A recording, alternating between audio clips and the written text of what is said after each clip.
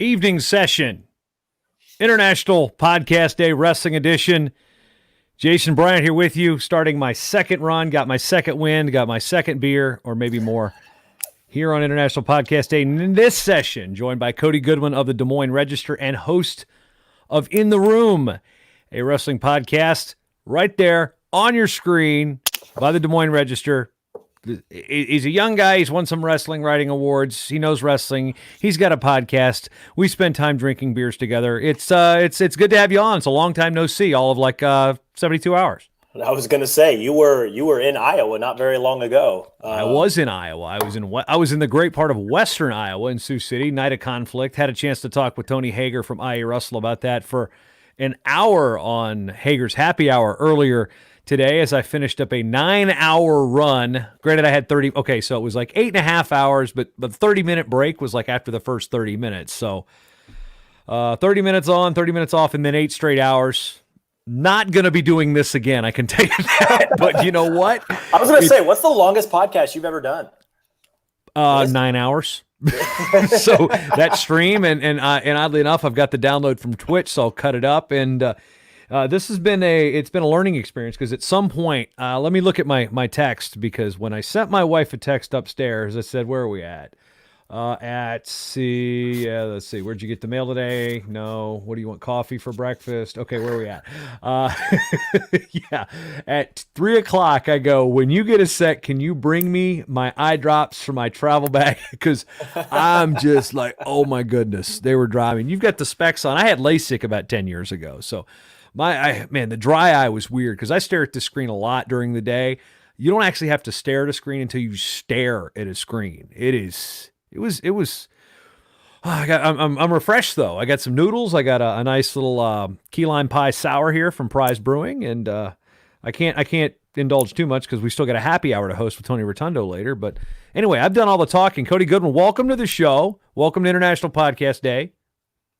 I am still kind of a podcast rookie, so it's actually been really fun to kind of tune in and out throughout the day, because I've had some other stuff I've had to do, but I've tried to keep the link up and have it playing in the background. And it's been really fun to kind of listen to kind of how everybody goes about their process and what they use. And whenever I get a free moment, I'll take some notes, just like, oh, that's what they're using. That's the kind of mic they're using. That's the process they go through. Like, how do they plan this stuff? And my podcast is probably a little bit different than what some of these other guys do, like Ryan Warner and kind of like what you've been doing. And I forget his name, but the guy that you had on right before the break, Appalachian State, I'm pretty sure.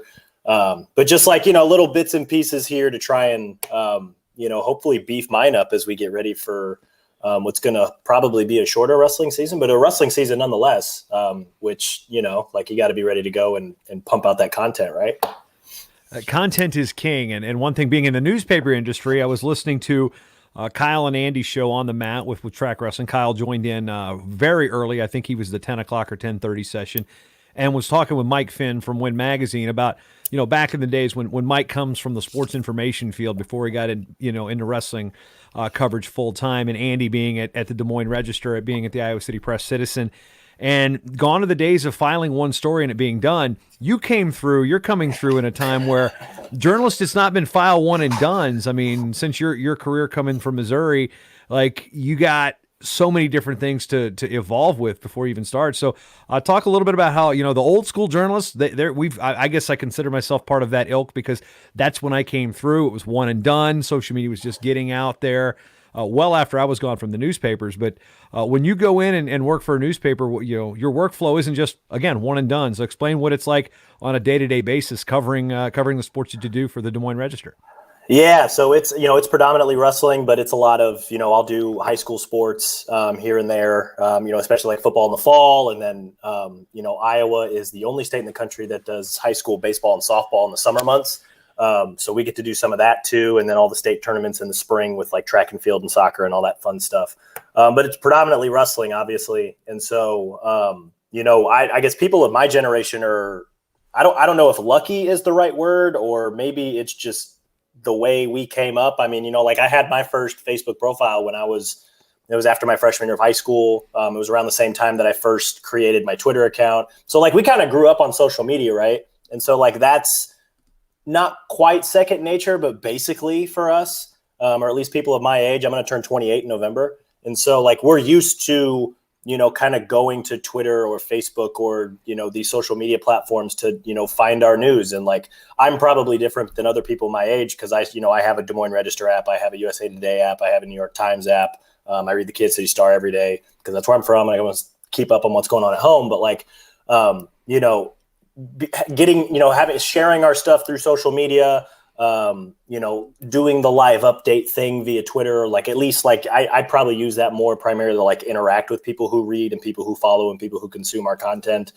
That's not really that big a deal to me. And I know that my family has been very, very, very good about the fact that like my phone is in my pocket and if it buzzes, sometimes it's just somebody responding to a tweet, sometimes it's an email, but they know that I'm probably doing something. And so like they've been very good about, me just, it's probably an addiction. Let's call it what it is. And so, just being used to constantly being on, it's not like journalism today is 24, where you work 9 to 5 and you can leave your stuff at work. Like I'm almost always on the clock because you never know when news could break. You never know when, you have to see something and maybe there is a response to it or what does it mean? And sometimes a lot of, especially in the wrestling world and really just the sports world in general, something happens over here. Well, what does it mean over here, if anything? Right. And so like, being able to explain that, like, I think one of my podcasts earlier this season was just kind of like an explanation about like, Penn State had a handful of injuries. Well, what does it mean to Iowa? And it was one of the most listened to podcasts that I had, because Iowa people were it's a rabid fan base and they're so fanatical that like, oh, something happened to Penn State. What does it mean for us? And that's, like they felt like they had to listen because, what does it mean? Does it mean anything? And, in the grand scheme of things, it really didn't mean a whole lot at all because Iowa was just kind of that team this year. But, it's been really kind of fascinating. And it's, when I got into journalism, I started at the Daily Iowa, and I guess that's technically my first journalism job, the student newspaper at the University of Iowa.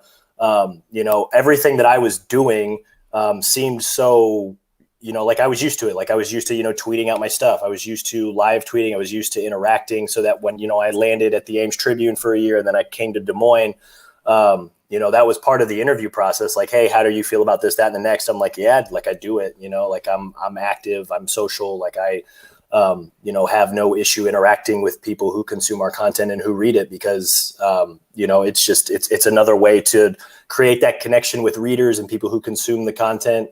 And it's a really, part of me thinks I think it's a lot of fun, to be honest. Like I do the weekly mailbag during the wrestling season, and I get a real kick out of that because people, they'll send in interesting questions. They'll send in questions that are at the top of my mind. They'll send in questions that I hadn't thought about. And it really kind of gives that particular exercise, the mailbag, really kind of gives me an idea of what people are thinking and what they want to know and what they want to read and what they want to hear.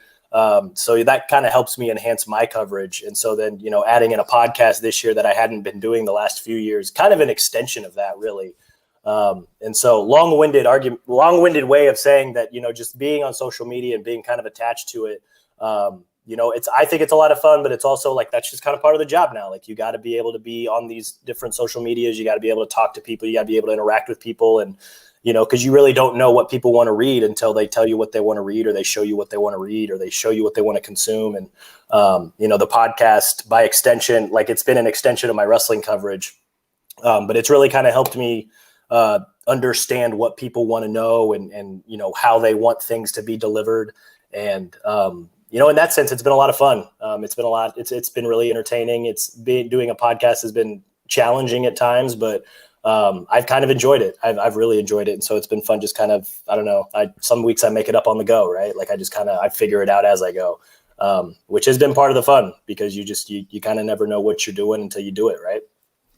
Yeah, you've got the mailbag, which sometimes, and dealing, and we talked with KJ about this earlier. He's from the Cedar Rapids Gazette, also has a show, Pinning Combination, that's tied to their newspaper, much like In the Room is tied to the Des Moines Register. And what you guys have in common is you're in one of the most ravenous states when it comes to wrestling coverage, not just high school, but college. And, you read the Kansas City Star back home, for example. Okay, what do you get, Mike? One story a year about Missouri wrestling? And because Columbia is not close to Kansas City. So. And I have to email the sports editor to be like, yo, like Missouri is going to wrestle Virginia at Park Hill High School, which is where I went to high school. And so like, hey, John Ernesty's in the lineup. Daniel Lewis, who's from Blue Springs, is in the lineup. Like maybe go cover those guys. Sure enough, they covered that duel, which was really awesome because Daniel Lewis got the pin to win the duel. I was there to watch it. But yeah, not very often do they cover wrestling. And so like going from Kansas City to Iowa, drastic difference, because like I grew up wrestling in Kansas City at Park Hill, and we're fighting for like, hey, like Park Hill won another state title, like write about us please. Where I come up here and it's like, I cover the night of conflict, and like I see the numbers and it's like, whoa, like people really care about it, and it's awesome to just be in this position to be able to help deliver that, right? So why did you choose the University of Iowa? Obviously, Missouri has a tremendous journalism school. It's one of the ones that when I was coming through the Daily Press, like half the newsroom either went to Ohio or they went to Missouri, or some of them went to Syracuse. So, why go to the University of Iowa out of high school? I didn't know how to write. I still don't think I know how to write. Like I still think I'm figuring it out. So yeah, like Iowa's got a world-class English department. It's more like their graduate level program and their MFA programs and stuff like that. But their undergraduate English program is tremendous. And so I figured do that while also doing the journalism thing at the Daily Iowan, which has routinely been one of the best student newspapers in the country. On top of a good chunk of scholarship money, it seemed like a no-brainer to me. Getting to cover wrestling there, I mean, it was almost by accident, really. That was the beat I was assigned. And, with my wrestling background and just the fact that I knew what was going on, and I know that there was a readership there. And, after that first season, I was just like, wow, that was a lot of fun, and just by just dumb luck, I just kept covering it. I covered it for 3 years while I was there. Covered a little bit of wrestling when I was at the Ames Tribune up in Story County, which is like Ames, Gilbert, Ballard, some of those smaller high schools. And then, I actually didn't cover wrestling the first year I was in Des Moines. Chris Cuellar did, and then he left for another job, and that opened it up for me, and we did some restructuring, and then I've been here ever since. And so a little bit of dumb luck that I even got to start covering wrestling, and then a little bit even more dumb luck that I got to be in the position I am now. Now, being a wrestler coming through, you obviously know the Brands brothers. If you're at Park Hill, that's a program that generally the wrestlers pay attention to the world outside of high school wrestling in Missouri. So you go to the University of Iowa, you obviously know who the head coach is. You know who the assistants are. You know the legacy of the program. And then here you are. Could anything have prepared you for covering wrestling than dealing with the Brands brothers weekly at the Daily Iowan? No. That was like a master class of because we knew of Tom Brands. Like my earliest wrestling memory is Tom winning in '96. That's just, and I don't remember much of it other than, him winning and he got his hand raised. And then when he takes the smile, or when he's smiling afterwards, because he does smile every now and again. I don't think people realize that he's wearing his mouth guard, and it looks like he's got kind of like a buck tooth thing going on with his mouth guard. And so I remember that. And so I knew the name. We hear all these crazy quotes and how just intense these guys are. And then you're there with them and you talk to them and you're in the room with them and you talk to them after, like a duel or something, good or bad performance. It's always, that intensity is very palpable. And so then you go through that and then, you're trying to write up different stories. And so you talk to Tom Ryan from Ohio State, for example, or you talk to Kevin Dresser at Iowa State now, or you talk to John Smith at Oklahoma State. And it's like, man, okay, I can talk to Tom Brands and I can walk up to him and shake his hand and ask him a question, and everything else is gravy. Like I'm not scared of asking anybody anything ever again, because I know that I can walk up to Tom or I can walk up to Terry and be like, hey, let me pick your brain about a few things. And they're like, cool, yeah, for sure. They're really not as intimidating as probably some of the stories that people have heard.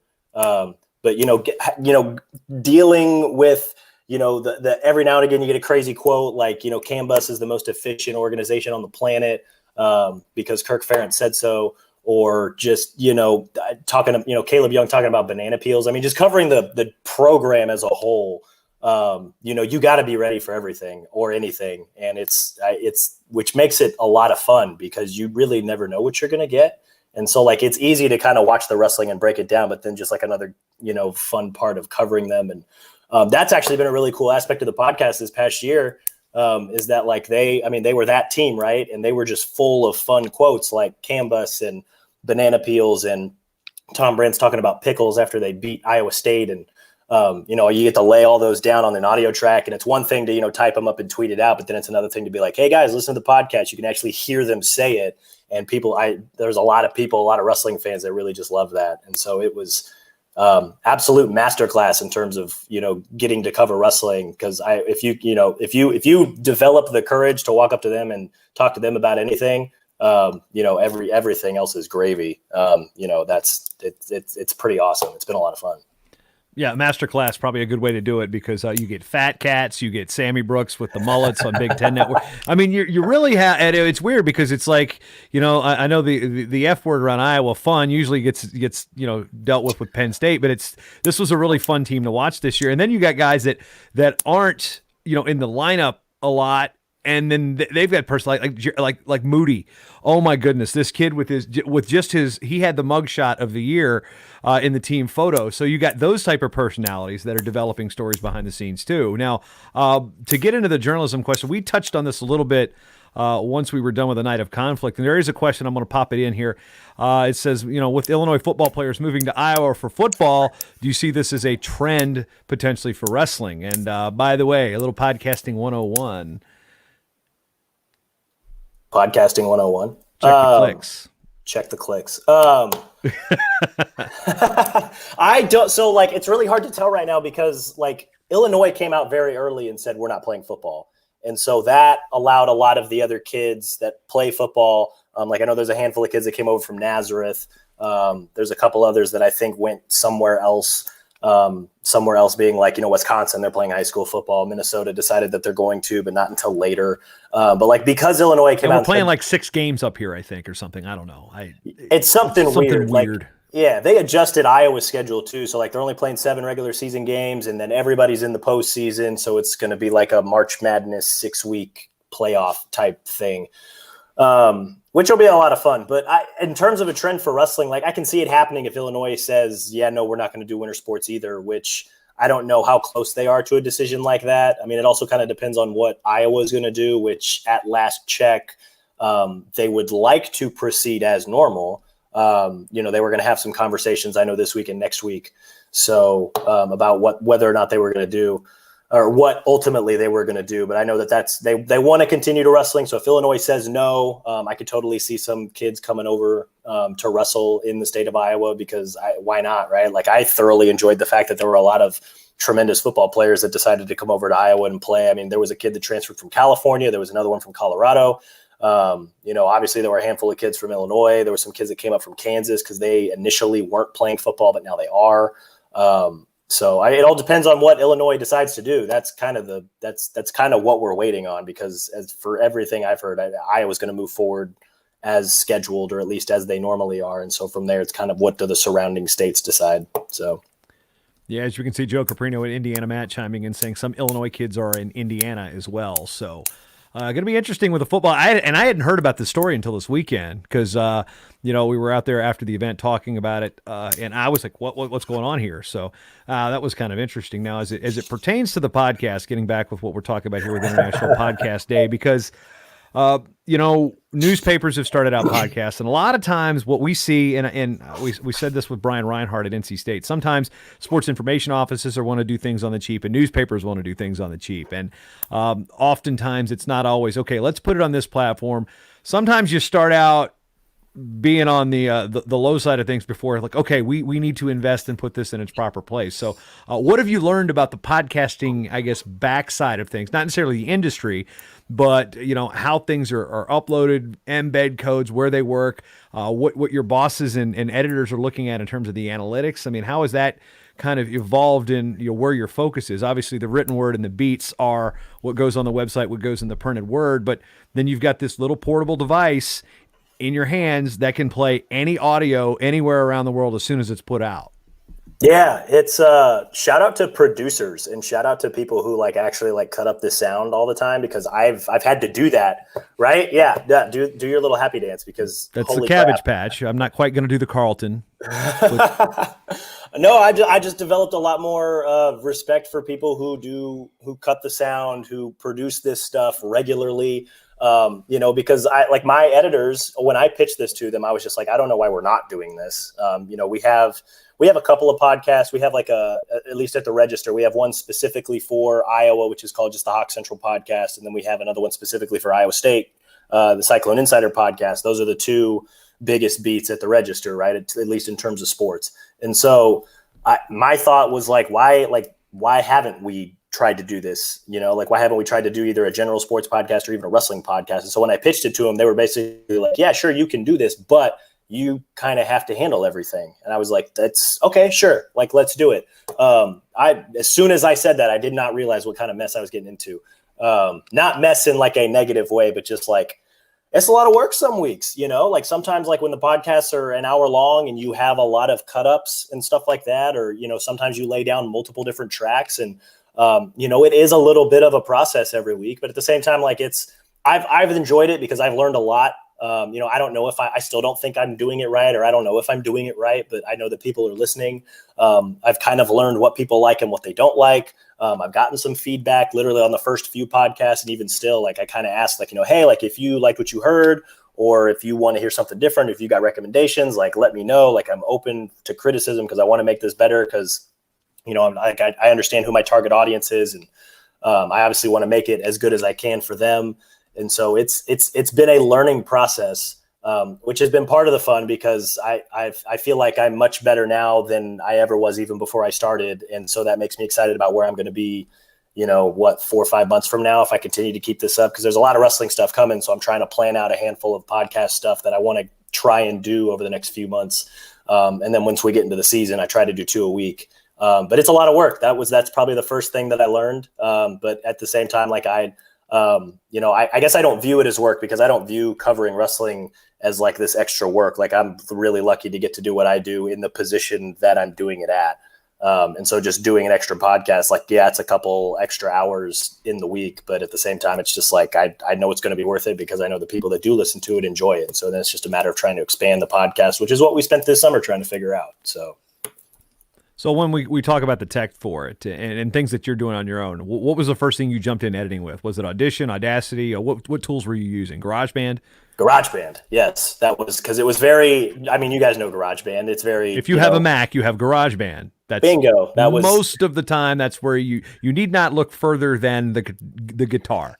Yeah. So it was just, and I had played with it a little bit when I was in school, and it's very easy to just kind of cut and lay sound and make sure it sounds good. And as far as I know, it doesn't sound awful. It may not sound great, but it works. Yeah. You don't need 192K audio coming out there for a podcast. So, sometimes you learn trial and error. What was the one thing that if as you went along in the editing process and building your show, you're like, oh, I wish I'd have known that earlier. It took you a couple episodes to realize you were making maybe a simple mistake that you're like, oh, this will make my workflow that much better. Honestly, taking notes. Because as I was laying down my sound and bro, I'm analog till the day we die. Bingo, right? I wish I would have started that through my first 10, 15 shows, because I was literally eyeballing sound levels. Because I record everything and then I put it together like a puzzle. And so trying to figure out where to lay certain things and do I want the intro music still running when I start talking, and when do I drop in beats to, give it sound in the background because I know I'm about to talk for a really long time, or I'm going to lay down interviews, or I'm going to do this, that, and the next. And it's I should just take notes on where the sound levels need to be, where this needs, because I'm literally just eyeballing it and listening to it. And I'm yeah, that sounds decent. And then it'll come out. And the other thing too is listening to everything before I upload it, because the first 10 episodes, I don't think I did that. I would listen to it, run through, and then I would hit, I share it to Apple Music, and then I pull the file and I drop it in SoundCloud because that's what I use. And yeah, just being a little bit more attentive, which is really funny if you know me, because I'm huge on the details when it comes to writing stuff. But the first 10 to 15 episodes of this podcast, I was just yeah, it sounds okay. And then I'd upload it, and I'm just I listened to number 53 all the way back to number 3, and I'm wow, it still may not sound super awesome and professional, but number 53 sounds like, whoever put the puzzle together did it a lot better than whoever put together number 3. Hint, I put together them both. So. Yeah, as the Sways, who's been listening pretty much all day from work, now he's at home. He says, doing it right or wrong is more like doing it the same old way or the new way. A takedown is 2, regardless of how you get it. So fine-tuning those skills. I appreciate that. Yeah, so that's I mean, coming from a pretty bad wrestler right here, I'm not going to disagree. And the Sways spent a lot of days at Central Oklahoma getting beat up by Mo Lawal. So he's got an interesting insight into that. Now, when we come to coverage of high school wrestling, college wrestling, with the beat in Des Moines, which is kind of that's where the state tournament is. You've got Grandview there. There's a lot of schools that pull the direction. So have you found that the podcast is a way for you to get some of those schools that you can't get into the paper into a medium that the paper delivers via a podcast, or how have you been able to balance, I guess, more or less the content through which deliverables you offer, as a newspaper? Yeah, I think it's the podcast has really kind of opened up more opportunities for me to provide coverage that maybe I haven't been able to. Kind of like, we kind of have to pick and choose our spots. Not that we're entirely driven on numbers, but it's kind of a big part of what we do. We don't want to spend a lot of time on something that's not going to get a big, viewership or readership in return, for example. And so, one of the things I tried to do, I keep telling myself, this is what I tried to do to make up for the fact that we didn't cover a lot of small college stuff this past year was, during the initial quarantine, I probably had like 2 or 3 or 4 months where I was just like, okay, how am I going to consistently put out a show once a week, twice a week? I had all this stuff planned literally all the way up through, Fargo, like different interviews with kids or different interviews with coaches. And, COVID was like, joke's on you. So like, how do I fill that gap? Right. And so like one of the things that I did was I lined up a bunch of interviews with a bunch of smaller colleges in Iowa. Obviously Iowa State, UNI, and the high school scene, that they dominate our coverage. We give Grandview some love every now and again just because of the incredible run that they've been on. We try to find some pretty interesting feature stories at some of these other smaller colleges. But, I had a story lined up on Loras College because, obviously they took down Grandview. They were one of the favorites going into the D3 championships, which is going to be in Cedar Rapids. So we were really excited about that. But then that was literally right as COVID decided to come in and throw a wrench into everything. And so, not being able to give regular coverage to, Loras, Wartburg, I'm trying to think who else, William Penn, a handful of these other schools, Upper Iowa, a lot of these other schools that we just don't normally get to. What I was able to do is basically line up a bunch of interviews with a lot of their head coaches. And, I tried to tell a different story with each interview so that they weren't all the same, right? Because it'd be really easy to just be like, tell me about your program, tell me about what you liked, what you didn't like about this past season, what'd you learn, who's coming back, yada, yada. It was, with Upper Iowa's Heath Grimm, for example, it was, life as the only D2 program in the state. He's got a daughter that wrestles. He's from Osage, which has a rich wrestling history. We got to talk to Angelo Crinzy, Grandview's women's coach. What was it like, you're building a program from the ground up. What was this first year like? What were the struggles? When did you feel like you may have hit a breakthrough? What lessons you're going to take into next year? What are you going to leave behind in this first year? How often do you lean on Nick Mitchell? Because he's pretty successful, right? Tucker Black, the women's coach at William Penn, his sister was Megan Black. So what was it like kind of growing up as Megan Black's brother, right? His own wrestling career. We talked a little bit about that. Talked a little bit about another women's program starting from the ground up. Got to talk to TJ Miller at Loras College about being the son of Jim Miller, leaving Wartburg, leaving the state of Iowa really, and then coming back. Eric Keller, who's the coach at Wartburg, following Jim Miller, who was a legendary coach there. He grew up in Indianola. So what was it like wrestling there? He went to UNI. He was at UNI at a time when there was, Mark Manning and just a lot of really good coaches and big wrestling names there. And so, I tried to tell a little bit of a different story by talking to all these other coaches.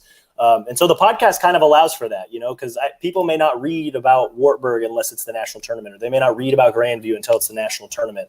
But, getting this podcast out and talking to these coaches and really talking to them at length about, kind of whatever they want to talk about or kind of whatever I want to ask them or this, that, and the next. I mean, that really kind of, it expands the coverage a little bit, right? Because it allows us to go into these things that I may not get the opportunity or have the time to write about, at least in the way that maybe I want to. But, I'm able to kind of get all those thoughts out in the podcast. And so there's 45 minutes to an hour of, me and TJ Miller or me and Eric Keller, which has been really neat. That was really neat. That was a lot of work trying to set those up because for a time I wasn't covering sports for the Register just because COVID really threw a wrench into how we operated here. But it was really neat for them to make the time. It was really neat to kind of hear their stories. Some of them for the first time, others in better detail than what I already knew. And so the podcast has expanded the coverage in that sense. And so that's been kind of another fun learning experience too. Like what more can I do with it and how can it kind of supplement what I already do? A lot of the podcast is finding the right niche and the right listener base. For example, like our team shows, those are shows specifically for those teams. Like Jeremy Barnes is doing with App State, like Brian Reinhardt does with NC State, like Tanner Lipsett does at Purdue. The shows I've got with Virginia Tech, things of that nature. Now, looking at your landscape of what you've got to cover, say you work for the Kansas City Star, say you're back home. Do you think you would have the same success with trying to start a wrestling podcast with that newspaper and trying to cover wrestling like the way you're doing it now with the Register if you were in that environment versus the one you're in now? Knowing the landscape of Kansas City, no. That's a basketball town. That is, and wrestling is big in pockets there. That's one way that I always describe Kansas City. There's the Park Hills, the Oak Parks. There's a handful of smaller schools or a handful of studs that come out of there. Liberty's been very, very good recently. Can't forget Staley in there, right? We got to mention Staley. Yeah, that's where Gary Mayab was there. Yeah, Dort will kill me if we don't mention Staley here. And so Haggerty, Ernesty, all those guys. The Kansas side of Kansas City has some pretty decent wrestling too. There's a handful of schools on that side, and so wrestling's big in pockets. But I mean, like Kansas, the University of Kansas, the Jayhawks are 40 minutes down the road, and their basketball success has played into the fact that's what's kind of turned Kansas City into a basketball town. They host the Big 12 championships every year. I think they had the women's championships this year as well. It's routinely either a first round site or a regional site for the NCAA championships. It's just wrestling takes a back seat. And so, trying to pitch a wrestling podcast in Kansas City, I would really have to put on my salesman hat and really do a good job selling it if I wanted to get it off the ground down there. And that's just kind of the nature of it. Whereas up here, it's more like, like wrestling's big here. We think you could probably get some pretty good listeners or a wide number of listeners. Like, go for it, give it a shot, see what happens. That's kind of, yeah. So it would be a challenge down there, like it would be in other places. Like you mentioned, wrestling. There's a lot of wrestling here. D1, D2, D3, NAI, junior college, high school scene, obviously. Even the AAU middle school circuit, like that is massive here. I went to the AAU state tournament for the first time this year since I've been here, and it's unbelievable how many people follow and watch that, and which is really cool to see from somebody who's also a wrestling fan. So the idea of pitching a podcast in a non-wrestling market, it would probably take a little bit of work and some incredible salesmanship to try and get that off the ground. What do you want to see from I guess maybe this is kind of an open-ended question on wrestling media, whether it be newspapers in Iowa, whether it be websites, whether it be podcasts, because, in wrestling, we went from, I think I had the second podcast. I mean, there's a couple. I mean, the first national one, Wrestling 411, and then, On the Mat's been around, Mat Slammers, which oddly enough, Western Iowa, those guys I think they did 2 episodes in 2006, and it was from the state tournament, and they've been doing shows for 14 years. So we've got a growing medium. We've got new media. We've got live video. Like I said, I just went 9 hours on this thing, and I'm turning around and doing it again. With the technology the way it is, what do you think we can do as a sport that ultimately maximizes our views, gets us out to the most amount of people, but also keeps us mainstream instead of like people just regarding wrestling, oh, well, we're a niche sport, let's just be happy with what we have? Man, this is a good question, because like I try to figure this out all the time. Like what do people want to know? What do people want to read? How do they want to digest wrestling news, right? And so it'd be really easy to say that, like people like lists. I think in that sense, I try to combine, what people want with how I want to deliver it and how, trying to stick to journalism roots. and try to find some sort of happy medium, which is a lot easier said than done. So like when it comes to like event coverage, people love event coverage for one. Like that's one thing we've absolutely seen here, especially on the college side. People just want to know who won, how they won, what's it mean. I feel like even if it's non-wrestling coverage, if you're a member of the media and you can answer those 3 questions when you're recapping an event, that's going to go a long ways. But it's, I think if we could tell these people why wrestling is important and why it's important that they, cover certain events, like that might help build wrestling's profile a little bit, like how, why is this local high school tournament important? Like, well, there's a bunch of really good state medalists. There's a couple of state champs that might run into each other. Like it's, even if you're just a casual fan of wrestling, you should probably go down and watch that. And I don't know if it's as much a promotion as much as it's, just like, explaining its importance when you recap things, or maybe this is a really good question because I don't know that I have the right answer. Here I am just kind of rambling, trying to figure it out for myself. People like really good stories. I think that's journalism's root, right? That we can always, people always can get behind good stories. And that's one thing I try to pride myself on too, is that, I can give you the event coverage. I can tell you what it means. I can tell you why it meant that thing. And I can tell you, how certain people won. And, I'd like to think I have a decent eye for breaking down specific wrestling technique. And in that sense, maybe I can educate some people, maybe not everybody, because there's some people that probably know more than I do. But people can always get behind a really good story. And so I think if we search for those stories in wrestling, and there's tons of them out there, the feel good story, the comeback story, why should we care about this specific kid or this specific wrestler, boy or girl, or this specific wrestler, male or female, or this specific coach, or, why does it matter that this program is this coach is building this program up, or, if people can get behind wrestlers and coaches where, stepping out on the wrestling mat and coaching or wrestling is not the hardest thing they've ever had to do. If there's a story like that we can continue to share, and I know there's stories like that all over the country in every single state. If we can share those stories and give people a reason, to root and follow these people, maybe not even root for them, just follow them and pick up that genuine interest. I think that'll open a lot of doors to wrestling coverage around the country.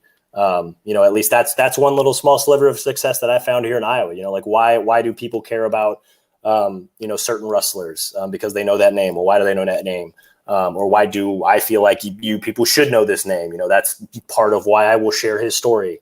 And so that's a challenge, trying to open those doors so that wrestling as a whole can slowly work its way into the mainstream. So I think maybe if we start there, that'll open the doors to virtually everything else. Ryan Warner's been working on a series of documentaries with the Hall of Fame and in his own stuff. I've done kind of a documentary series with Rocked Up, with chronicling the start of the Little Rock program and Arkansas wrestling as a whole. What I've found to be a real problem, I don't know if this is a readership problem across all sports, but really in wrestling, it's TLDR, too long, didn't read. They grab the story, they scroll down, they see how long it is, and then they just take the headline for what it is. And I think a lot of people do that with Facebook links and stories and such, and with our political scene the way it is. But when I that's one thing that frustrated me as a writer, when I would do this really elaborate piece on, let's take Franklin and Marshall, for example, the only Division III school with a Division I wrestling program. They hosted the EIWA championships in 2008. I announced them, but I also wrote for Intermat. I wrote a really in-depth 2-part story on Franklin and Marshall. It was on the front page, and this at the time, the program was complete crap. And I don't mean, those guys were friends, the guys on the team, I announced them, but let's be honest, they hadn't qualified a wrestler in like 13 years to the NCAA. So to say they were crap is not a stretch, but to sit there and put all this work in and research the program and understand why they weren't a scholarship team. And I used almost a Highlander sense. There can be only one. They're the only D3 with a D1 wrestling program. And then you get back, you look at the analytics on views, and you're just like you're kind of deflated a little bit, knowing that was a damn good story. And now if that story's written today, that's a podcast, because long form has its niche. I mean, we all can't be Wright Thompson from SI who did that great long form on Gable, where wrestling people might understand, but. Do you feel like podcasting and podcasts are where we're going to put those stories more so than spending the time to get that interview and then break it up and compress it into 2,000 words for an enterprise piece in the paper, because again, that to me is disheartening and defeating when you do something and nobody responds to it, and you see the analytics and nobody reads it. Yeah, I think some of them might, right? Like I think there's, like kind of like I was saying earlier with all the interviews that I did with a lot of the smaller colleges, maybe part of that was, or at least maybe I can use it now. Hindsight's 2020. I probably wasn't thinking this when I was recording those interviews, but like an interview with Heath Grimm, for example, the head coach at Upper Iowa. Now that I see those numbers that people listen to on the podcast, and I got a little bit of feedback from it, maybe that showed me that, hey, there is a little bit of interest in Upper Iowa just because of the lineup or just because of the coach, or maybe it was the story that he shared. Same thing with TJ Miller at Loras. Same thing with Eric Keller at Wartburg. And so, maybe you start there just to kind of gauge what people want or what the numbers end up being, at least like listenership, or how they consume it or how many people consume that podcast. And then maybe okay, does that mean more people want to read a fuller, more in-depth story about it? Maybe yes, maybe no. I don't know. It's very hard. I mean, I've learned very quickly through the first few years since I've been covering wrestling here that obviously people care about Iowa. There's another level of people that care about Iowa State and UNI, and there's a whole swath of people that care about high school wrestling. And so that's kind of where I dedicate a lot of my writing time, I guess. And so that's where I spend my time trying to tell the most in-depth stories, which stinks because like I said, there's a lot of really good stories out there. And especially here in Iowa with all the different types of wrestling programs at different levels that we have, I could spend literally all year telling all sorts of cool stories like that. But part of that is just taking the chance and seeing if people read it. Part of that is also, if we know that people aren't going to read it, then sometimes we have to find different ways of covering it. And the podcast has opened up that door for me. And I'm sure it's probably, maybe there are some other wrestling people who are finding that door is being opened up to them because of podcast or other mediums that they're trying to do.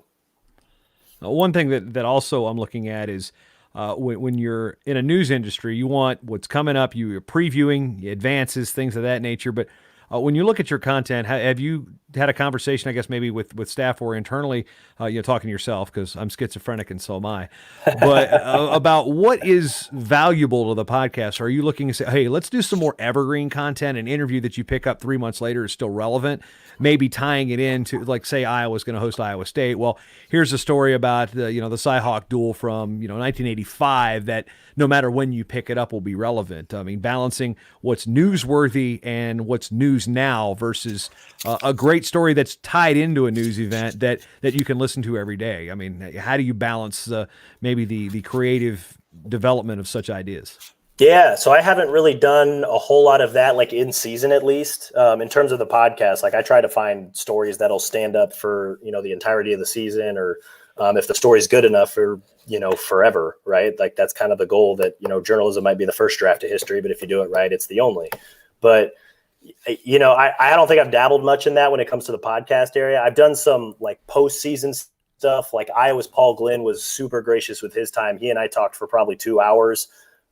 This was this late March, early April, where me and him just kind of literally ran through Iowa's season. And we were just, I think I called it a megapod because by the time I cut everything down, it was about 90 minutes long. It was the longest podcast I've ever done. And me and him literally just went blow by blow, starting at media day. And Paul was great because he was sharing all sorts of fun stories and insight. And I was kind of giving off, kind of what I was seeing, what I was thinking. And that's, like, hey, Paul, how accurate was I really? And so that was a lot of fun to do. And so I think, like an episode like that might stand up. A lot of the other interviews that I was doing with some of these coaches, most of them will probably stand up. Like I got to talk with some of the UNI guys, shortly after their season, because they had a tremendous senior class with guys like Bryce Steyert and Taylor Lujan and Max Thompson.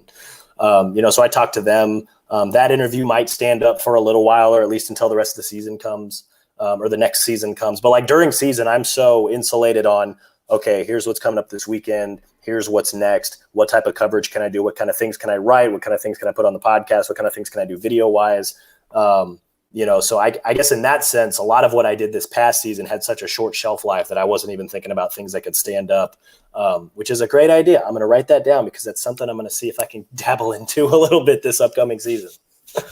When you cover sports that wrestling is not the only thing you're paying attention to. Granted, it's your primary beat, and you said you've been covering It's other the things. only thing I'm paying attention to religiously. Let's be real. So that being said, you're also a sports fan. So what are you typically listening to when it's not wrestling content? What's some of the things that you're typically listening to as a podcast? Not necessarily the sports stations as you've got out there. I mean, there's a couple of them in the region, but if I'm picking up your phone and listening to your podcast, which ones am I seeing?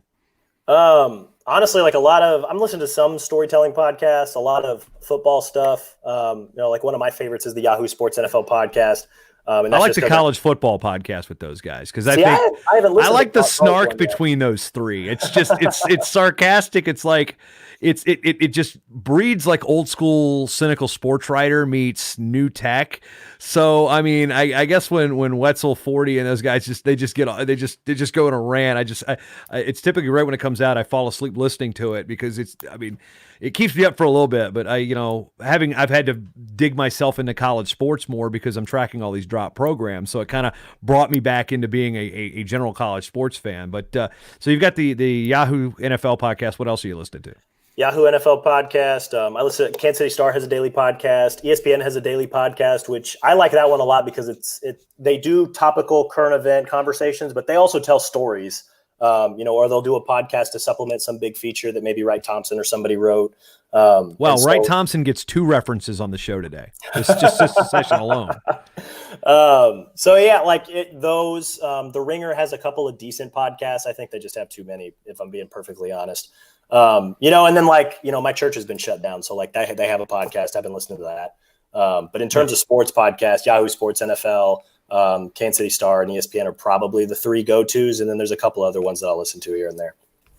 Non-wrestling ones at least. Yeah. So, I mean, I go into the design, like 99% Invisible is one of the bigger ones that I listen to, but I'm really not a This American Life kind of guy. I'm not people like Reply All and some of the Gimlet stuff, but it's pretty much sports, pro wrestling, I mean, it's our wrestling, we get so much stuff to listen to, but it's hard to keep up with it because again, we've got so many podcasts about wrestling that if you were to listen to every single wrestling I don't know how much time you'd have, because I was curious on how much content that the wrestling community is actually putting out in podcast form, and it is daunting. I mean, just the IRL guys had two Night of Conflict previews. You had a Night of Conflict preview with them, and other than that, and so what do you do in those situations where that I don't want to say the word clutter, but there's competition in the space talking about the same event. So, I mean, what sets your voice apart from say somebody else in talking the same thing? If somebody wants to listen to you talk about Iowa, Penn State,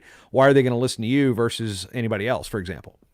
I'd like to think that I bring, at least when it comes to coverage of the Iowa teams, I bring things that nobody else is going to be able to find, or that nobody else is going to know where to go to look for. Right. So like I pride myself on knowing the ins and outs of Iowa State, UNI, and I know virtually anything and everything that's going on with the high school scene, and so that's what you're going to get. My podcast is kind of an extension of my general wrestling coverage, but what you get on the podcast is not always what I'm going to write, and vice versa. And so if you want to listen to say the Hawkeyes wrestle Penn State, I'm going to do my best to obviously get you geared up everything on the Iowa side. But, this year I also reached out to Jeff Byers, who's the radio voice at Penn State, and him and I talked for probably 30, 40 minutes, just breaking down the duel. So my podcast ahead of that duel was me and Jeff Byers talking. And then also, 10 to 15 minutes of Tom Brands. That was, I don't know that you're going to get the full Tom Brands audio anywhere else. And I don't think you'd get as good of a conversation at least between two people that know their respective beats as well as me and Jeff Byers did. So, just kind of a different, unique spin. That's an extension of, my wrestling coverage at the Register. That's kind of what ultimately my podcast, that's what I was hoping that it would offer from the beginning. What can you do to get your show better? Because everybody knows that their first show sucks. Like everybody goes, that's the one thing of the podcast. Your first show sucks. We go back and I've talked about my first show back from 2008 with Tom Brands. Kyle and I did it on Wrestling 411 from a radio studio, and it was horrible. I mean, the crack. I mean, just it was some of the things that technology. Now you're never doing anything over a phone line. We're doing like voice over IP. I mean, even before this and StreamYard, there were NDI streams and then Skype and then Squadcast is out there. There's no shortage of Zoom. Of course, has become very popular in our COVID era. But what are some things that you've become aware of that you are working to improve on to make your show not necessarily better from a content standpoint, but better from a listenability standpoint? Yeah. Obviously the content can always be better, right? Like that's, people want to listen to good content. I think the content I provide is good, but I obviously think it can be better because the podcast that allows me to kind of, I can kind of just relax and talk wrestling. Right. And I feel like for a lot of my podcast, I almost write every episode. I write my script and I read it off. Whereas I feel like I probably should be a little bit more conversational about it. I could probably get better gear. You're about to make fun of me, but this is the gear I use to record: my recorder and a little muffler to make it sound better. That's called the dead cat. Yeah, and, I don't have a professional mic. I don't have anything super special that I record with. I record it into my recorder and then I plug it into my computer and I rip it off, and that's one of the puzzle pieces when I put it together in GarageBand.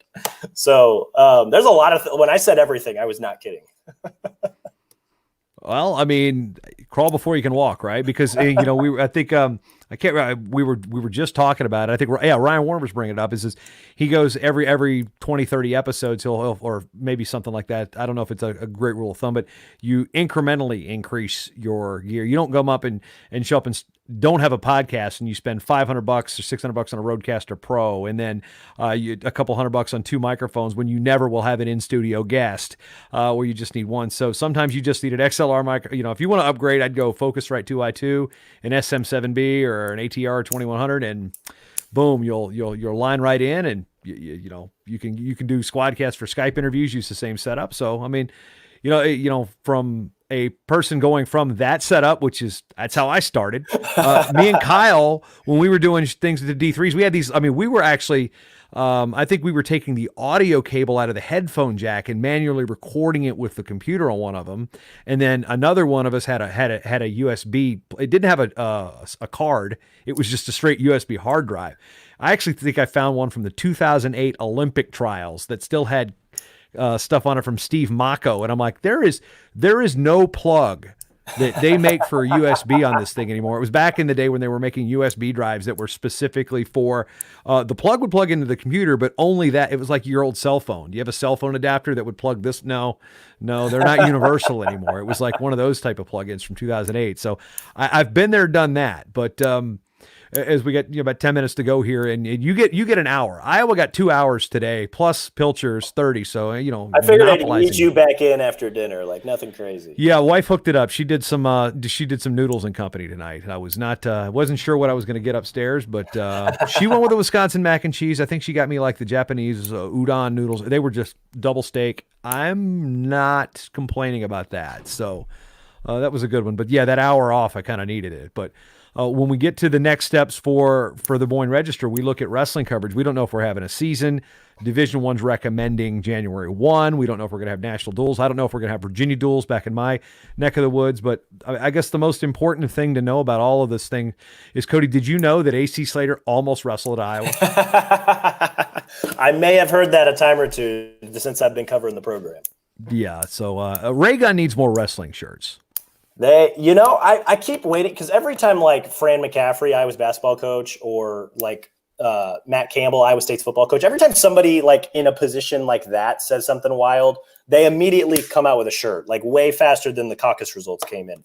They had a shirt that was printed and pressed and on the racks before after the caucus had started, but before the results had come in. I don't know why they haven't put like a Tom Brands quote like about pickles or canvas on a shirt yet, because that thing would sell like hotcakes for like a week. Oh, did you see my tweets? I was replying to political ads with Tom Brands quotes. Yes. I was getting texts, and I'm just, and I can't take credit for that. I didn't come up with that. I think somebody, it might have been Chris Christian, the Mr. Amazing on Twitter. He's asking me, by the way, is it planning time yet? That's for when Tony Rotundo comes on around 10:30 Central. But I'm just like the Tom Brands quote about the battle being, if there's alien life out there, the battle is universal. Like those are things that like, it just seems like Raygun is like, they've got T Public and Cafe Press because they're doing it and they're like, that's it, we got it. And the state of Iowa will just embrace it. So 100%. that's one thing I love about, going to Des Moines. And, I ordered, this is one that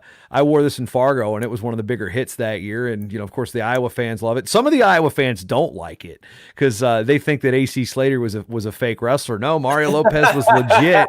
California State Placer, one class system, also an alumni of the Short Time Wrestling podcast. But back to the question, I was setting that up for the AC Slater shirt because I've been on brand every day, every session today. But, what do you think's going to happen with wrestling, and what do you think the register has to be? What do you guys as media have to be in terms of being fluid and adaptive to the changing face of college sports? Yeah, no, I think January 1 is a competition start date. That sounds like, at least that's everything I've been hearing. Wrestling kind of follows basketball's lead. And now that we kind of have rough start dates for basketball, maybe that means wrestling will start a little earlier. Just in terms of what we have to do, I mean, we do have to be fluid. I mean, I tentatively marked off, the week of Thanksgiving and the week of Christmas as like, yeah, these are, I'm going to take some PTO days, but I also put an asterisk on both of those, hey, the wrestling schedule might force me to change. So let's be ready for that just in case. It's just, it's kind of about rolling with the punches. Anybody who knows me or has spent any amount of time with me knows that I say champions always adjust. And that's kind of what we're going to have to do with this upcoming wrestling season. And so I'm on my toes and I'm kind of ready for anything. And I know my editors will be too. And, once we know more, they'll, as I say to everybody who consumes my stuff, as soon as I know, you'll know.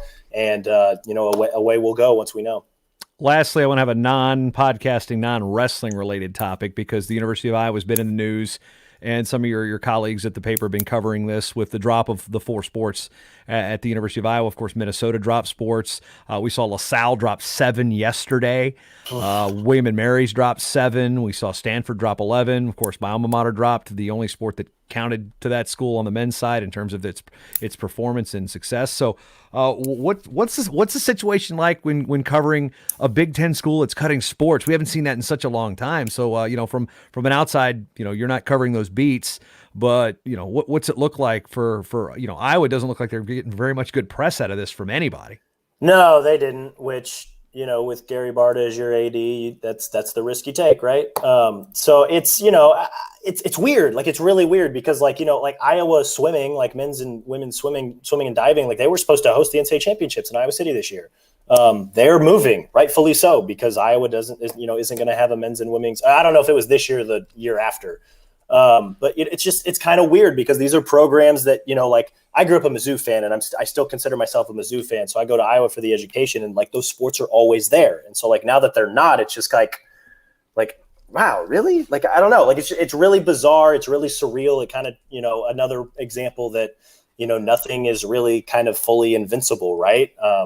It also stresses the importance of football, which is weird and kind of an ass backwards way that we approach our college athletics and the way that we fund our college athletics. But that's just kind of the nature of the beast, or at least what it's grown into. It really sucks because as I kind of worked my way up through the ranks of the Daily Iowa, and I covered a lot of those, Olympic sports, like swimming and diving, like track and field, a lot of these other sports, gymnastics. I mean, men's gymnastics has been hemorrhaged, as a sport in over the last decade. And so Iowa, I think we're down to 12 because we lost 3 of the men's teams and 2 of the women, Seattle Pacific, and then one of the other women's teams have been dropped, of course, too. Yeah. So, I mean, as I was growing up and making my way through the Daily Iowa and on my way to the wrestling beat and eventually the football beat too, you talk to these athletes, you talk to these coaches, you meet these people in and around those programs, and it's not unlike wrestling. There's a lot of rabid fans that really love those sports and really love what they do. And, they might be a little insulated in the same way that wrestling fans might be sometimes, but, it really sucks when they, I remember hearing from Iowa softball players, baseball and softball players, when wrestling got the nod to get back into the Olympics, because that meant that baseball and softball did not get the nod to go to the Olympics. And, a lot of softball players are like, yeah, we're happy for the wrestlers, but we're really looking forward to hopefully potentially being in the Olympics, things like that. And so, these people care about their sports. And so it really sucks to hear when they get cut like that. And, it's really cool to see their supporters rally around them and try to hopefully maybe bring them back, but doesn't sound like Barta's having any of that, which kind of stinks, but clearly the support is there. So it really sucks that those people lose out on those opportunities. And from your perspective, sometimes I feel like, I've been arguing with the paper back home. Now, granted, my old paper and that paper merged. Publicly arguing. Yeah, publicly arguing. And then some of the stuff I haven't actually said because, again, that was a DM. Basically, they're saying there's no story there with all my FOI requests that I have shared with people on that staff. Yet there's clearly something there, but apparently there's nothing there. But again, it comes with me being a wrestling person, clearly biased and I'll be, it's one of those things we're supposed to be unbiased as journalists, but every journalist has some type of agenda with what they're passionate about. I mean, let's use Christine Brennan from USA Today, for example. She's a tremendous writer, but when she was hammering the Title IX thing back in the 90s, she was coming at it from a perspective that was her perspective, and that's how she was going to write her stories. I'm paying attention to Old Dominion Wrestling because that's my perspective, and I think there's a girl. She's right there. We're getting serious. She comes in and sneaks in. So Ruby wants to say, right there. That's Ruby saying she cares about Old Dominion Wrestling too. What are you doing? Are you a tiger? Are you a lion or a leopard? Leopard. She's a leopard. Okay, so awesome. what my point? Let's see if I could finish this up. So what I'm saying is that hi Lucy. Now we got Lucy in here too. Hello. It's a whole party. Let's go. This is the best part of the show so far. Okay, she's already got proper mic technique, but hey. All right, girls. Hey, girls. Hey. Okay, good night. I gotta say, okay, wow, this is the joy of live radio podcast. Hey, can you let go of the mic? Yeah, Cody, you got assaulted by my daughters. So Lucy London and Ruby Rio making another podcast appearance. Okay.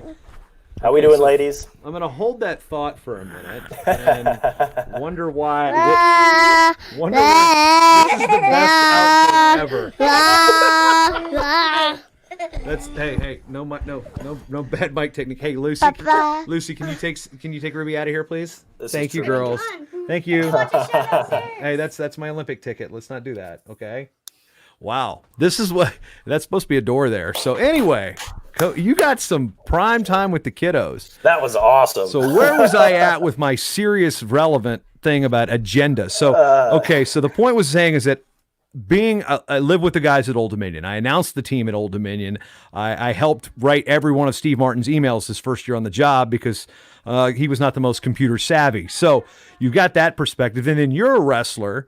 And so your perspective on the sport is you're pro wrestling in terms of what you believe about the sport. So in some cases, when we want to press and the leadership pushes back, well, people are quick to dismiss us because we're wrestling people. We're biased. So how do we get past that to get people to say, no, there's a story here, whether if you're a swimming writer, like Swam is doing a great job covering all the swimming drops, and college tennis, there's some great writers out there, and people on Twitter talk about the cuts tennis has dealt with, but they don't want to listen to us because we're from those sports. That's what we're from. We almost look like zealots in some respects. So how do we offset that with the actual the relevance of the story going on here?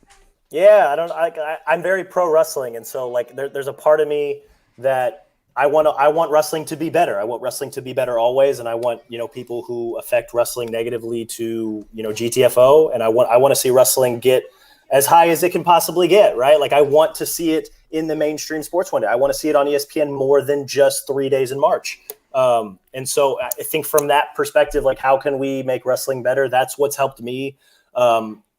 Be able to talk to people and for them to maybe take me a little bit more serious as like a wrestling journalist. Cause, the Register brand helps, right? Like it's, I write for the Des Moines Register. Yes, I cover wrestling, but I do write for a legacy news outlet.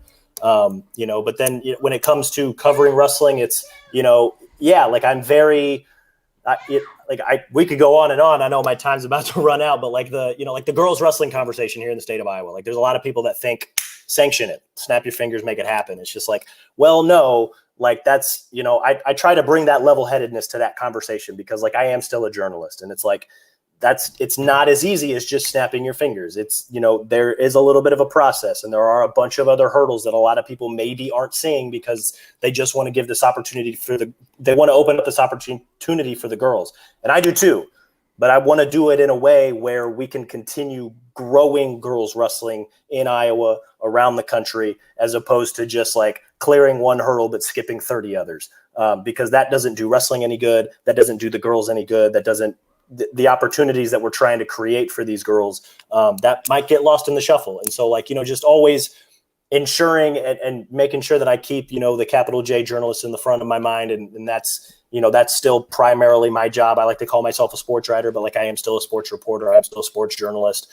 There has been a lot of news that I've had to break that I didn't like breaking, or news that I've had to cover that I didn't like covering, because maybe it put wrestling or put other sports in a negative light. But like, that's part of the job. And like, if you approach your job the same way when things are rough, in the same way that you do when things go well, I think people are going to have a lot of respect for that.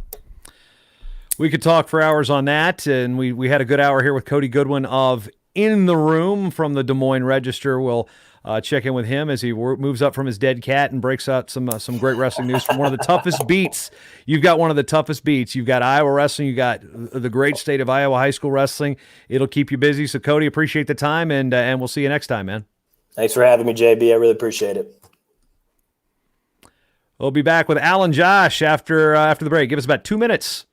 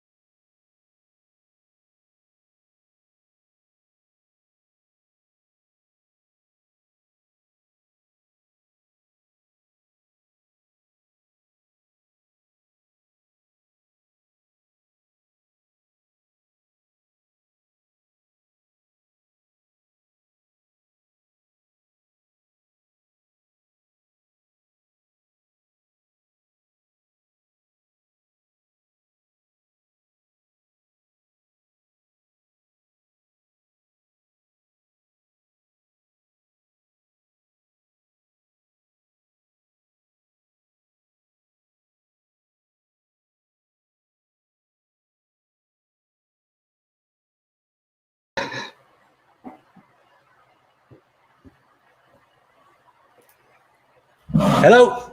Fourth time I've done it. Fourth time in 10 hours. I forgot to hit unmute. So, gentlemen, we're back to another hour of International Podcast Day Wrestling Edition, joined by Al Venz and Josh Raymond of the aforementioned and somewhat aptly named Alan Josh Show. We'll bring that up on the screen, how you can check that out real quick. There you go. 32 episodes in, but loads of information right now talking about Let 'Em Wrestle, let the kids go back to compete. We've got a recap of an event we all did together and had a good old time out in Minnetonka. But ultimately, gentlemen, welcome to the program. Welcome to the show. The first tandem video we've had today. Well, and it's not without struggles, JB. Our technical team is lacking quite a bit. They stay. Your technical team has been popping too many barley pops, I think is how we got started, right? I think I don't know. We hear the pop. I mean, by the way, cheers. You got your own koozies now, huh? We do. How do you not have those yet? Because, see, I delivered draft glasses to you guys at Minnesota #1, yet... We definitely owe you. I think we got a couple coming your way, JB. All right. Well, right now I'm at least I'm Minnesota up. I got a bent paddle glass. I got my St. Cloud shirt. I got my Minnesota wrestling hat. I'm good to go. So what we've got here is our 9 o'clock. Let's see, where we're at 8 o'clock. I just got assaulted by my children at the end of the last episode with Cody Goodwin there of north of the border, up at the Des Moines Register. And I tell you what, it's been a day, and you guys jumped in on the podcast train. And as we talk about it, Al, your son wrestles at the University of Nebraska as an All-American. You're out there. You guys are down there. You're down there in Farmington. Josh, you're up there. Your kid's wrestling through the high school and youth and age group levels now. Got the Pinnacle hat, so right there in Roseville now. It was in Shoreview, and I got the Assembly Spartans right there. So a couple wrestling dads that decided to sit down and talk some wrestling, and just talk about how your journey of podcasting started with one another. Sure. Just quickly to touch on that last night's story, the technical team was up very late working with OBS, right? A cool streaming software where we had overlays. We had some fancy pictures we were going to spring on you and stuff. And we had a mix minus set up and all that. And as it turns out, none of that really worked. So we're just kind of going back to old school camera and audio here. Sorry about that. But I love the way you set it up. Oh, it was beautiful. Oh, see, this is a group that is taking the International Podcast Day thing seriously. And granted, our guests have been great all day, but that's something that I don't know whether to cry or like give you a big hug, because that was excellent. We had the best of intentions, JB. We really did. Just kind of the ninth hour here, things fell apart a little bit on us. So we're going old school. Yep. I'm gonna have to get the eye drops from behind me, because now we're to the point where it's after 8 o'clock.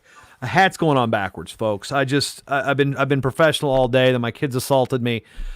Yeah, I mean we're creeping up on happy hour. I'm waiting on Pliny the Elder, but before we get let's get back to the legit question before you tried to go with the OBS, because I've worked on the OBS. It's a little involved at some points. I mean, I got the Stream Deck and the overlays, and yeah, I got that. But I'm really curious because I discovered you guys. I can't remember. I know it was the Minnesota High School State preview you guys had put together. It was one of the early episodes. I'm on my way to the NAIAs because that year I didn't get credentials to the MSHSL State Wrestling Tournament. And I started listening to this, and I was like, well, I wonder what's going on. And you guys gave one of the most in-depth previews in a manner of like, that's how I would want to hear it, because it's kids you knew. Oh yeah, I remember this kid. He beat this kid. And then, oh, what about that time? And it was just so informative.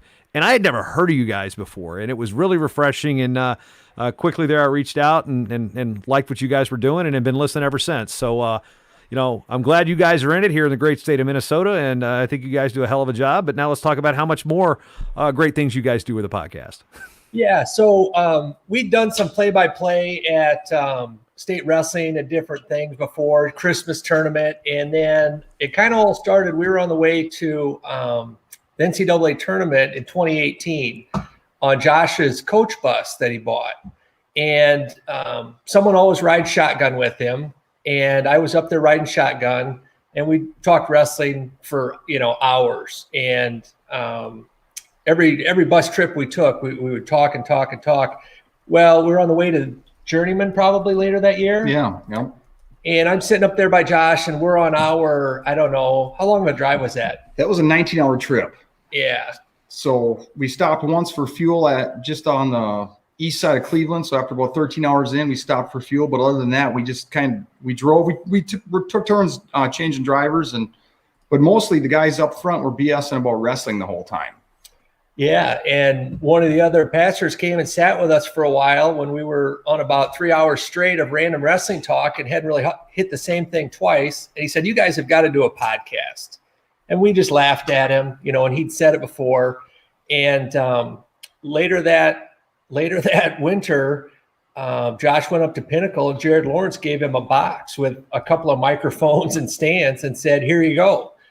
Only 2 requirements. You have to come up with a catchy name, and you have to do an episode before Christmas break is over." And we batted 500 on that. We did get an episode out before Christmas break. Our first episode was a preview of the Clash dual tournament down in Rochester. And the catchy name, we kind of skipped that. We really didn't, we kind of thought we would do one episode and that would be the end of it.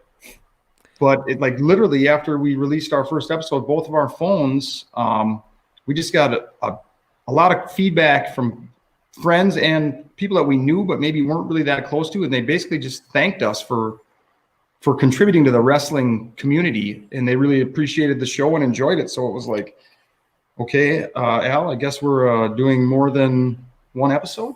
Yeah. We thought it would fall flat on its face and there would be no reason or rhyme to ever do a second episode. So we didn't spend a whole lot of time on a catchy name. We've done a variety of shows. We've done, so we're mostly Minnesota high school wrestling. We'll touch on a little bit of youth. We'll talk about college. You saw there, we did a big NCAA super show, a preview show with Mac Ryder. It just had a blast. Had a good time with that. I like the updated super shows with Mac because I tell you what, my preview guide gets plugged considerably. So, hey, I'm a shameless self-promotion kind of guy, and I didn't even have to do there was nothing shameless, and I didn't have to self-promote. He did all that for me. Well, it's an awesome product, and it's, your preview guide is kind of like the guillotine is for us. They're both. It's crack. They're both so awesome and so helpful that we can't help but promote them. Yeah, on that bus trip, we actually had a trivia game we put up on the TV and had scoring and points and some small prizes and whatnot. And half the questions came out of the preview guide. Right? It was a lot of fun. Yeah, I'm not gonna lie. I as much of a grind as that thing putting together it is. It's always fun for putting that stuff because I pulled out, like, the NWCA. We're doing another trivia night probably in a couple weeks on one of their NWCA webinars. We did one with the convention, and most of that stuff was out of that or the Fargo Almanac. So a lot of non-D1 stuff in there to mix it up. So it's not just the D1 coaches getting all the answers right. Although Andy Vogel, the coach at Hiram, he was at Gettysburg. He wrestled at Messiah. Basically been a D3 guy for life. He's been on like tryouts for Jeopardy multiple times, has made it very far in, and he's just crushing this stuff. I'm like, great. I try to get stuff that would stump him. I had Earl on as a practice, and he got 13 out of 40. And so that's how tough this thing was. If Earl only got 13 out of 40, right. Andy crushed it. Tom Carr then at Central Christian, now at Oklahoma Wesleyan, did a good job on it. So maybe what you guys should do is go through the old pages of the Guillotine and do a Minnesota version of it prior to the state tournament this year when we get to wrestle again, and offer some prizes like some Al and Josh koozies. That's an awesome idea.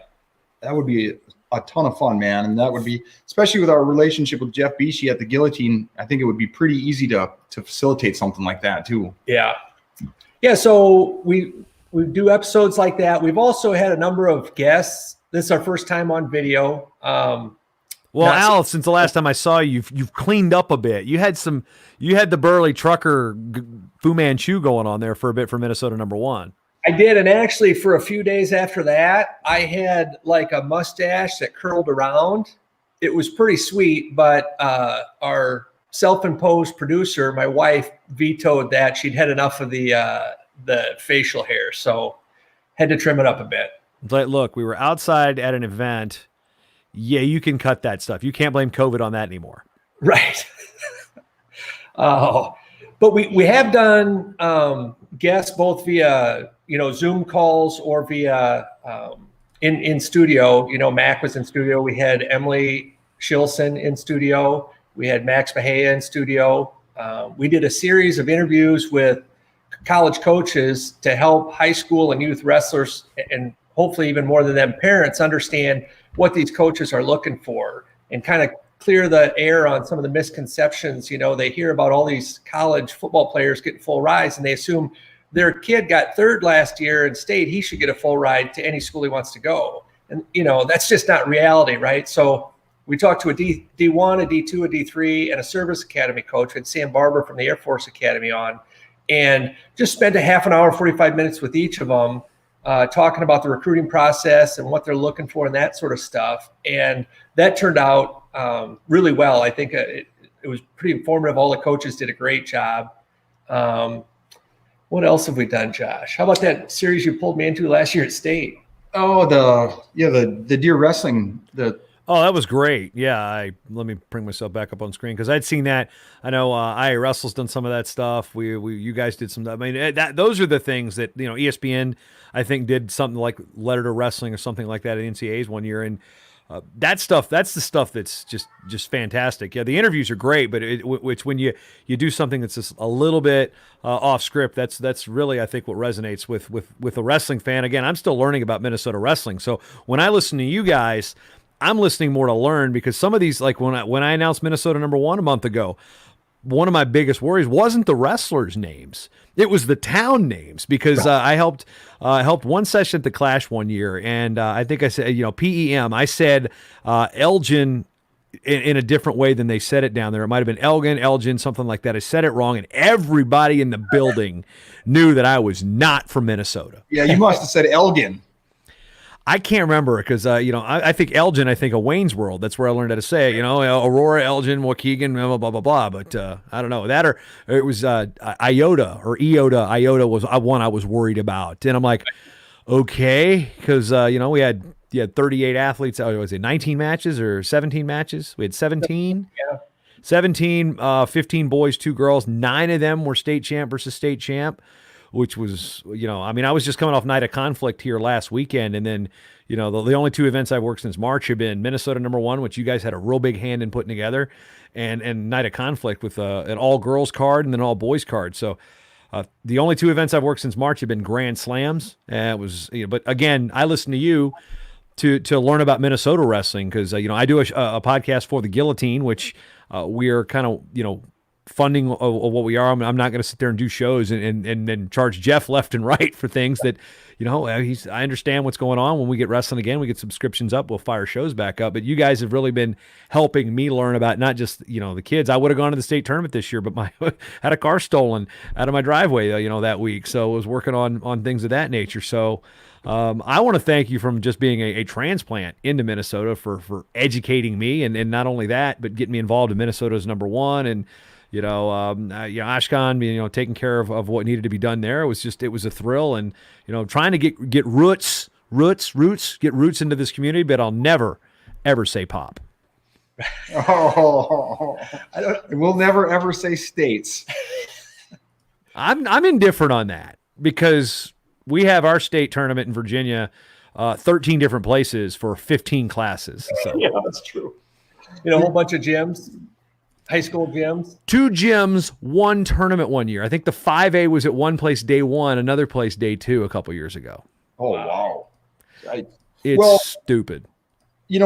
As much as, we're glad to help out with the rest of the community as we can, or as we are, we appreciate the help you've given us, JB. Like I reached out to you on some of the, to get some portable equipment on what to look for and what to get for doing that stuff last year at the state tournament. You basically sent me a link with what mics you recommended, what recorder you recommended, and half of our IT department wasn't able to make it to the state tournament when I had set up those interviews. So, a big shout out to you for basically, had you not sent me a link for everything I needed to order. I didn't even get a kickback off that because Amazon, I don't even have an affiliate agreement with them because at the time I set it up, Minnesota wasn't allowed to do it. So somebody got the benefit for that, but it wasn't me. That was awesome. Thanks. Because I would have, the mics and the recorder and I would still be trying to figure out what to get. So, whoa. Now, see, I love that one there. So I'm gonna let this one stay up. So that is the very first picture of me and Dan Gable. That is at the 2002 NCAA Championships in Albany. It was actually my roommate's wigwam head warmer. I'm wearing a Virginia Challenge jacket. So I know you guys know what the Virginia Challenge is, and in terms of the tournaments they've had, I was a founding member of the Virginia Challenge. So me and Jake Carnes, who was Old Dominion's 165-pounder, had injuries and his career ended early. I was a New Jersey state champ. We drive to Albany. First year I got press credentials, and I actually have that credential. Actually, you know what? I don't know if I can reach it right now, but I have the credential I'm wearing around my neck that I had Gable sign right then and there, and I have it. Actually, I think I can reach it. Hold on one second. Hold on. I'm going to get off screen here. Bad podcast. I'm going to wheel over here.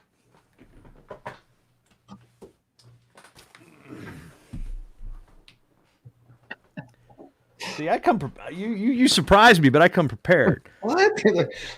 There, let's see. There's the credentials from Albany, and there's the Gable autograph that he signed right then and there in that picture. So, 18 years ago, that credential is still right here.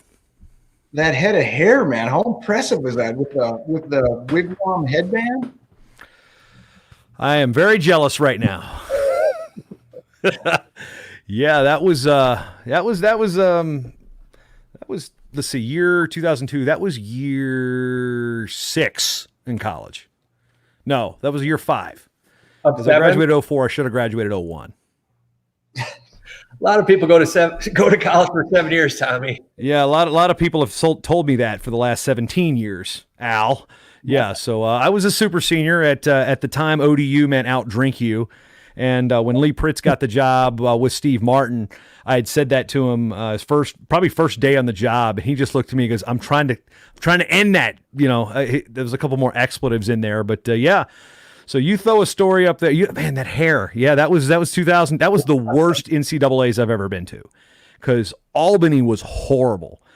I mean, Albany, Minnesota is better than Albany, New York in that regard. And I can say that. I have in-laws that lived in Albany for a while. They live in Avon now. But it was just, that year, oh man, that year. That was cold. I had negative bank account balance, and I had no way to get back. I remember borrowing Pete Isaiah's cell phone battery, because we all had Nokias at the time, to call my buddy Jake to come pick me back up. They were in Schenectady. They were not happy with me. Oh man! None of that has anything to do with the Al and Josh show. You just turned something on me, and I went into a diatribe about 2002. Hey, you've been you've been grinding this out all day, right? Since 9 this morning, with one break mixed in, or two short breaks? 9 this morning, so I had 30 minutes on, 30 minutes off, 8 hours on, and then hour break for dinner, and which my wife did. You know, I was prepared, and then now we're an hour and a half into our second one, so we've got. Let's see. Hold on. As Claunch is texting me, getting ready for anything else. Nope, you're good. So it looks like we're gonna have another double up after this one when we get done with you guys. But we spent more time just BSing. But in the last couple minutes we got left of this session, talk about the show. What do you want to do with the show? Why you talked about the knowledge you guys possess, but both your kids wrestle. We spent a lot of time together at the Hall of Fame down when Brandon went in, not this past summer, but the summer before last, and generally just good wrestling people, which is who I like to hang out with and who I like to talk wrestling with and drink a lot of Miller Lights with, or the other stuff, because you say I like that fancy beer. I'll also drink a Miller Light with everybody. Maybe not so much of the Coors Light, but hey, anyway. But what do you guys want to get out of this? What do you guys want to do with the show moving forward? Do we know? Well, I mean, not really. We're not certainly not looking to make any money doing it. It wouldn't be the end of the world to cover just a little bit of hosting costs and whatnot. But we just do it because we love wrestling. And I know that sound. That sound is that's like, you should start the show with that. Just be like, push, then the theme song.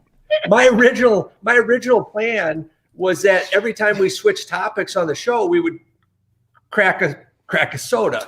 Yes, barley pop, road soda. And then my main man Josh, the prude over here, said, "This is for families and kids. We can't swear. We can't. You can drink beer and not swear." Well, so some people can. You asked a lot of people how much editing they do and whatnot. Our first probably half of the episodes, 10 or 15 episodes, when we got done recording on like a 9-year-old MacBook in GarageBand, I would click export and we'd sit around and drink some more beer and talk some more wrestling, waiting for that thing to export, and then we would upload it. Like, that was legitimately we didn't edit at all. You could actually hear the computer, the MacBook, grinding. Yeah, it was not. We upgraded slightly on the hardware. We are going to try to do some more video stuff, I think, mostly because with the right guests, I think video is kind of fun and cool. one of our challenges is we both live out in the middle of nowhere, and like my internet bounces off a grain bin 2 miles away, literally. I've got an antenna on top of my house pointed at a grain bin 2 miles away, and that's how I get my internet. So you remember, like when I was a kid, I would go to my grandma's house and pick up the phone and see if I could listen to the neighbors talking because they were on a shared line. My wife's from Princeton. They had a party line growing up too. So yeah. So if Josh or I's on the internet, we might be hogging the other one's bandwidth. So we kind of got to double up and share one set of one upload. But we would like to get into a little bit of video. We'll get this whole OBS thing. I actually fired that thing up earlier and started a live stream with StreamYard, and it worked fine. So I don't know what happened between then and now, but we may need to upgrade our computer hardware just a little bit to do some of this stuff. But I think we're just going to keep doing podcasts. We maybe would like to get into merch, just like I say, enough to kind of cover costs, maybe sell some koozies and hats or T-shirts or something, nothing big. But if we were in a warmer climate, the Alan Josh MSHSL tailgate would be something to do. Or, maybe it's the Minnesota USA freestyle tournament tailgate, or we find a weekend to make it work for wrestling people they're going to be somewhere, maybe someplace, I don't know. I mean, Dave Peterson does his like Tekken wrestling like rib cook off or chili something up in Elk River. So there's plenty of options that we can all come together and meeting in the month. I mean, I got a place, I got Studio 3 here for you guys got Studio 2. We could bring Farmington and, I don't know. I mean, Simley, you're technically in Grove Heights there, Josh, or are you a little further out? I'm a little further out. Like what town have I not heard of that you live in? I live in Randolph. Okay, so that would be the R on the hat. That would make plenty of sense. So he lives outside of Randolph. There's not much inside of Randolph, and he's on the other side. He's on the other side of the grain bin. Right. Yeah. Gotcha. Here toward at the end of the summer, we had a little barbecue blowout, the Alan Joshua barbecue blowout, and we kind of limited. It was a barbecue competition, but we limited the contestants this year because of COVID. Next year, we're thinking like we expect to see that grow. We did a handful of interviews at the end of the night that we may or may not release. Paulson had the bags tournament at Pinnacle at the old place. Yeah. I remember showing up that day and it was pouring down rain. I'm like, I can't get anything done here. Yeah, that weather did not cooperate that day at all. Yeah, Crease saw me. He's like, hey, I saw you come in. I was like, yeah, I couldn't get anything done. So, but the new place, there's plenty of place to sit down. I've done a couple of shows from Pinnacle because the spot in Roseville is about probably it's 2 or 3 miles, but it's a 10-minute ride to get off of the construction that is 35W. Yeah. So the Speakeasy's 2 or 3 miles from Pinnacle, huh? Yes. That'll be a good place for us to go kill a little time when we drop the kids off at wrestling practice. Right. Sounds like an open invitation to me. I've got some Minnesota Fighting Saints stuff here. I got some old North Stars. I got some Twins, some current St. Paul Saints. I got all your Vikings crap that you need, and then I got my stuff. So by all means, we get the COVID stuff out. We can open up the Speakeasy because it's been waiting to be used for a while. But that being said, I think we got a couple more guests to get to. And final thoughts, Alan Josh Show, and Josh. Oh, wow. Just Google Alan Josh Show. But it's actually and josh-show.blueberry, BLUBRRY.net. Blueberry's a great web host. Glad to see you guys are using something like them. I use them early. I recommend Blueberry, Libsyn, and Spreaker mainly as my top 3. Nothing wrong with Podbean. I know Fireside and Pinecast also do a good job, but you guys are on one of the big 3, and that's from the tech side of things. So final thoughts as we wrap up this session. Let's see, that'd be 9. We're a long time in there. Well, after your next session, you'll be in 12 hours, right? From the time you started thereabouts ago. So yeah, no, we really appreciate everything you do for wrestling and for podcasting, Jason, and the help you've given us, and look forward to visiting you in the Speakeasy, and maybe we'll join you at the during recovery time. Yeah, because Pliny the Elder is calling. So for Al, Venz, Josh, Raymond, we'll take a little break and coming back. We got a trio of guests coming up on our 8:30 session. So thanks, guys. I appreciate everything you guys do for wrestling and educating me as a new high school wrestling fan. You bet. You bet. Thank you.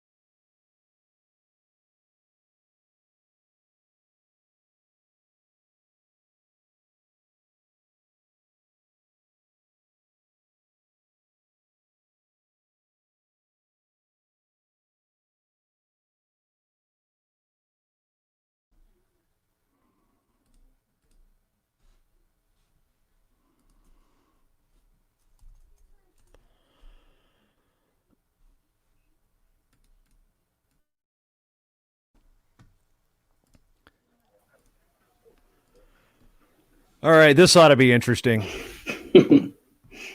Because welcome from Changing Levels, we got Austin Early in the house.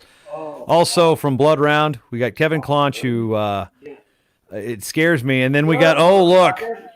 Hey, you got the easy on the F-bombs here. I'm rocking the inside trip. Yeah, it's still a family show. We're still. Good thing he's not mic'd up, because I've got this. I'm wearing your shirt. You ought to be nice. And I've got the flat bill hat. And Kevin Claunch coming on after joining us. Now I can take this ridiculous thing off. Look at this. He's got Austin. Who knows what they're doing? Austin, what's up, man? Oh, just chilling, hanging out. Look at those morons. I know. I don't know what the hell they're doing. It's, you've got the demeanor of a Richard Immel and the opposite looks of one Kevin Claunch. So you're pretty good down here. I'm solid. They're solid. So Brandon Oliger creeping in there on the seat. I've got his shirt on, and I got the Blood Round. I mean, I don't know. Okay, I've made sure my hat for the show, my balding head. Claunch, hey, bald people unite. Balding. Yeah, we're there. I don't know what you're going to do with this, Austin. So you're of the younger statesmen of the crew. We're gonna try to have a somewhat serious discussion about podcasting here, but I don't think that's gonna happen. Claunch, I'll do my best. Hold on a second. Can you hear me? Barely. Barely. All right. Yeah, I'm wondering if you're connected to the ear pods or not, because I know that technologically, you guys aren't the strongest suit. And here's the thing: aren't you using the same computer Tommy was on earlier? Yeah. Yeah. So Tommy was a little low earlier today too, so you might want to move on that microphone volume, because we have gone almost 11 hours, and you guys are the screw ups. Not you, Austin. Austin's good anyway. While they figure it out, Austin Early from Changing Levels. You're 4 episodes in. Been an avid wrestling fan on the Twitter world, on the social medias. Jumped into the podcasting world. You've been a frequent question asker of various podcasts, Blood Round and Inside Trip, and we've seen you around for years. First off, what made you want to jump in and start a podcast of your own? I think I just got to a point where I wanted to hear something different, and I thought, why not give it a shot, right? I mean, I have nothing to lose. So I just got in with the idea that I'm going to approach it a little bit differently and go from there, really. What's one thing about the learning curve that you've had to discover about, creating your own podcast and putting it out there? It's more time consuming than I thought it would be, for sure. Really trying to make sure I know what I'm talking about, or least look like I know what I'm talking about, securing guests for the show, and then just finding time to record in between, working and coaching and, whatever else I've got going on. It just, that's probably one thing I overlook the most. Give a look at what you've got going on with Changing Levels. We'll bring that up on screen here. So you're 4 episodes in. So you launched earlier this month. So you've had 4 episodes in the month of International Podcast Day. Jumping in. Don't worry, Claunch. We'll bring you back in a moment. I'm talking to Austin here. This is his time. That's right, baby. No, so we filled up pretty good. We've already had Blood Round on some today, but you've got a couple things. You go with, you're touching on topics that aren't necessarily all wrestling, but you've talked about racism, which is an interesting story from a program that at this point shall remain nameless. The issue with Dayton Fix, the drama with Flo and Willie, and then you've got the fight site with what Blaine's doing and Rockfin and whatnot. And I'm on the Rockfin platform. Willie's on the Rockfin platform. IA Russell was on here earlier. So you're touching a lot of different bases when it comes to Changing Levels. The name almost implicates what kind of show it is. Yeah, I just, I got into my idea, right, was just saying, hey, there are stories outside of the norm that I think I could hit. And there are questions that maybe I might have. Like, I know a lot of people, whenever I had Blaine on, weren't quite sure about Rockfin. And they had some questions. So I tried to have him clear some of that stuff up and some of my own questions as well. And I know that, social issues are not something that wrestling is immune to by any means. And I just want to make sure that people can have their story heard that maybe are outside of the stories we hear all the time. I think that we can gain more, at least a little bit more, from hearing stories from maybe guys that aren't Olympic level athletes and Division I athletes. We can hear from guys like me that, the sport impacted them in a way that, really did change their life and really, put them into a positive position. And, I think there's tons of those stories out there, and some people may not get that chance to really tell their story because they, were an Olympic medalist or whatever. Bringing Claunch back in, if his audio actually works, to kind of echo that sentiment a little bit, because a lot of us that sit around talk about wrestling, we weren't has-beens. A lot of us were never was, and we just enjoy talking the sport, whether it be over a cold sudsy beverage by a campfire or singing karaoke, and a bunch of perspectives that are shared by all of us. This has given a lot of us a voice, and Claunch, you guys don't get too deep on the issues, but you have more of a laid back type of thing, but you definitely do speak on topics that are important. And how much has Blood Round helped you and Tommy really kind of share your voice and share it with like-minded people and maybe people who may slightly disagree with some of your hot takery, especially including Missouri parents?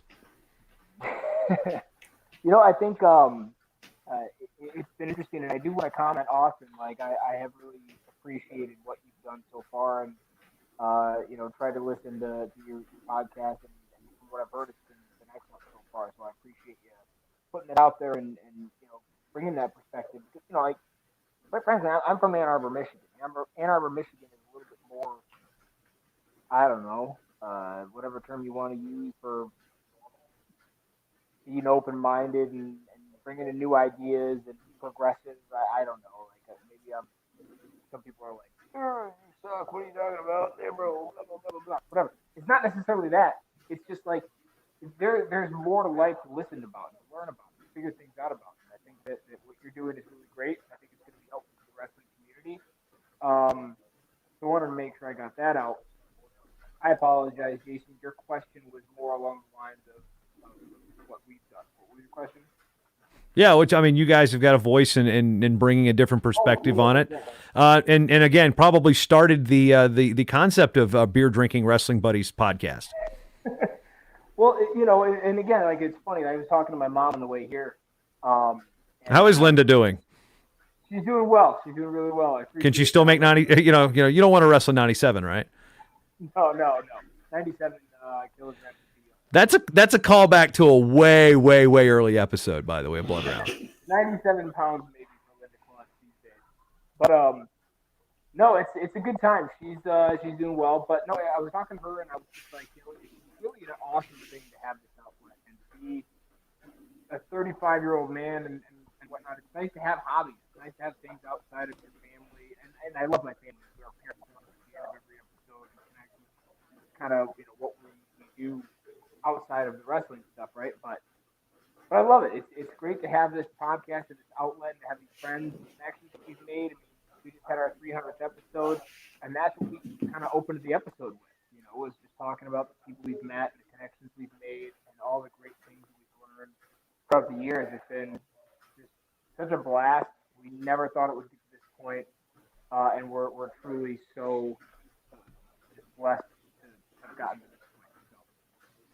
Had Tommy on earlier, and I know that the audio right now we're struggling, so we'll come back and touch base when we're done here because I can't really pick up on what you're doing. We did get Tommy for a good half hour, so don't worry. We'll talk more Blood Round here in a bit. So I'm gonna concentrate on what Austin's got going on with his show. You're 301 episodes in, he's 4 episodes in. So Mr. Claunch, we'll join you for recovery time. Sounds good, buddy. Later. All right, so. That being said, what have you learned, I guess, from listening to guys like Kevin and Tommy doing their own show or some of the more professional shows? I mean, there's a wide gamut of different type of shows and inspiration you can get for doing your own show. So what have you learned, and what have you found to be some of the most successful policies that you're going to try to implement with doing a show, whether it be with the content or technically? You know, I'm still pretty green in all this. So technically I'm just going to have to kind of figure it out as I go. But you know, I'm just going to kind of figure it out on my own. As far as, you know, the other podcasts, you know, obviously Blood Round was huge. It's probably the first wrestling podcast that I listen to religiously. And I appreciate those guys allowing me to be a small part of it. You know, writing for them and I really care about those guys a lot. And I hope that I can, you know, have as much fun with it as they do. And that's really what I'm looking to do. You know, it's, I may cover some more serious stuff, but I'm still trying to have fun, have a smile on my face at the end of the day and go from there, really. How much of this is therapeutic for you? Because you've not hidden the fact that sometimes some days are better than others, and now you're putting yourself out there and your opinions out there and your ideals out there in a form that not just you or your friends can hear, but you, your friends, and everybody else can hear. So how are you using the podcast to help you out with that type of thing? It's really the same thing from when I kind of put myself out there in the article I wrote for Blood Round, probably the one that everybody knows me from. I called it How Wrestling Saved My Life. And it's just therapeutic in the same way that wrestling is. It's a way to kind of release some of those feelings and some of those demons a little bit and really use that for something good, you know, and if I feel, I just want to be able to maybe help one person here or there. And if I can do that, then I feel like maybe I've done my part. What are some things that you've enjoyed about the podcast medium as a wrestling fan? Because again, 2013, I launched Showtime. We had wrestling podcasts going back to 2006, really became a mainstream thing when the podcast app hit the iPhone, and then we now have Google Podcasts as native to Android devices and such. And, you know, it went from being, you had to be a little bit of a tech nerd to be able to download and plug it into, like, it is everywhere. I mean, I'm sitting there at the lake downloading podcasts. I might get one bar, but I can still get them. I can still listen to them. So from a wrestling fan perspective, the medium really has been beneficial to pretty much everybody. How's it benefited you? I just think being able to maybe hear some different perspectives. You know, really before podcasts, we had, you know, more traditional type of media, you know, written articles, video. Then you could go to the message boards and see what kind of crap that spewed. I know. I moderated those things for years. I don't want to Oh, sometimes you get calls at 6 a.m. from Rich Bender saying, hey, there's something on the message board you need to look at. And those are not the good days. But yeah, I think just I'm losing my train of thought here. Yeah, I don't know. No message. I interrupted your trial. That's my bad. But we're talking about things that you can listen to and consume, whether it be the Twitter, the message boards, and what type of things are on there. A different perspective, different way of delivery. I think podcasts really gave some personality, to wrestling a little bit. When you think of wrestling, you think of this like really tough guy sport that is full of, mean faces and, just the Terry Brands and the Tom Brands of the world, right? That's kind of what you think about. But, when you get to listen to guys like Tommy and Kevin and, Inside Trip and other shows like that, you kind of get some different personality and you get to laugh a little bit. And I think that's really important as far as a fan and what really kept me hooked. When we talk about changing levels, the name, it seems like it implies there's, as I alluded to in the beginning, there's a lot more that's going to be going on. You'll be talking here, and here. When you talk about if one person can get benefit out of it, it's worth it. What about just being able to, I guess, revel in the fact that wrestling is one of the greatest sports on earth. There's been a community. I don't know you if it's not for wrestling, if it's not for a podcast, if it's not for Twitter. I don't get, I don't hang out with Tommy at a Buffalo Wild Wings in Grand Rapids, Michigan when I'm in town for a wedding. I'm not singing karaoke with, or I'm not hanging out with Claunch at Richard Immel's wedding. I mean, we've all, this has brought us all together. And a lot of it's through listening to each other's shows. So, what relationships have you been able to find that, not just the sport of wrestling, but maybe just something as simple as the medium of podcasting? We're talking about Blaine Henry. That's a guy that, I stumbled across some of his stuff that he written a story, I think, on Purdue. And then all of a sudden, I'm listening to his show and we're both on Rockfin. So there's a lot of ways that this wrestling brotherhood creates even more brotherhood. You said it. I mean, wrestling is the ultimate fraternity. We all can kind of know what that's like. And then, through podcasting, it's almost very similar in that way. Me and Blaine, you mentioned him. We've kind of become quick friends and we talk a lot, and I've been on his show twice. He's been on mine once. And those are the relationships I'm kind of looking to form here. And add on, because I've already got relationships, with some people already, and just through Twitter and, just interacting and wasting time at work or whatever I'm doing.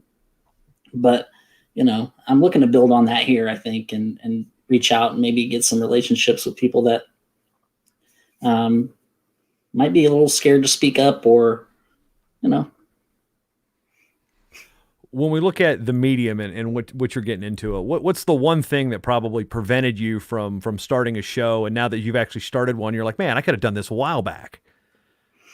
I think I was scared of the technical aspect of it a little bit. It's kind of a tall order if you're not, a podcast engineer like Sam Egan is.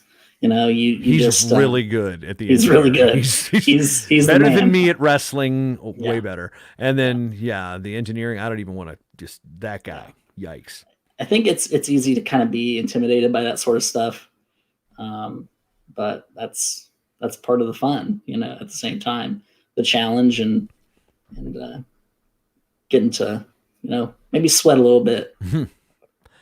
So the next up, when we talk about the tech, that can be a little daunting. What's the next thing you want to improve with your podcast? Because I'd asked this from Cody Goodwin when we had him on earlier about the tech and evolving and growing from just like a handheld mic with a dead cat on it. That's the type of microphone pop filter, not an actual dead cat. That would be gross. But, what are some things that you want to improve on and try to learn as you go? You're 4 episodes in. These are going to be your worst 4. Your next 4 are going to be better than your last 4. And your next 4 are going to be better than that last 4. So patience is a virtue here. And what are you looking to probably improve on the next step? I guess the first thing you think you can improve on. I think I'm looking to improve on, obviously, the editing side a little bit. And then maybe from a host standpoint, maybe being a tad bit more organized with with my thoughts and not just rambling. I've tended to do that a little bit, and trying to cut that out just a teeny bit and get to the point a little bit better, more clear. You know. Oh, dude, I've been doing interviews since I was 15 years old. I still, and people out there knowing when they're watching this, like, come on, JB, get to the point. Yeah. Hey, we're all there. We're all learning that. I still, I sometimes have to edit and cut out a long question to get it to the simple part of the question that I ask. So that's one thing that post-production and editing will allow you to do, is you can sit there and ask a 2-minute question when you only need 20 minutes, and you can just cut that out, and you sound a lot smarter than you do in post-production. So that's a free tip. The next one will charge you for free. So, when we move forward, there's so much about wrestling that isn't talked about. And, you've gone right off the bat and saying, if there's people that believe a certain way and they're looking to be combative, you don't want them to listen. That's a pretty brazen step to take in your first 4 episodes versus, not wanting to be, toeing the line, so to speak. And it's something you don't apologize for. Didn't seem to me that would be the initial plan, but once you started talking, it just came out free flowing and organically. So, again, not trying to get into politics on this particular show, but the stances that are out there in the world today are divisive, and you basically made no puns about it. Hey, I like talking about wrestling. Here's what I'm not into. If you're into this, I'm not interested. So, right. You drew the line in the sand right off the bat. Yeah, I think it's important to kind of make things clear with people. I've also said on the show that I'm not looking to make money either. So I really don't care if those people are mad at me or whatever. I just want to be upfront and let them know, because it wouldn't be fair. I'm not a fan of towing the line, like you said. I feel very strongly in my convictions, and I know right from wrong personally, for me anyway. And I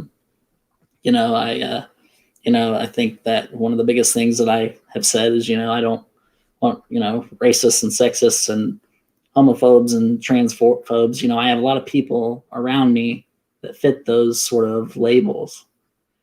And I'm not going to put myself in a position where it could be, construed that, I'm towing a line on any of those issues when I'm very clearly, pro those people. I'm pro people. So it's not politics. It's a human rights issue. Absolutely. Now, as we move to a more, I guess, a lighter side of the discussion, tell me your opinion about Bajrang. Oh, dude, he's the man. Love that guy. He's the man. For those unaware, what is going on with the Bajrang stuff on Twitter? Because for the uninitiated, it looks, you just sit there, you see all these wrestling people tweeting about Bajrang, and I'm guilty of it myself, but I really don't know what the hell I was doing. So if there is such of a Cliff Notes version, what is that Cliff Notes version in the short time we've got left in this segment? Have you ever been a part of something and you're not quite sure what's happening, but it's happening and you can't stop it? That's kind of what this is. It's kind of turned into a,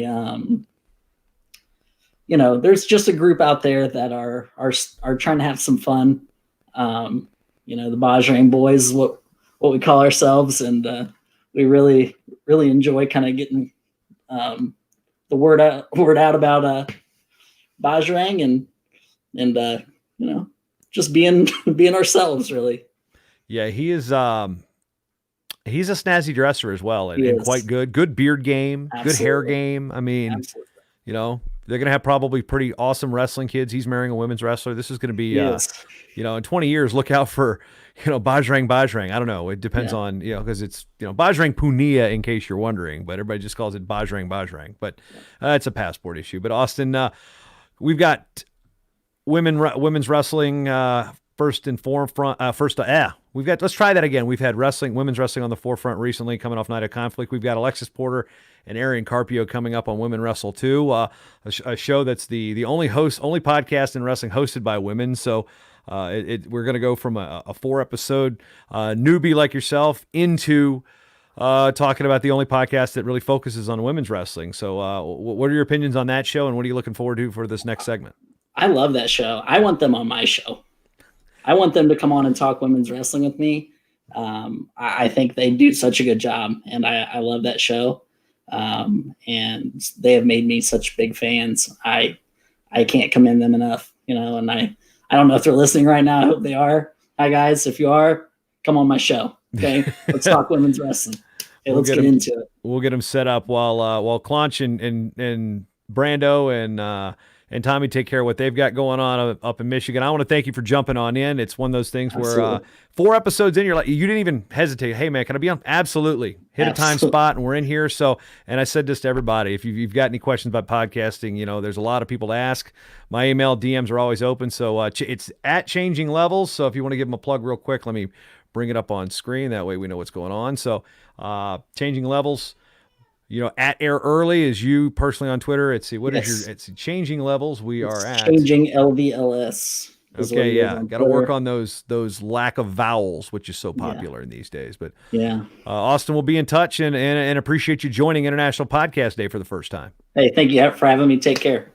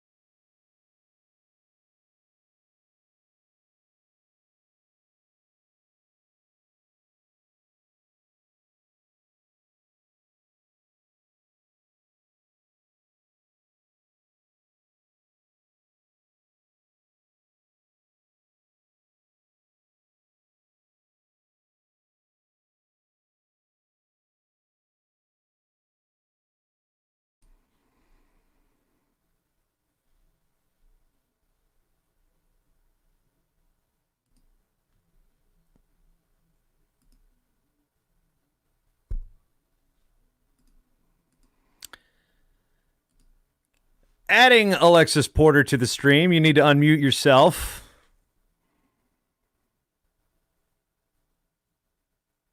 I still got nothing from you. Tappity tap tap tappity tap tap tappity tap tap. Check your gear. No, check your gear in the bottom there and select your audio.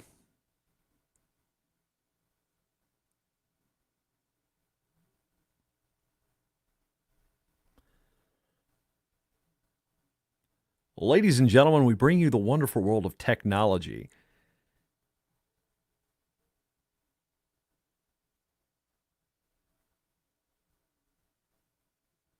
Can you hear me? Okay, so making sure it's not on my side like it was earlier when I muted myself like 7 times.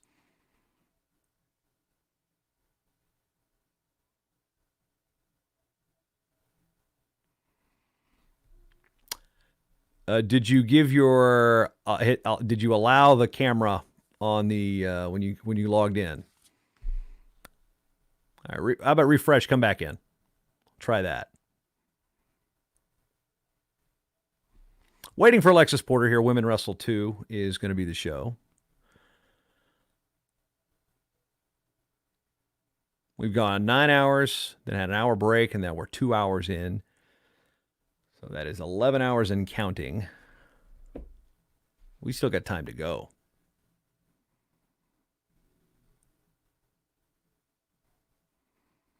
So it's just going to be Alexis Porter as we get set up here. Arian Carpio could not make it, sadly.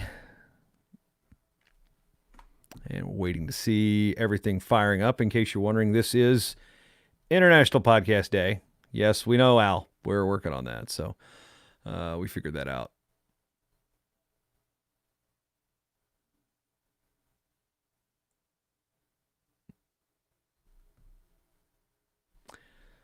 So while we wait, we'll let you know this game has been brought to you by Mad Talk Online, host of the first ever, I'm not sure if it's going to be the only, Marathon International Podcast Day Wrestling Edition. If you were curious about what's going on, internationalpodcastday.com, Dave and Steve Lee.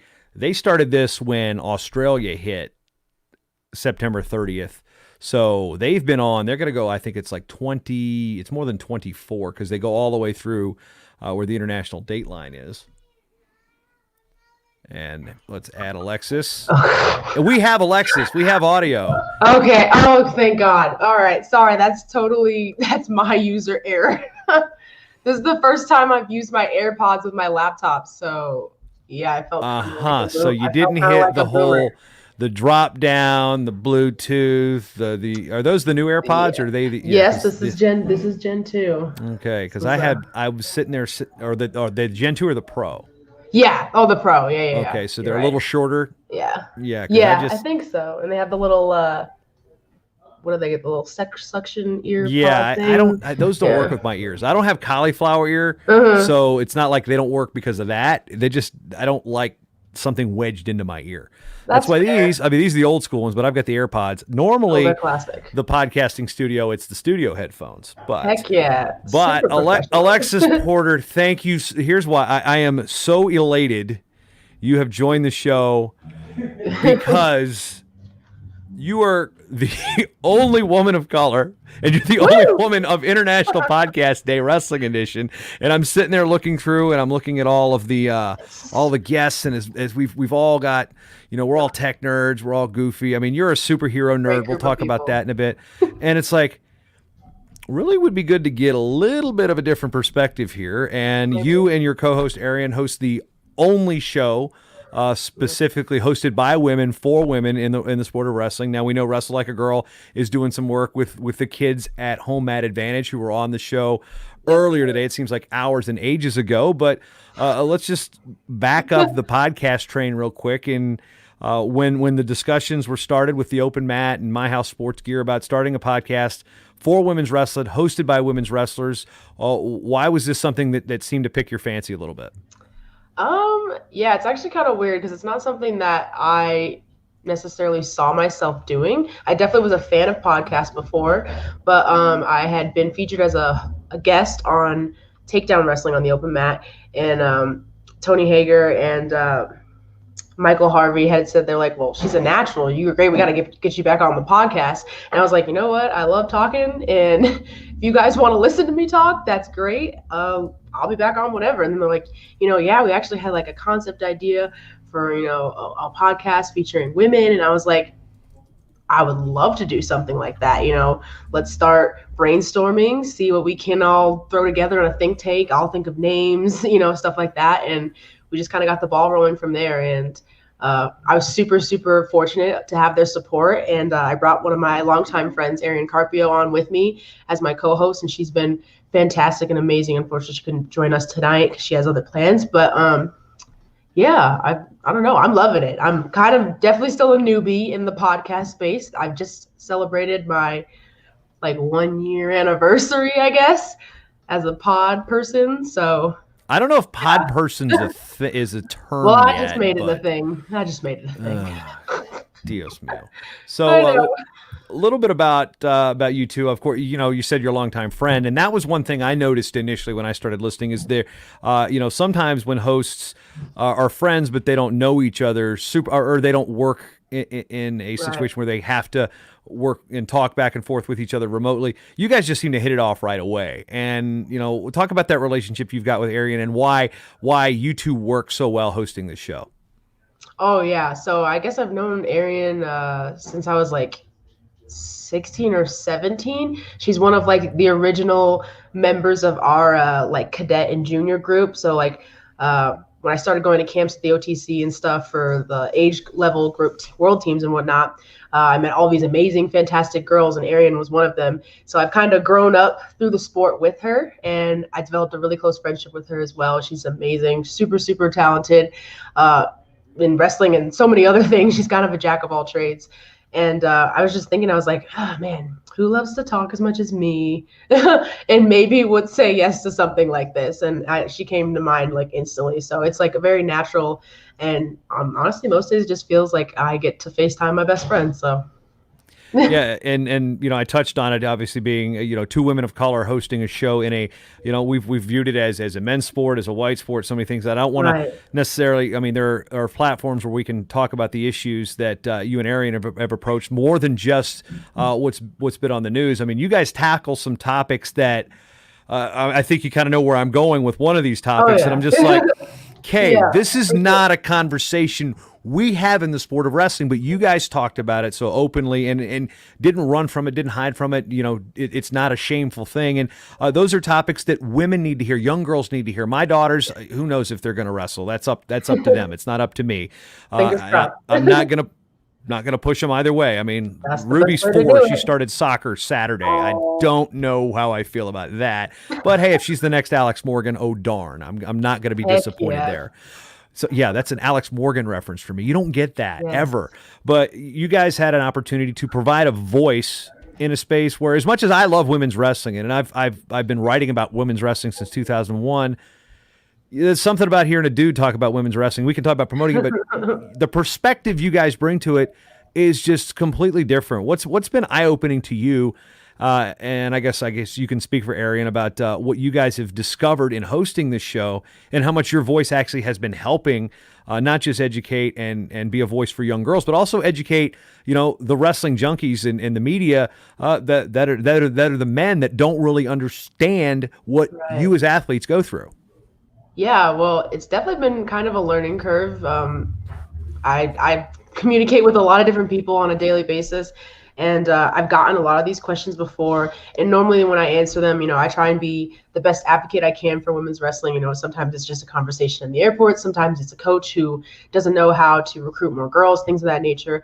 And what I've come to realize throughout the process of hosting is that there are so many people who have these questions, and they're actually so much more common than a lot of people realize. And it's hard sometimes to get that information if you're not really in that same space.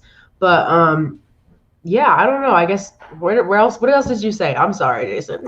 I mean, it's how you educate men about women's topics, not just women's issues, but women wrestler issues. I mean, because there's weight class cuts. I mean, people just assume you can do this, you can do that. And it's a different, I was actually watching the night of conflict. I was out there announcing, and I was explaining to somebody who had never seen wrestling before, which is rare for Iowa. I says, women's wrestling is a different style of wrestling, but in terms of freestyle versus folk style, but women's wrestling is a different style of wrestling. Yes. I mean, the fact that just the flexibility nature where you can, as a guy, there's no way you're getting pinned with your hips still facing downward.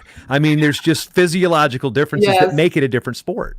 Yeah, absolutely. And I find a lot of male coaches and things of that nature who come and they're like, I'm not sure how to approach this. I don't know that much about this. But I think the best thing about it is that they are willing to learn, they want to learn, and they're asking these questions, they're starting these conversations. And I mean, most women in the sport I've come across, like, they're not shy to answer questions. They always want to be helpful.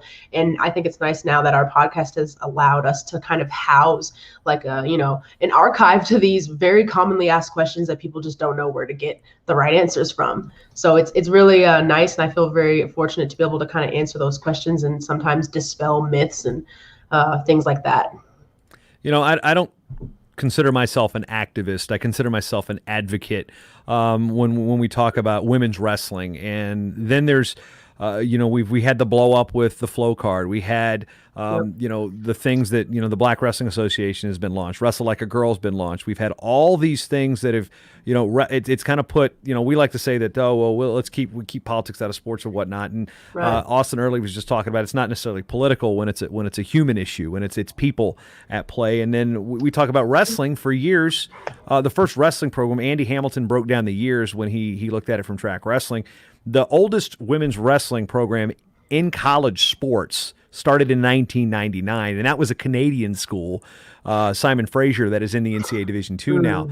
The oldest women's programs in the United States were at Pacific and at Missouri Valley, and that's post-2000. So we're talking about a sport that had a world championship in 1989, but it was still, we had, 11 more years before we saw our first college team. So the opportunities you had growing up, and granted, they're not, the Ivy League. They're not, this is something that, Bree Santos has talked about, choosing her education or their sport. You've got, and no disrespect to your alma mater at McKendree or King where Julia wrestled, or, Simon Fraser up in Canada.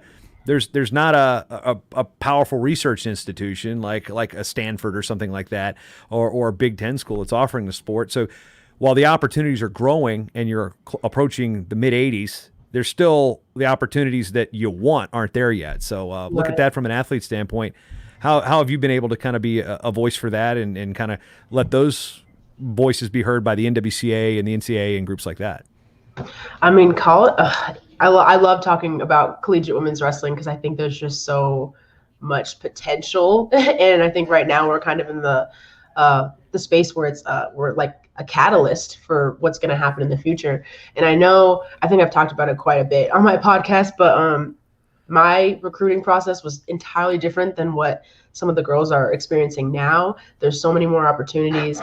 We were just talking about Sacred Heart University having a Division I women's program, and that's the first Division I school on the Northeast. And being a New York native, I was like, I want to stay kind of close to home. But at that point, when I was being recruited in 2014, nada on that side. But looking back now, it's like there's so many more options, there's so many more programs. And I know that it's taken a long time to get here, but I'm really, really like positive and encouraged by how much we've grown in the past couple of years, especially. Now, when we talk about Sacred Heart, go figure. It's another one of the hats I've been wearing today. Oh, wow. Yeah, I'm ready on that. Now, I've got the Inside Trip Wrestle Like a Girl themed Inside Trip shirt. This one's a little snug, so I'm probably not going to wear that, and my hair's a little bad, so I'm going to put this one back on. But, we've got schools, but what's also doing is opening up the eyes to, and I talked with Patrick Kelly, who was a coach in Kansas way early today, about the Kansas kids not having a Division I option and looking at the NAI and opening the doors for the NAI Division II, starting their career at junior colleges. And you have Presbyterian and Sacred Heart as Division I schools. Lock Haven has a D1 wrestling team on the men's side there. It's a Division II school. So opening those doors, now that it's an emerging sport with your college career past you, How big of a moment really was that for you personally when the NCAA said, yep, we're an emerging sport, we're doing women's wrestling?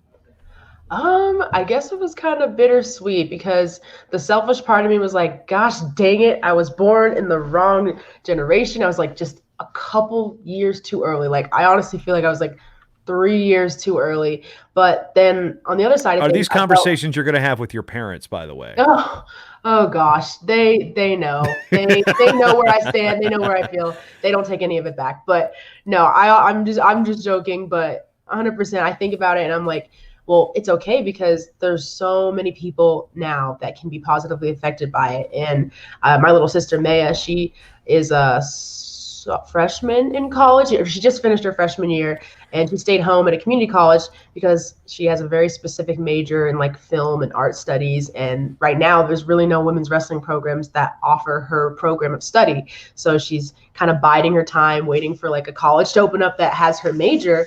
And I think this is like a very common theme, you know, people like you said, Bree Santos, you know, if you want to have an Ivy League education, it's like, well, how do you make it work with wrestling? It's not an opportunity. For me, I actually wanted to go to Howard University when I was in high school, and there are no HBCU women's programs. So that's not something that was an option either, but that's something definitely I'm passionate about and also pushing for. Matter of fact, I got somebody reached out to me the other day with the HBCU wrestling campaign. I'm not sure how much. Yeah, that's in the works. Women's wrestling has not been, and you know, growing up, I've mentioned this quite a bit. I'm an HBCU football fan. I've been watching, you know, grew up in the shadows of Hampton and Norfolk State across the river. And, you know, when you said Howard, I mean, I remember Wade, they used to come to the ODU Invitational, and, you know, Wade Hughes was the NCAA's all-time winningest wrestler in Division I, and he was the coach at Howard when they cut the program. I know Ricky Torrance went to HU, the other HU at Hampton, and that's a big thing, Howard and Hampton, which is the real HU. And his brother Reggie wrestled at Howard, was on one of their last teams, and Howard is, I mean, you want to talk about an HBCU that is kind of like that's the team. I mean, that's the school. It's Howard. It's Morehouse. Right. When you get in the South, deep South, you get Tuskegee and Grambling. Those are the programs that people, when they hear HBCU sports, they. I mean, Deion Sanders just got like hired as a football coach at Jackson State. What is going on there? But wrestling at an HBCU, and this is, I guess, cart before the horse, or chicken or the egg, I guess, because we talk about the demographics of wrestling, and it's you know, predominantly is probably understating it, a white sport. You know, we're looking at, I think 30% of the NAIA All-Americans were wrestlers of color, whether they be African-American, Pacific Islander, Latino. The numbers are about anywhere from 17 to 25% in the other divisions, having just looked at it recently. But women of color. Good stat to know. Women of color. Yeah, Moyer just asked me to do it the other day. That's why it's on the brain. Right. Yeah, his phone rings. I got a stat to do. So, but from an HBU standpoint, I don't want to get buried in the weeds in this, but for black women to go to get that HBCU experience, I will always remember 7th grade, Hillary Polk. I was in 7th grade, and this girl wore Spellman sweatshirts every single day, and it was like, wow. And I think she ended up going to Spellman, so it's a thing. Did she end up going? I left. I moved from Newport News, so I never actually. I assume she did, because I mean, this was a girl that was going places. Even in 7th grade, we could figure it out. So that opportunity, but again, wrestling doesn't seem to be a sport that's really moved into. You know, the black women's community, so to speak, and maybe get your perspective on what you see from that. Am I off by saying that, or, you know, what are you seeing from that? No, not at all. I think your analysis is definitely accurate, and it's interesting because I actually, what I think about is gymnastics, women's gymnastics, super popular sport, so a little bit different space than women's wrestling, but also traditionally more of a white sport. Obviously, we have like main figureheads like Simone Biles and Gabby Douglas, who are star power galore, and they're the face of USA Gymnastics right now. But traditionally more of a white sport, much more participants, not as many women of color competing in that sport. And USA Gymnastics just started an initiative to make HBCU programs for women's gymnastics. And I think they might have already had their first program, and I can't remember which school it is, but I saw that, and it kind of gave me a little bit of hope and a little bit of fire going. I was like, you know what? If they're doing it, I think USA Wrestling can do it as well. I think with the right amount of people behind it, that's something that can really be a reality for sure. And I don't think it's really like fair, you know, to have to choose to sacrifice an experience that can really be meaningful to women of color. And in the same respect, it's the same thing with Ivy League schools. I don't think you should have to sacrifice your educational options to wrestle. So at the end of the day, we need more programs. And we're also looking at, the schools right now with scholarship situations, because some of these Division III schools that are adding it, well, they're non-scholarship for all their other sports. So, okay, you might get a fine academic experience, but you still got to afford to go to some of those places. So scholarship money being it is. I mean, men's wrestling I think is over 400 teams right now. Women have brought the number over 500 total, but we're seeing numbers in the 80s. I mean, Sacred Heart was a big move, and then Lincoln Memorial came out of nowhere. That's one with men's and women's wrestling that they added last week as well. And I think I missed that. Yeah, they're in Tennessee. They're not super close to King, but they're a Division II school. They're adding field hockey and they're adding men's and women's wrestling. So looking for an enrollment push there. But also we're seeing now that we've got emerging sports status schools are like, all right, now we can check that box. And there we go. And it's not even the NWCA in terms they usually know about what teams are coming, but they don't always know when the announcements are coming. Oh, whoa, we were talking to them. We didn't realize they were ready to pull the trigger. So it's exciting to see new teams and new schools. But again, still, we need a conference. We need an ACC. We need maybe it's the PSAC schools. Maybe it's the MAC that is shown to be wrestling friendly and bringing all the affiliates. I mean, what do you want to see? I mean, you've answered the question on your show, but what do you want to see? You want to see a Howard? You want to see, the Big Ten, Arizona State, Iowa? What does Alexis Porter want to see? I like the idea of the conference that you mentioned. I didn't actually think of that, but I love that conference rivalry in D1, and I think that would be a really, really interesting concept for women's programs to have enough teams to do that regionally. Because right now, it's so spread out. Sometimes teams travel like halfway across the country to, find somebody to even wrestle. But I think the numbers at this point could support that for sure within the next 5 to 10 years easily. I want to get back. We've spent a lot of time talking about women's wrestling, but I want to talk about the show, Women Wrestle 2, and just talk about what the Open Mat and My House Sports Gear have really meant to giving you and Arian a voice for an entire gender of wrestlers. Well, I find it sometimes tricky and difficult. It's interesting because I feel this, I guess I don't know if responsibility is the right word, but sometimes I feel like the mouthpiece for one specific group, whether that's all women, all female wrestlers, or all women of color. And I don't think it's my place to be the mouthpiece for everybody, but I think at this point, representation is so important that I have to be the mouthpiece because there's nobody else. But the Open Mat has been amazing. They're so supportive, and I love how passionate they were from the jump, and they've been super, super supportive, and they believed in the show long before I did. And My House was originally our sponsor. We're not actually with them anymore, so we are actually in the process of finding new sponsors if anybody out there wants to hop on the bandwagon. But so we've had a good support system thus far, though. So in terms of putting the tech to it, so who's doing the editing? Who's taking care of the tech stuff? Because it's that how the sausage is made stuff that I'm also interested in, how people put their stuff together. Yeah, well, actually, when Tony used to work with us, he did our intro for us. He chopped and screwed that, and I was like, this is awesome. Like, I got the first time he sent us the soundbite for it and I heard it, I was like, this sounds so freaking dope. I was so excited, and I was like, well, now I'm ready to start making a podcast. But Arian does the editing because she has the Mac. I have a PC, which I am so tied to. I have Apple for everything else, but I'm like, I just can't make the switch for the laptop, I don't know. It's a personal preference. But... I did it 2008, and damn, you were early then. Well, I don't know. I mean, we had Macs in 7th grade that had SimCity on them in like 1992. I would play black and white SimCity on the Apple IIe. Or no, it was the original Mac. It was the original Mac. Well, yeah, because you're not old, like, I mean, that shows. But when we get back to so she cuts up, she's got the Mac. So what are some things about the tech? I mean, where are you talking about microphones? How are you guys connecting? How do you guys basically put the show together? Oh, so right now we record via Skype.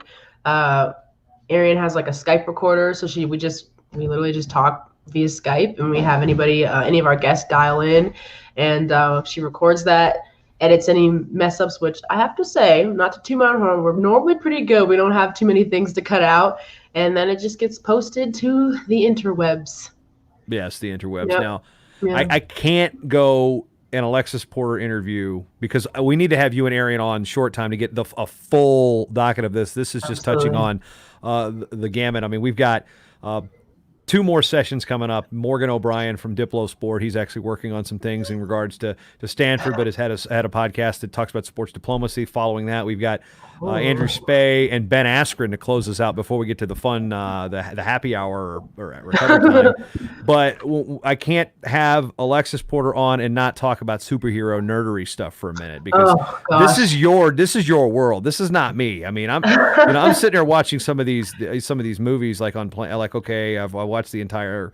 I've not watched every Marvel movie, but I need to know the order and then the DC universe. Yep. Like I don't. It's a lot. It's a lot. I will say that. How do you get into that? I mean, that's not a girly thing. Pardon the stereotype about what's girly and what's not. But I mean, Captain Marvel's a BA, so I mean, Heck yeah. yeah. Heck yeah. But how do you get into that? I mean, that Aaron Golson's huge into Star Trek. Like, how do you guys get into that? I don't really know. I mean, I guess like my mom and dad had got me like 1 or 2 comic books like as a kid growing up, and I read them like casually, you know, they'd be like on the table and I'd flip through them, but again, not with the full attention span to really appreciate the storylines and plots and themes of all that. But yeah, I've been riding hard for the MCU, the Marvel Cinematic Universe, since 2000, since 2008, Iron Man. I knew what it was. I knew what it was going to be. And like ever since then, I've loved it. And Captain America is my favorite superhero. And like anybody who knows me knows I have Captain America everything. There's like 75 posters in my room. My water bottle is Captain America. My headgear is Captain America. And I love what he embodies as a person. And I feel like I gravitate towards it because it's what I aspire to be as a person, you know? But I don't know. I've coached a lot of my friends through like their first MCU marathon. Have you watched the movie? Yeah, because if you watch the movie in order of release, that's not the way you watch them, right? If you were to watch them from start to finish, you would have to start out of order, right? Or do you like going back? There's 2 camps. There's 2 schools of thinking. It's like do it in chronological as it takes place in the timeline of the comics, or do it in the order that the movies were released. I think it makes more sense to do it in the order that the movies were released, just because I mean, that's the vision that they had for a 10-year, culmination. So we see the little hints, the Easter eggs are dropped systematically every single movie. And then it comes together, in Avengers 1 and then Avengers 2 and then so forth, So I think that makes the most sense. But I can't remember where I was at. It might have been. Sure it's a 32 or 38 hour stretch. Hey, we're halfway there on the podcast stuff today. So I'm actually so impressed, and I can't believe you've done this because I don't know how. I don't know if I'll do it again, but hey, that was one of those things that I was sitting there going through. I said, the only one I was worried about not getting was you. I'm like, okay, let's make sure Alexis is on, because that's got. I mean, you were the linchpin to my afternoon session, so. I'm definitely glad you made time. I know you're in grad school, and although you've kind of adorned. Just finished an assignment before I hopped on. I mean, are you already painting the walls, yellow for Wyoming? It makes me feel good. No, this is yeah. I mean, I love yellow. It's like a bright color, and I don't feel as like gloomy in the morning. I feel like inspired to do something when I wake up in a yellow room. I don't know. I think it's personal preference, but.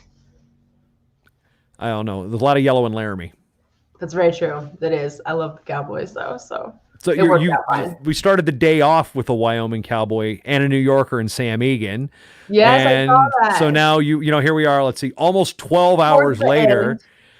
It's coming full circle. I see. Yeah, okay. 9 to 9. I didn't plan that by design. You just happened to. That's the spot. You were available so meant to be. It was so meant to be. we'll get you and Arian to talk about your various living arrangements and such. For sure. When we have more time and focus on Women Wrestle 2 and all the things you guys are doing with that podcast. Again, the only wrestling podcast hosted by women for women, Women Wrestle 2 at theopenmat.com. Alexis, thank you for your time, and it's always a pleasure to hear your perspectives on things. I've gotten to know you've at least digitally through the last year or so. And you're an impressive individual, and keep doing what you're doing. Oh, thank you so much, Jason. I'm so glad I could make it. I appreciate you having me on. All right, we'll be up with Morgan O'Brien after the break here on hour 5,000 of the International Podcast Day Wrestling Edition.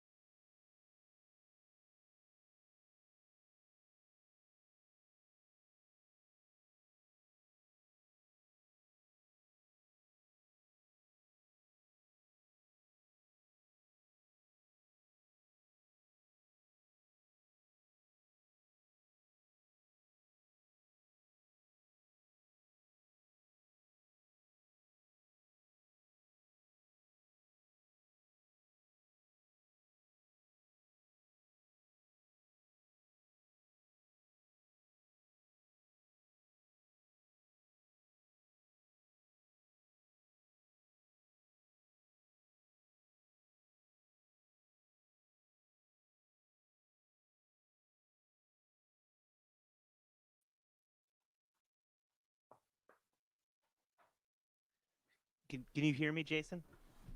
I got you just fine. You're a little low, but I'll talk close to the mic. I don't have my rig set up, but do you think it'll work for this evening? yeah, I think we're good. Just speak up into it. So joining us on the show now, as we'll bring it up on the screen, founder of the Diplo Sport podcast, which was pretty active in 2017, had a return show in 2018. But Morgan, you're back stateside. You're going to be firing that show back up, a show about sports diplomacy, but a heavy emphasis on wrestling in places. But first things first, a little background on yourself and why the podcast is called Diplo Sport and what kind of led to it. First things first, Jason, thank you for what you're doing today and frankly, every day. You're just a real treasure for the greatest sport out there. You're a great advocate for us, and today's just a great example of the impact that you have and the broad reach that you have in promoting the values of the sport that we all love and that anybody that's been tracking you all day clearly loves and has an affinity for. My day job is a United States diplomat. I'm a foreign service officer, but right now, as you just alluded to, I recently returned to the United States from an overseas assignment. I was the spokesman at the U.S. Embassy in Kuala Lumpur, Malaysia. And while I was overseas, I just thought it made a little bit more sense to not have an active podcast going on and avoid any confusion between my role as the spokesman for the ambassador, the embassy, U.S. foreign policy, and then talking a lot about sports and diplomacy. And that's my passion, is the confluence of sports and foreign affairs. And this is something that actually was a job for me at the State Department when I worked in the sports diplomacy office in the Bureau of Educational and Cultural Affairs between 2013 and 15.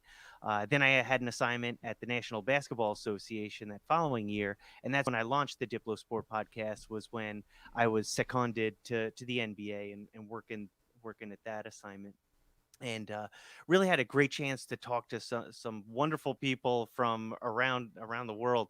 My first episode was with Condoleezza Rice, the former Secretary of State, who's a real champion of using sports as a way to engage audiences that are traditionally difficult for the United States to reach.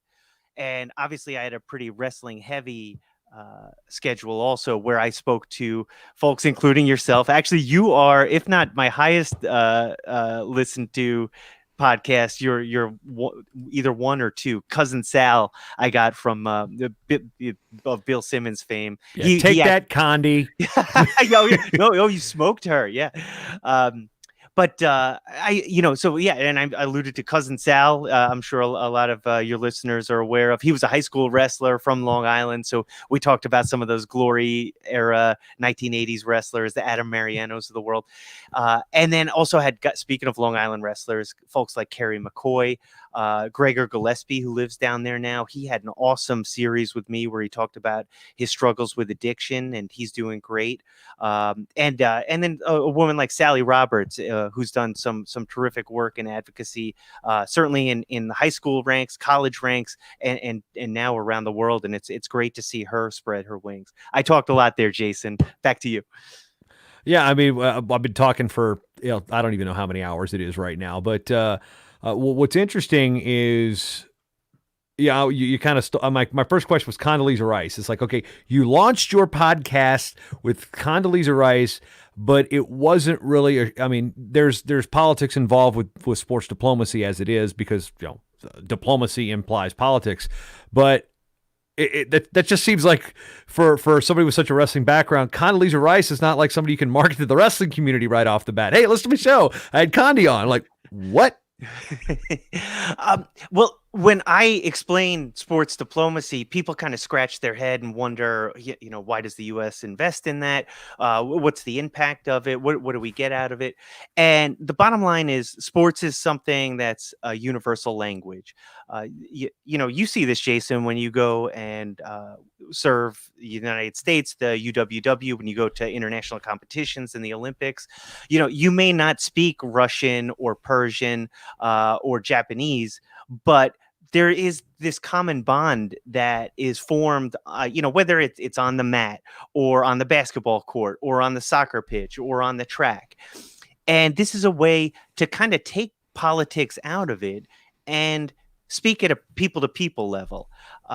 We certainly have our challenges and our issues dealing with other countries around the world. But you look at when they were going to remove wrestling from the Olympics, what was that, almost a decade ago, 6-7 years ago. What is the one thing that could bring Iran and Russia and the United States together, right? And it was this common cause. And then all of a sudden, when you realize that we do have things in common, we're all human beings, we have shared passions and interests, that's a foundation that you can build things on and then hopefully find solutions to the bigger problems. And that's what, on the wrestling mat, we're beating each other up. But at the end of the day, there's a respect that you develop when you get off the mat, and you can use that example in any other sport. The NBA finals are on right now. Just look at the rosters and how they're composed. or the Major League Baseball playoffs, and you see all the international guys. The Minnesota Twins. I'm sorry about what happened to them, Jason, but I mean, I'm an Angels fan, so okay. you can apologize to my wife because I mean, what is it, the 18th straight postseason loss for the Twinkies? Yep. Although it's a Twinkie hat, it's not a Twins hat. There is the Twin stuff behind me, but it just comes with being a Minnesota sports fan. Disappointment. Okay, I mean, no offense here. I'm sorry, but the Twins have players from 5 continents on their roster right now, and that's just a great example of other than the United Nations, where do you get the opportunity to bring people from such a diverse set of backgrounds together for a common cause? Beat the streets, New York City probably is about the closest thing I can think of. I mean, the melting pot that is New York City. And, it's when I look at those the preliminary bouts, we're not talking about the senior level bouts, but when they get the kids out there that are wrestling and you see these are kids that live in New York City with, Aliyev, AZE on their back. They're representing their home country, yet they're New Yorkers. So that's one thing I can definitely see where wrestling and kind of is that melting pot, such as the Minnesota Twins now out of the postseason type of situation. And that's a great example of why the United States is a terrific platform to use sports diplomacy, is because we all almost all of us came from somewhere else. And then, frankly, when I was at the NBA, we actually used basketball to engage with Native American populations too, and underserved kids that were from at-risk communities on a couple of reservations. And again, this is just a great way of using sports to bring people from all different backgrounds together. And those Beat the Streets events are wonderful. And I know that for years, the public school athletic league in New York really kind of stunk at wrestling, but it's been great to see what a little investment, not just of money, but of people's time and mentorship and energy has done to realize that there are pockets in the city where there are Belarusians and Russians and that have a proud and Iranian Americans that have a proud wrestling tradition that just need to get it unleashed. And this is the Beat the Streets has just done wonders to put kids on the right path. Couple things that are in the news. Craig Sesker's released his book Afsoon, which is about Afsoon Johnston, who is an Iranian immigrant who became one of the first medalists for the United States in women's wrestling. Of course, the execution of Naveed Afghari has got the international sports world on end. And then a situation going back a couple years, the Olympics, when this is where you and I were discussing this a little bit, kind of offline about the blowback from Ryan Lochte's situation in Rio and being there. And I had a theory about what happened to us post Lochte. So, if you don't know what happened to Ryan Lochte in Rio post, his shenanigans, you can look those up to give you the context and then come back and press play.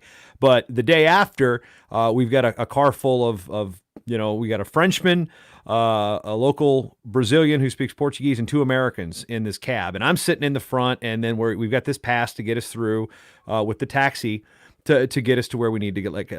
All weekend had worked until the day after Ryan Lochte. It came not when he was arrested, but when the truth started coming out about what actually happened. Now, here's me, a big American with a big American flag on my badge, and it says, I speak English. They would not let us go any further. It was like, nope, you are not going any further. The police are like, nope, they're stopping you. So we had to walk probably 2 miles instead of the normal quarter mile to get into where we needed to. The next day, we put our Brazilian-speaking friend, our Portuguese-speaking friend in the passenger seat next to the driver, flipped our badges around, and we were right on through. So in talking with one of the folks from the State Department that was kind of shadowing the U.S. wrestling team, we were explaining there, he's like, yeah, what's going to happen there is what happened. It's not going to impact the Americans that are there for the games. It's those that the expats that are there following that are basically going to feel the blowback. And that's something that there's an importance with sports diplomacy. You go over there, this is a diplomatic thing. You're not there to crap all over your host country, because those that are where's the diplomacy in that? So I guess given your experience, what would the State Department do, not speaking for them specifically, but as an example, to handle a situation that may be similar, not speaking directly about Lochte though? Yeah, and I have to be a little bit careful about that because I'm here. Noted. That's why I framed it. Speaking in hypotheticals. But you're hitting the nail on the head, Jason. When you go overseas as an American, you have an opportunity to be a citizen diplomat for the United States. And I say an opportunity, you also have to realize that you do kind of have a spotlight on you. Americans are just different, and there are different expectations of us when we're overseas. When you are a world-class athlete, you don't have the choice. You are absolutely representing the United States of America. I mean, by definition, that's what the Olympics are. And I mean, frankly, Jason, you are too when you're sitting there doing the announcing at the games also. I mean, equation as well. And I just really urge athletes to recognize that it's a lot bigger than just you and your brand. I mean, that's something that Lochte was known for, kind of being this guy that loved to sell the image of who he was. But it's not, you're representing 350 million people when you're in that kind of role, whether it's the Olympics or if you're on vacation in Tahiti. You have a great opportunity to show just how great our country is. And I would just really urge folks to remember that when they're abroad, that there is a spotlight on them that's only magnified when you are touched by the hand of God and are gifted, whether it's having the golden pipes of Jason Bryant or the swimming stroke of Lochte or Michael Phelps or something like that. Now, you bring up the announcing thing, and this is something that when we hosted the World Championships in 2015, I've got a very elaborate Google sheet that I work with whoever my announcer is. It's been Brian Hazard for the last couple years. John Cullen, broadcasting overseas, and there it was Ken Berger, myself. Brian Hazard was doing some sideline stuff, A.L. Hazlip, Sandy. So we had basically every Shane Sparks. We had every American that had ever touched a microphone involved in that in some way, shape, or form. Well, on my sheet, I had, PRK, but, people look at that, they may not. It's like, okay, so I had North Korea. No.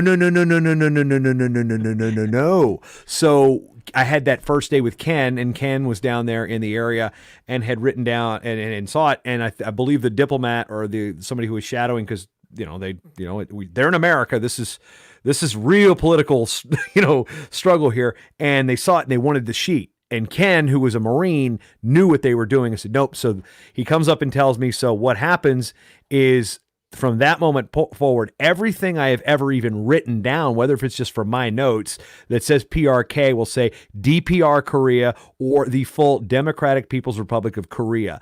Those things are important because I'm not going to be at the World Championships and say North Korea. It could cause an international incident, and I'm not exaggerating. Yeah, and you bring up another great point, Jason, where we Americans as a people can often be insulated. Just learning a little bit about other cultures can go such a long way. And knowing the official name, the officially recognized international name of a country, whether it's the DPRK or the Republic of the Congo or something along those lines, can really can avoid an international incident. And at the same time, it just shows that you're expanding your horizon outside of our borders. Yeah, there's a couple countries like that. We always say Russian Federation, the former, well, now they've changed their name to North Macedonia, but the former Yugoslav Republic of Macedonia, things like that. Those little things I found that are that little oomph to it. Now, to bring it back to the podcast, and because we're talking International Podcast Day, because I think a lot of the things you do are so interesting, and with that wrestling tie, it's an important discussion to have. Again, almost everybody that's been on the show today, basically, I've been wanting to get on the show in one way, shape, or form for short time, but we're doing 30-minute segments to make sure we can at least get the story out and promote the podcast. But I look through and I listened to Summer Sanders. I think in that era I came through. I remember Summer Sanders swimming, so I remember that. And then you've got, of course, the Gregor Gillespie stuff. That's where I found it. I think you tagged me in a post or something, and then I went back and said Condoleezza Rice. So, and then Gregor on there a couple times, and not just one segment. You had him back later and talk about that. So there's the wrestling part of it, and then of course you also say you're a 24 truther. 1924. Yeah. If you walk into the Dean E. Smith Center on the campus of the University of North Carolina at Chapel Hill, they have 6 national basketball championship banners, and the 1924 banner is. Listen, I'm a diehard Tar Heel. My daughter's name is Caroline. I love my heels. But I think that the 1924 banner degrades the ones that we actually earned in NCAA tournaments. Some bakery in 1936 went back and determined who the national champions were for each year. And it bothers me. It bothers me the way Alabama claims fake national championships. And it really stings when my home university, my alma mater, does the same thing. So what do you think about Central Florida? That's a good one. Well, national they don't have wrestling. Well, they have a good club team, but yeah.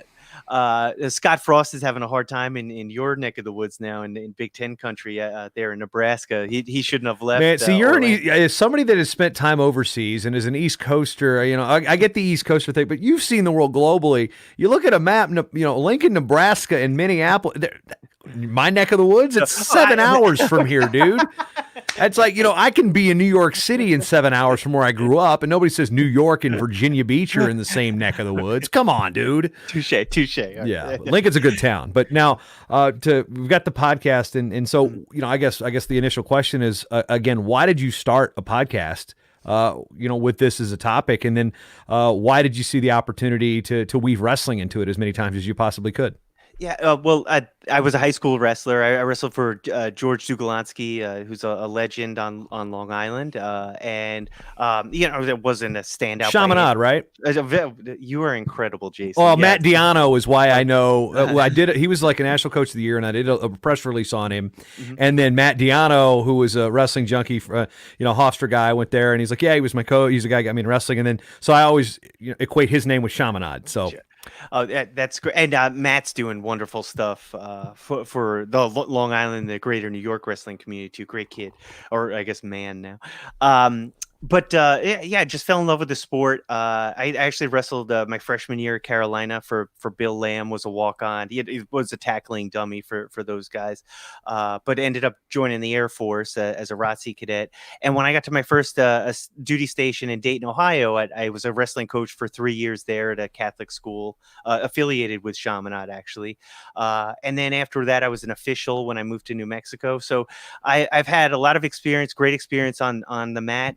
And really fell in love with the values of the sport and think it's done great things for me, great things for the world, and love talking about it and the values of the sport. And that just kind of multiplies with my role as a U.S. diplomat now. And I had this great fellowship where I was working at the National Basketball Association as a U.S. diplomat. And this was just the podcast platform was a great way to tie it all together and show why this is a worthwhile investment of our time and resources. Now, you're wearing a Stanford shirt, and part of this is you talk about Stanford, and you're working out there. So explain what you're doing out at Stanford and how wrestling is all involved. Thank you for that. I actually I'm on leave from the State Department right now. I was accepted to the Stanford's Graduate School of Business as a Sloan Fellow, and I'll start that in January. So I'm here in Palo Alto, and we've talked about Kerry McCoy and Condi Rice and Summer Sanders, and they're all Stanford affiliated, Stanford connected here. So while I'm here at Stanford, I'm looking forward to getting involved with the Keep Stanford Wrestling movement for all the reasons that I just laid out about why it's so important that a school like Stanford keeps wrestling on the books. And Jason, you've done wonderful work highlighting how D1 athletics have just been massacred in the COVID era. And thank you for bringing attention to that. People don't realize what's going on. And I think there's going to be a big reckoning, let's say after the football national championship, if basketball doesn't figure things out for the NCAAs, there's going to be just a reckoning that folks are going to have to come to because I just don't know what the future of college sports looks like. But if there's a way to keep a sport like wrestling on a campus like Stanford, I'm happy to help, and I've been in touch with those guys, and I look forward to making an impact there. Yeah, it seems like there's a real movement there, but it's not super vocal on social. It seems like they're really utilizing back channel, and this is just a hunch here. because I've seen what the Stanford student paper put out, I think yesterday, about the impact that these cuts had on various demographics of students, and they said that I think FLI, lower income first generation, I think, or IL, I can't remember the acronym off the top of my head, but it was how that at Stanford is 16%, nationally it's 17%, but wrestling's roster was 44%. First generation lower income athletes, and then the elimination of fencing and some of those Olympic style sports, it might have impacted only 25% of X amount, but the Asian athlete population in the NCAA is only 1.7% or something like that. So while it looks like it didn't impact our larger demographic window, you just zapped a huge chunk of that 1.7%. So based on and your knowledge of sports diplomacy and your role, how much do you think that you can bring to the Keep Stanford Wrestling? And I understand it to be, it's not just a sport by sport thing. It says all or nothing, and that's kind of what you guys seem to be up against. Yeah, I'm not officially tied in yet. I've had some initial talks with the team and the staff here, but you're hitting all the right notes with why it's important to keep wrestling here, and I think there's a strong argument for not just wrestling. I mean, they're cutting the rowing team, men's volleyball, and they've got a national championship, don't they? Yeah, I mean it's shocking, and it's tough for listen, and it's tough for the athletic departments too, and I get that there are several sides to this story, but I if a place like Stanford can't find a creative solution to figure this out, then all hope is lost.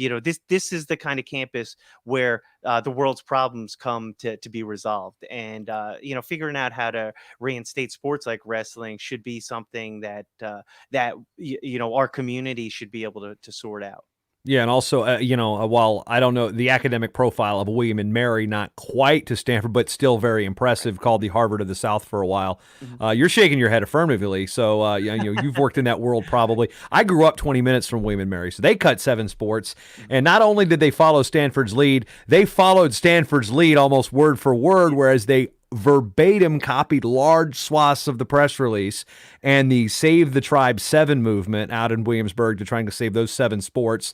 One of them, they've hired one of the favorite Title IX lawyers, Arthur Bryant, who would routinely try to save just the women's sports, not the men's sports. I worry about that retainment. But again, William and Mary copied pretty much large chunks of the Stanford release.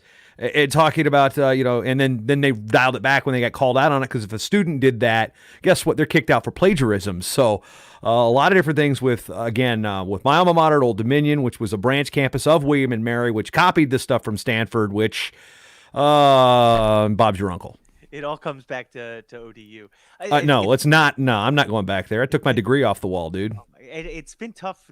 All kidding aside, it's been tough watching you on social media because I mean, you freaking love the institution, and it's not just wrestling. I mean, that's the thing. I mean, I grew up there, literally grew up there. I was babysat. My older sister went there, so I don't want to get on the Old Dominion tangent. We got, I can drink beers with Spey and Askren and talk about that on our next segment as they're coming in to close us out as far as the official time goes. But Morgan, Diplo Sport, when you see the launch of it coming back, because it was one of the more intriguing podcasts, and I think if there is a crossover show that has a little bit to do with wrestling, that wrestling fans that want to be educated, because I said earlier, I want to educate with my shows all the time. That's why I get a lot of historical stuff and do some stuff that you don't typically get. Where can they find it, and what kind of shows can they expect from you when you relaunch it?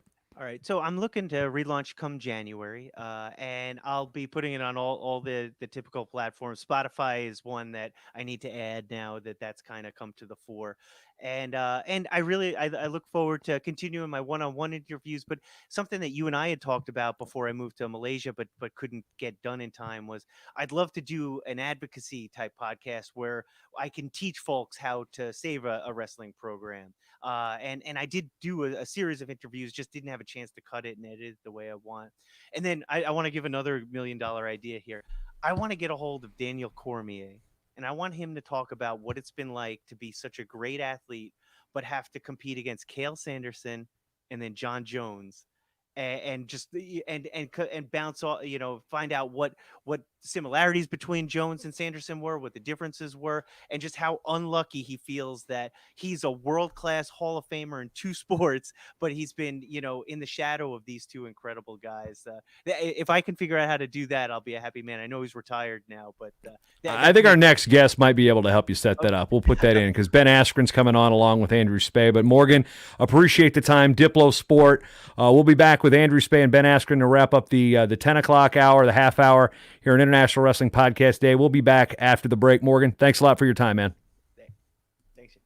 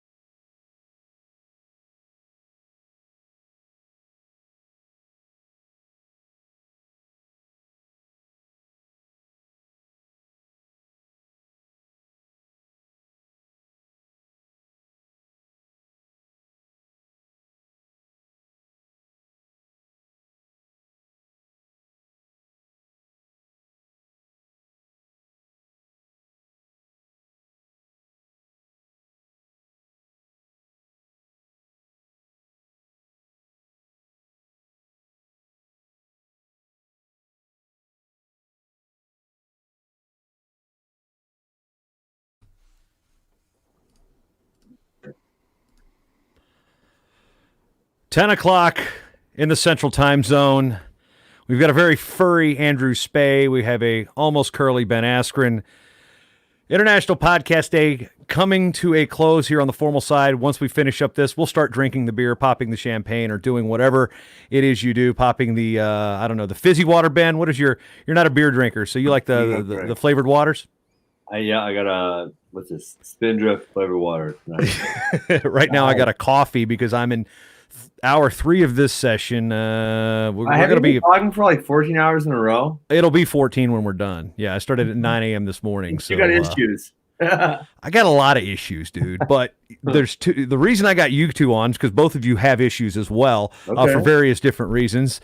Andrew Spey, host of Spey Stupid Podcast and multiple-time frequent appearer honor of the Flow Wrestling shows, including FRL and the Bader Show, and then Ben Askren, who has me and him, I think, are fighting for the title of most podcasts nobody listens to. I think you're joking with Ariel Helwani about that, but you co-host of FRL. You've done a lot of stuff with the Rudis, including On Deck, and then you were the host of the Rudis Wrestling Podcast, and then before you went to FRL, and then I took your seat. You kept it warm for me for 114 episodes, and then you've had your FRB show. You've had so many different your crypto show. I mean, if there's anybody that's adopted podcasting faster in the sport of wrestling than Ben Askren, I don't know, because mine was a Jason slow. Bryant. It took me some years. 74. You just jumped in and started like 10 shows overnight. Yeah, it's fun. It's fun, especially when you get to talk about things that you enjoy. I think that's probably, the biggest deal is I enjoy all those topics, so it makes it easy to talk about, and then I get to talk to people I enjoy. So for me, it's a win. It's a win all around. All right, Spey, you've got what I love about your show is, one, we are of the same ilk in the regards that, one, I've said ilk twice today, over 17 hours, which you usually never hear, whatever, how long it's been. In terms of our music we tend to lean towards too, various pop culture references. What kind of music is that? Basically, probably 90s metal more than anything else, post-hair band, Yeah. Pantera, we've been discussing. Your favorite album of theirs is Vulgar Display. I think that's an almost perfect album, but I would go with Trendkill if I had to pick a Desert Island one. But we can go back and forth on bands like that. Pantera is a staple of the warm-up room or the weight room. Just like AC/DC, which Rudis just came on with some killer stuff, and nice I was stoked when Matt gave me the phone call there, because my voice is in the background using some like old school like Mac calls that work for AC/DC and for wrestling. So I kind of geeked out a little bit when Matt and Tyler called me like, "Hey, here's what we kind of want," and I'm like, I'm going to be the voice of an AC/DC commercial. Oh my, yeah. Cause I had tickets to see them in high school and so in September 96, they were supposed to be at the Hampton Coliseum. Didn't happen.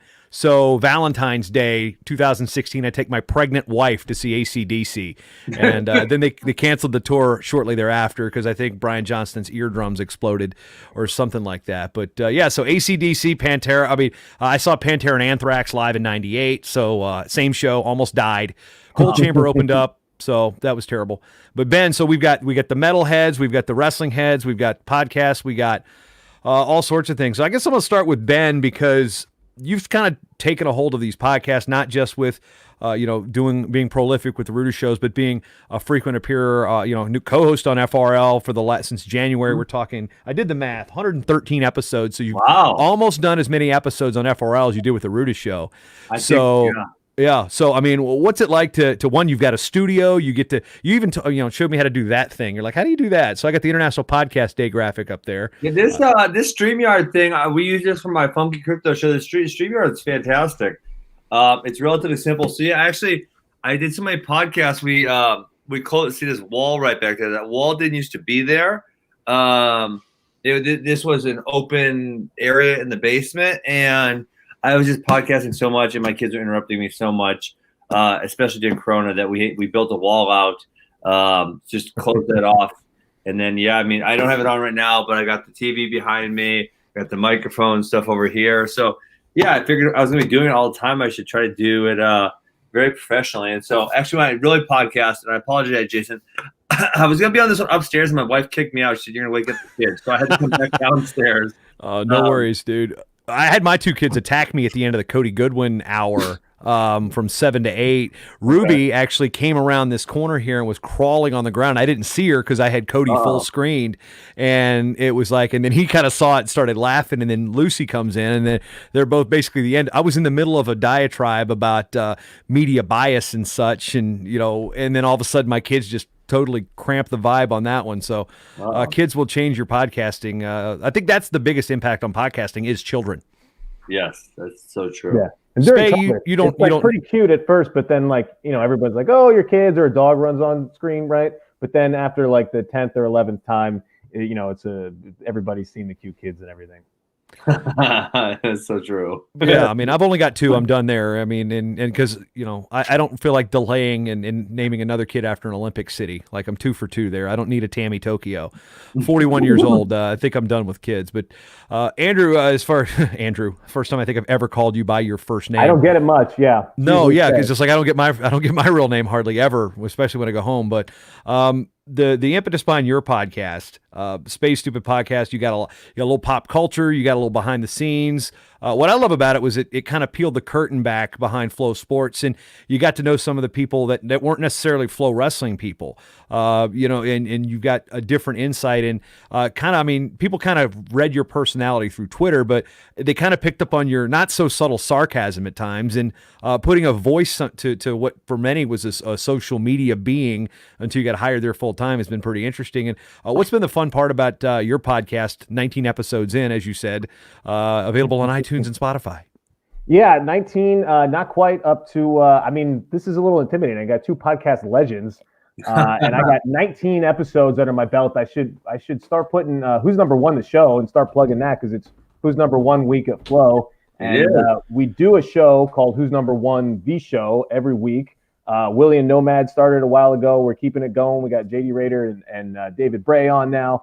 But we just haven't made the leap to podcast. We really should because there's good stuff on there. And then, Space Stupid Podcast was just, I go into the office every day and there's all this equipment. There's all this stuff that I would never have access to and never would be able to, put together or know how it all works. Luckily, there's literally professionals that do this stuff.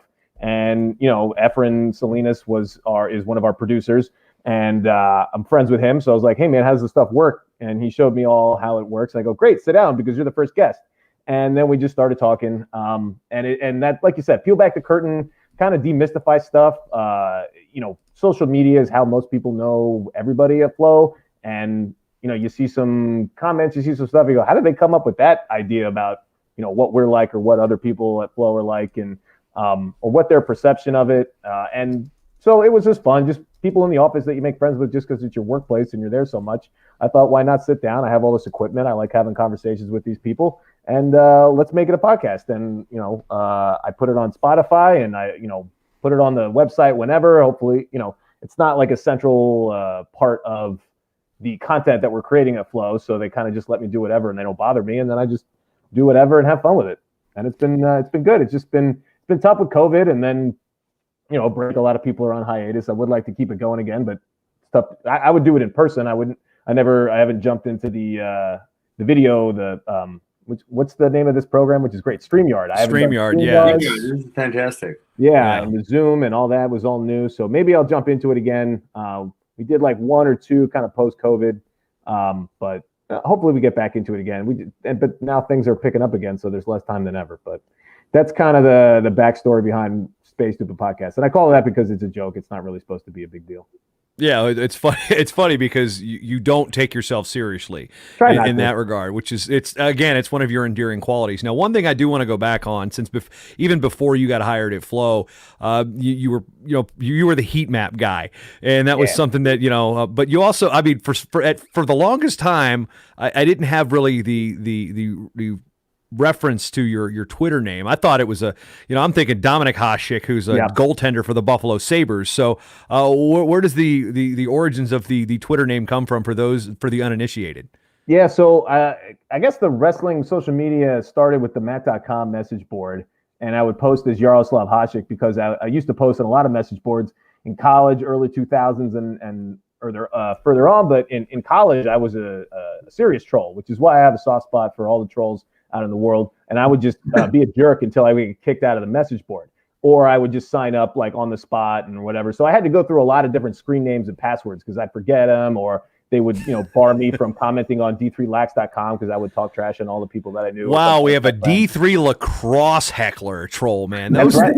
D3 football, D3 lax, like anything I could get my hands on to annoy people, I thought was hilarious back then.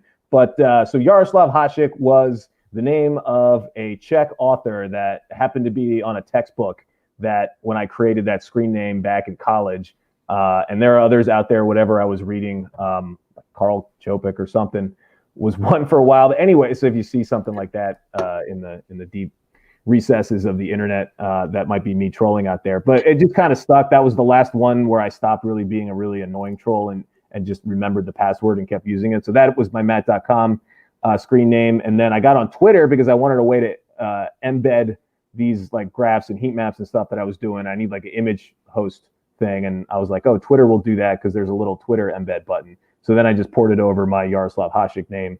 And that's just what I started tweeting at in wrestling Twitter, which was a glorious years of, 2013-ish to 2016 or so before I got on with Flow.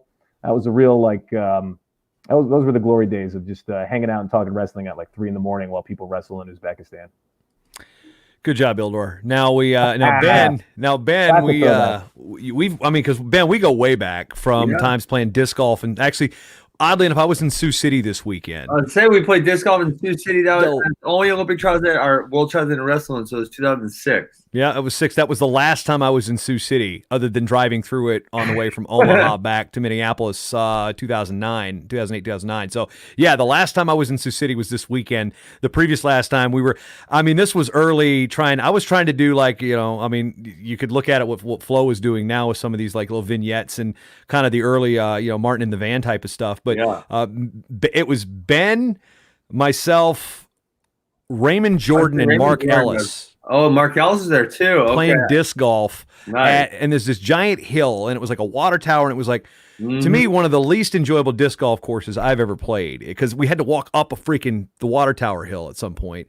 And then we played at Virginia Beach before the Southern Scuffle, and various places. So Ben and I go way back. My buddy Nate, best man at one of the groomsmen on my wedding, best man. I had 3 best men. How I say it. Oh, Nate Shy. Nate Shy, grips and hips on the forum, was going Herbert decision Askren 5-4 all year, and at one point we run into. It was Bader. Right after the finals. It was right. I think it was right. Yeah, it was at a place in Oklahoma City, I think. And it was Bader, J.C. Russell, who ended up following Tristan Hansen out to ODU for a year. Yeah. A couple other guys. I don't know if Reed was in that group or not. But it was basically like grips and hips, guys, grips and hips. And everybody's like, boo. And then you came up to me at the end of the tournament and they go, hey, JB, tell Grips and Hips to go F himself. And I'm like, tell him yourself. And I'm pointing right next. He's sitting right next to me. So then we go pick up Ben to play disc golf in Virginia Beach right before the scuffle when it was still on that in Greensboro. And we walk into they're renting an apartment or something down in Virginia Beach. And Askren's dad goes, Grips and Chips, go F yourself. It was just so, I mean, we're talking 12, 13 years ago. So Ben, to set the stage up, we go way back. That has nothing to do with podcasting. I just realized that I haven't told that story in a long time. That, you know what? That, like, I haven't thought about that in a really long time. That brings back really good memories. Man, that makes me laugh. I remember one of the things I used to like to do back in the day, which I did at Sioux City Disc Golf Course. When I ever had a huge hill like that, I would just throw it. I just want to see how far I could throw it. And hey, if I was able to find it, I'd find it, and if I didn't, I didn't. So what? You know, so I know I threw some bombs off the hill in Sioux City about 1,000 feet.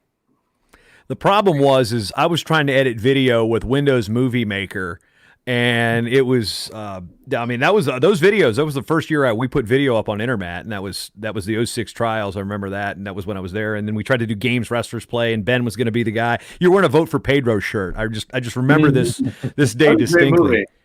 Yeah, it was a pretty good movie. You know, I want, you have Pedro's protection, but I think that's the line. But we're way off of center where we were doing with this, but we're talking podcasting. Something that we really want to talk about. I thought we were just getting out here to talk about whatever we wanted. Well, it's International Podcast Day. You are a prolific podcaster, Ben. So you are a champion of the medium, not just in the video sense, but you've also got, audio. I mean, you and the infamous FRB, talk a lot of different things. I mean, first of all, T-Row and Funky Show was quite possibly one of the most enjoyable listens in wrestling history. And I'm not talking about one episode. I'm talking about the whole, as soon as it came out, I'm like, I would stop what I was listening to and start that one. Sometimes I'd fall asleep. I had to stop and start it again. It was because Tommy's got, you and Tommy just have they had this weird rapport, and as goofy and nerdy as he is, and as goofy and nerdy as you are, it's just like, and as awesome athletes as you are, it was like, as a wrestling fan, not just having known you guys, it's like, this is a good freaking show.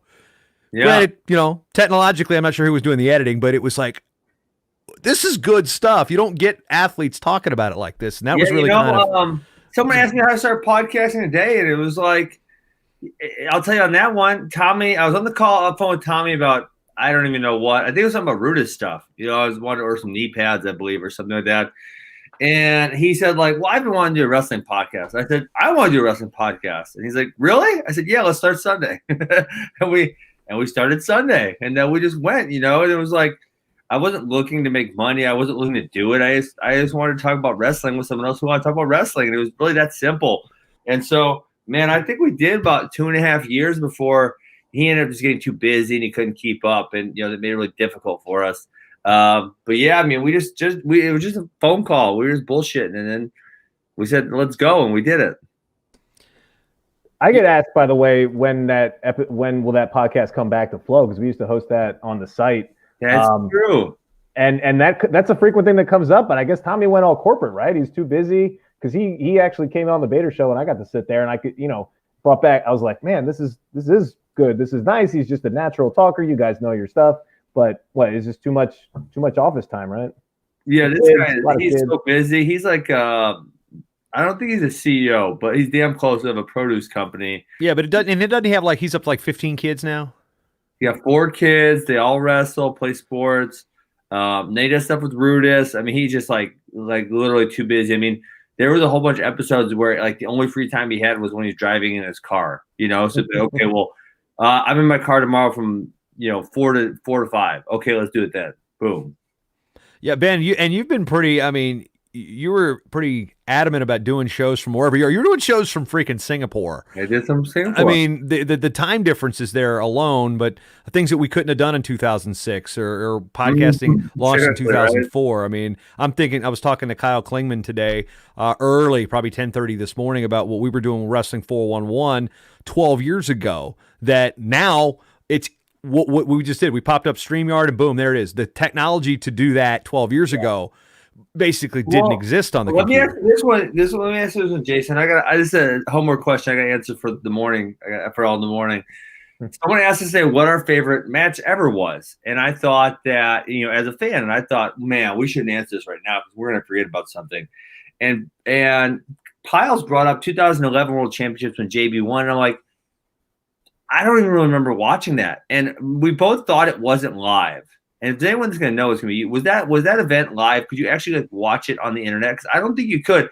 And it's scary. No, 9 years, Jason. That was 9 years ago. That's it. I was doing the audio live for USA Wrestling, and which something that actually Joe Williamson and I both started doing the same year in Denmark. We were both kind of doing dueling audio because in those eras, I wasn't even working for USA Wrestling full time yet. Gary was in grad school, so I was over there with Craig, and then Joe was sitting next to me, and his dad, the late Jack Williamson, man, what a great guy that guy was. And we were basically that was kind of like me and Joe's real bonding moment. We spent a week next to each other, and there was some tensions between me and Flo back then, and that was pretty much that solved a lot of it because we realized, oh, you're a pretty good guy. Okay, and you're a pretty good guy too. So great guy. Yeah, we got along pretty well. But yeah, 09 and then 10 was in Moscow, and I did the audio there nonstop, kind of like this podcast day. So I've got practice doing this. And then 11, Istanbul, we were on an end zone. And that was the toughest thing. Bader was wearing a singlet that year in press row, which is not atypical for him. And then that was back in the video era where we were we were in a race. Basically, it was Bader versus Gary on who's going to record the matches faster and get them up to YouTube first. So, and at some points, we were the governing body, had helped, Bader get the credentials in that respect. And then, so one time Gary missed a match, had to ask Bader for his copy to put on USA Wrestling. But back to the initial question, the audio was live via Ustream. And there was a lot. Chael Sonnen was in the chat quite frequently. We had this Swedish fan in there that was really annoyed with all the coverage we were giving to women's wrestling, saying, "Oh, girls wrestling no good. They get, they're not as good as the." I was like, "Well, they're winning, so they get the money, of course." But yeah, it wasn't live. I remember the karate chop that popped Burrow's cauliflower ear was pretty gnarly. Really, I remember that. Yeah, it was basically it was like a chop, and I was worried that they were going to stop the match for bleeding. The doctors were going to stop the match and disqualify Burroughs, but Bernie Feldman, who's been the U.S. doctor for centuries, Hall of Famer, he was down there like, no, he's an official FILA doctor. So his first world championship, winning it, but it was also that 3-period system, and it wasn't live streamed. The Olympics in 08 had a live stream because that was NBC. I remember in the chat room, Tony Black was actually Wisconsin throwback for you. He was manning the chat room for NBC. I was in there in Virginia, and then 10 again we were doing audio. Yeah, Fila didn't invest anything in live streaming back then until really 13 when we had to save it, and then basically what you see now.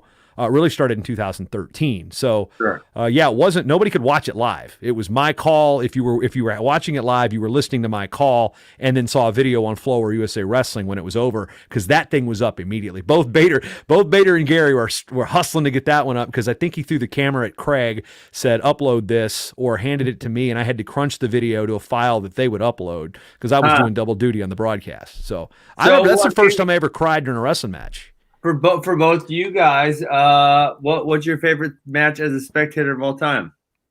2016, Helen Yoshida. Nice. Without question. Most game-changing moment in the history of women's wrestling. Okay. Just without Kyle Snyder winning in 2015 is probably second. Really? I think I'm going to pick Kyle Snyder in 17 over Sadulayev because it got the U.S. the team title. Spey, what's yours? This is like a deep pull. I didn't watch it live, or maybe I did. I think it was Grahalis and Alton. The dual meet, Penn State. The dual. Completely gassed and just throwing each other back and forth, onto the back, rolling back and forth, and Grahalis ended up winning. But because I had a horrible gas tank, I just personally love seeing guys somehow push through or just being so tired. That and Boltakayev when he lost to Andreitsev at the Rio Olympics. Oh, at the Olympics, yeah. Just leaning his head on Uwe, the German rep, the skinny one, as Andreitsev's arms getting raised. You see Uwe Mons, yes. Yeah, what are you doing, man? You can't take a nap on me. But like a real answer though would probably be 2015 because I actually went to Vegas to watch those World Championships, and both the nights that I got tickets for and saw were the first one ended with Burroughs winning, and the next one ended with Snyder. And I don't know, maybe I'm a Burroughs homer, so I would just go with that one. It's tough to pick, but those are the ones that stand out. I've cried twice, senior level matches. I remember crying 3 times in my life about wrestling, and one was Helen winning gold, and I'm announcing, and I'm trying to keep myself together. Then Burroughs' call, like at the end of Burroughs' call, when I took off the headset to catch my breath, I just jaw starts quivering because I hadn't seen a world championship yet, so it was one, and I'm like, just kind of like you're fluttering a little bit, and there might have been a tear. I wasn't like bawling or anything, but it was just that was an emotional win. And then plus he's never let me forget the fact that I picked Sargush that year because what am I? Am I going to pick the guy that's never been to the World Championships before? He'd never been yet, so I'm picking the returning world champ. It's a pick contest. It wasn't like I wasn't rooting for him.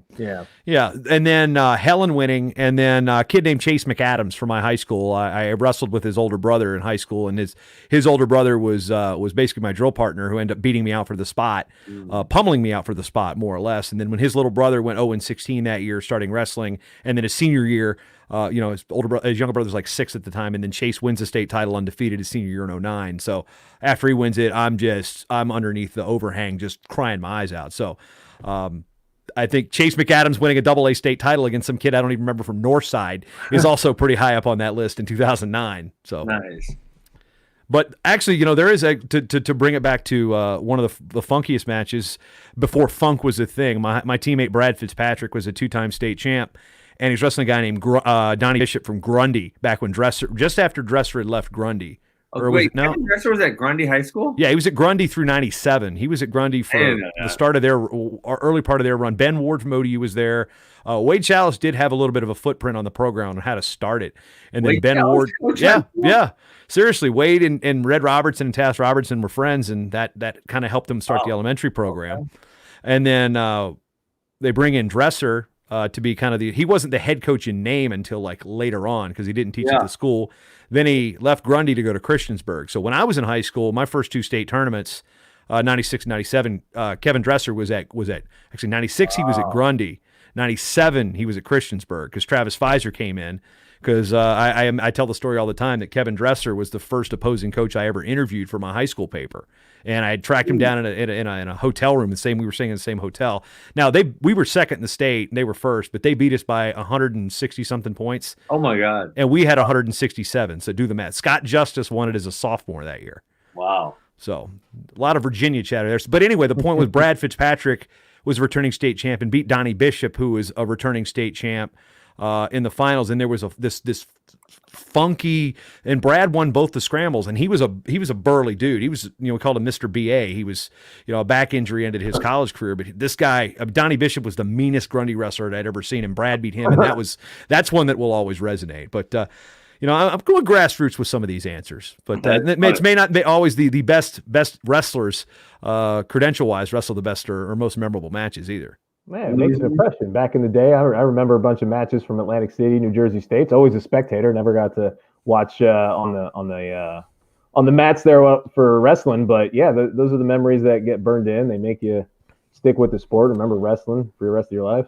Oh, so Spey, you might remember these though, because Dennis Whitby, his buddy of mine, he's from Lacey Township, wrestled with us down at ODU, and he would always tell Mark Manchio stories about how crazy this guy was, like on the walkouts and introductions. I remember that name. Oh yeah, I went to Northern Iowa. Didn't do much after that, but I mean, he would come out with like the bottle of water, like just spray it everywhere and stuff. I mean, there's got to be some crazy walkout handshakes in Jersey that are memorable there too.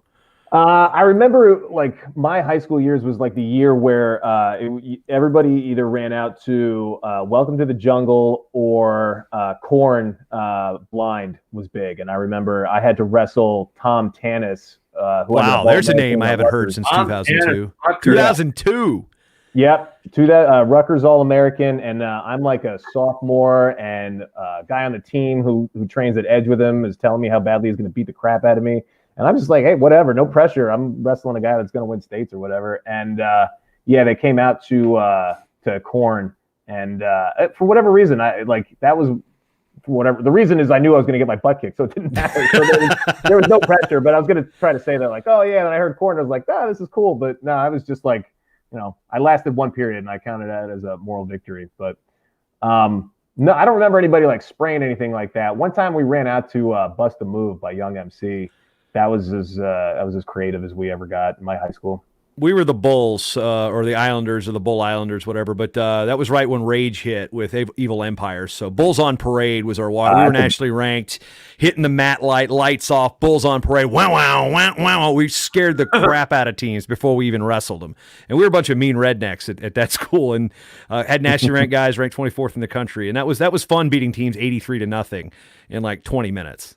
That's good demoralizing win. I wasn't a starter on any of those teams, just to be abundantly clear. I was the announcer for those teams. But I guess want to bring it back to our actual topic. Spey, since you're in-house in Austin, and you've got the brewery pretty closely, and not just Flow Wrestling, but Flow Sports as a whole.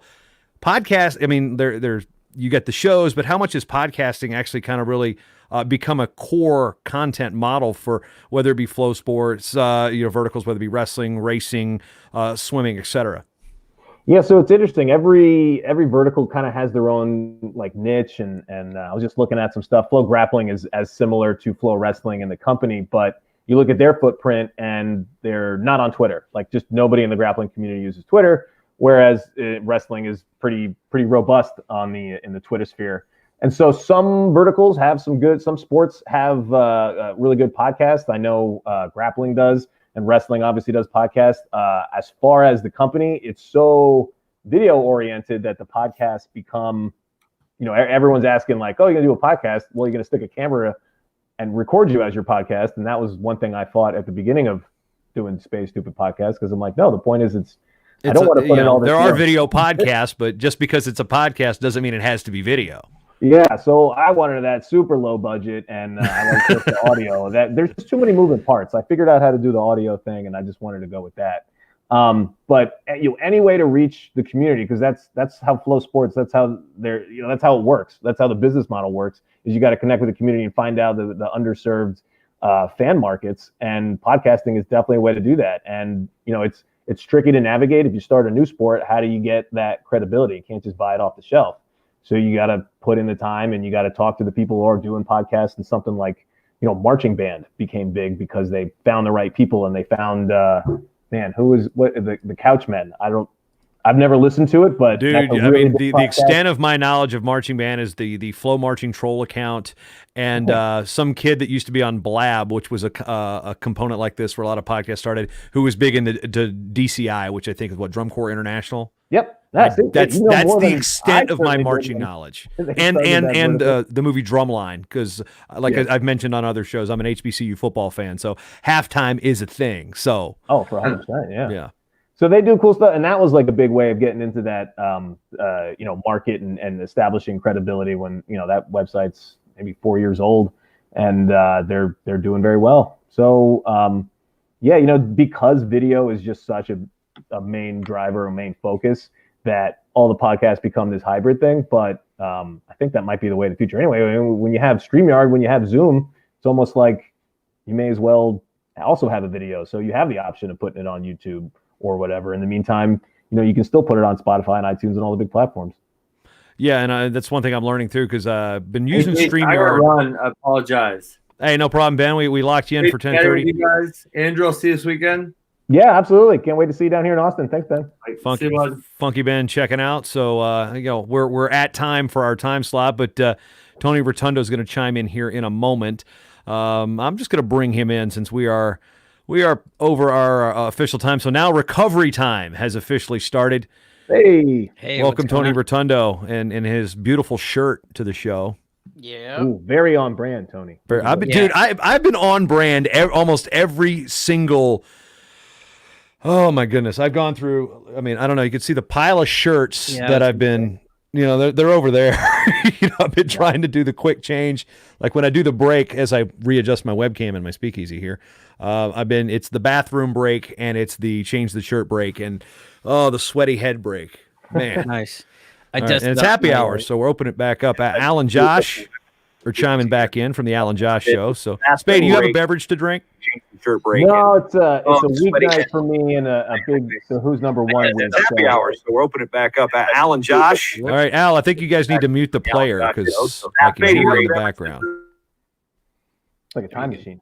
Yeah, it's probably them, right? I'm gonna crack a ice cold yerba mate in the morning, but that's all I got going right now. After the end of who's number one, when all the awesome matches are done on Saturday, I guarantee there will be an adult beverage or two. Yeah, I tell you what, I'm gonna reach back in this fridge over here. I'm gonna cleanse the palate a little bit. I just had some coffee. I need to drink some water because Pliny the Elder is making its first ever appearance in my bar. Tony, looks like you've got one ready. You got one on ice. Yep. Tony, can you tell? First of all, Spey, do you know the story of Pliny the Elder? The historian or something? No, the beer. I don't know. I'm not a beer historian. I don't know. Well, no, but you've got a good brewery right there. With Live Oak's right there, right? Is that the one you guys hit all the time, or is that Live Oak's is there? There's what's the other one? I'm not good on the beer. No, what's the one that's next door to y'all's place that you sit down outside and do the show from?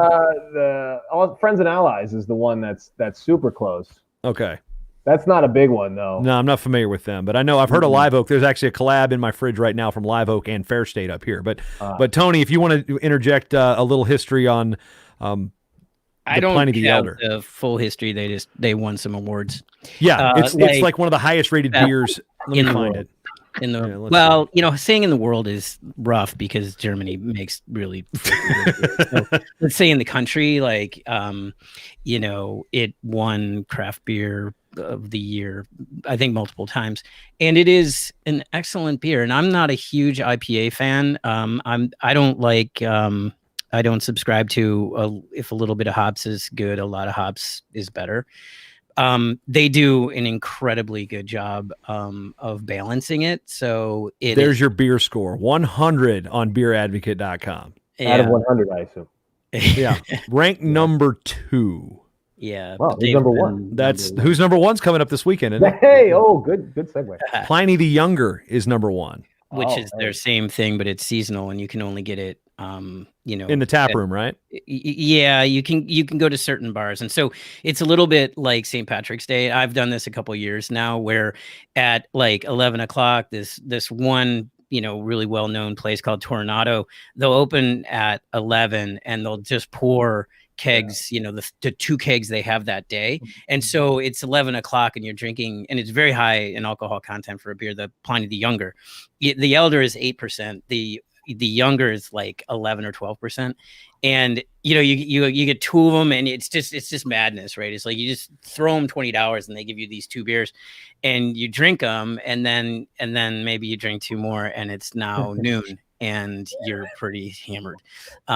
And so it's very St. Patrick's Day kind of feel to it. But yeah, you can't buy Pliny the Younger in a bottle or a can or anything, or even you can't even find it outside of when they release the 100 kegs or 200 kegs, whatever it is. We're also educating Al and Josh. You guys figured out your audio yet? Yeah, well, yeah, we've actually been watching you for a while, and I'm sorry. So, Spey, you said Matt Talk Glass. Look at that. Is that the big dog? Turn it around. Is that the big dog? Yeah, it's perfect for this. That's actually, the 20 ouncer. It's gonna be a little small. Then I've got this. Oh, the Media Association. Spey, you've got one of those, right? I do. I can get that. I just don't have any beer to put into it. See, yeah. So I'm boned out right now. We met Spey one time in Vegas, and it was a Sunday morning, and we drank beer at the hotel or at the airport bar. So I don't believe this whole it's a weeknight stuff. Sunday. That sounds like the end of a tournament, especially Vegas. Yeah. Nobody knows what day it is in Vegas. It's like Fargo. What time is it? Thursday. It was after the Cliff Keen a couple of years ago. We were in the airport talking. There was a guy between us. Next thing you know, we're talking wrestling, and this poor sucker in the middle of us is looking at you, looking at me, and then he goes, "You know what? That's right. Yeah. He's like, I'm just going to step out and let you guys talk wrestling." Right. No, I remember that. Yeah, it's just going to dominate conversation. That's when you go to NCAAs and somebody doesn't know that their city's been taken over by a bunch of like wrestling meatheads, and all they want to do is talk about the one time they get to be around other wrestling people. Exactly. Yeah. Except in New York City, where we were just kind of swallowed up by the city. It's like, nobody knows we're really here. Yeah. What's the freak show at the Garden today? Bunch of dudes with mangled ears. Yeah, those Sundays after a tournament, like at an airport, are some of my favorite days because it's so awesome that, you know, people kind of trickle in when they come into a tournament. So, you know, you'll see wrestling people and you'll notice them as you go to your gate. You'll be like, oh yeah, that guy's, you know, going to the wrestling tournament, whatever. But on Sunday, when the airport, if it's not JFK, it's just packed full of wrestling people, like everywhere you turn. It's over wrestlers and athletes that haven't had a full meal. And I remember one year in St. Louis, I ended up coming back. It was like probably 4:30 in the morning. I don't know where I was coming from. And I end up, or maybe it wasn't that late, but it was something where I end up with, who was it? It was two guys from Minnesota. It was Brett Farr and Michael Krales from Minnesota. And I'm like, they're like, yeah, we're going to Iowa. I was like, well, can I ride with? All right, cool. We end up going to Iowa. I end up buying them, you know, they're seniors, so I can, you know, I bought their breakfast. It was like, hey, here you go. Here's your senior thing. Year before or two in Oklahoma City, I end up running with some guys from Lock Haven, Fred Garcia, now the coach at assistant at Binghamton, and we end up eating a piece. Like, you know what, I got this. You're all seniors, you know. It's not an NCAA violation anymore. So it almost became a theme that where late night when you're people watching, you end up at IHOP with Minnesota heavyweights, or a pizza shop in Oklahoma City. So.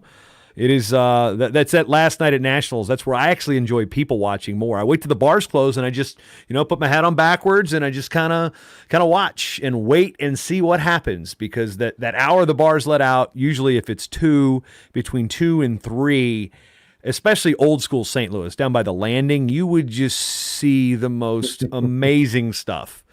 And it would not the fights. I mean, every now and then there would be a fight, but one, I don't know if I want to out him. Maybe I will. Marcus Orozco wrestled it at UC Davis. We're standing there next to one of the bars, and then we're just watching what is unfolding before us. And people are like, you know, this cab guy's in, and this guy's beeping the horn, and then the cabbie gets out to fix something else, and the other guy jumps in the driver's seat. He's like, "Can I drive?" And it was just beep, beep, beep, just beep, just these craziness that it's kind of, you had to be there kind of stories. And then I found $20. So I just enjoy the people watching. Pittsburgh, Cleveland, I enjoyed the people watching. Hazard got a concussion as we were people watching in Pittsburgh. Wow. Which was interesting. What happened with our friend Brian Hazard? He went to brace himself at a taco place that Beckman had told us about. So we're in line over there on that side of the Pittsburgh, on the other side of the river, one of the 3 rivers. And he went to brace himself, and it was a woman standing there, and she kind of shifted. He fell and went whack face first onto the pavement. So yeah, it was he had a concussion. that was after 3 days of announcing. So his pipes were sore, and so was his face. Not that much here or here, just here. Hey, wow. Were we all at Cleveland? Al, were you there? Yeah. Yeah. Okay, so we were all at Cleveland, right, Tony? Yep.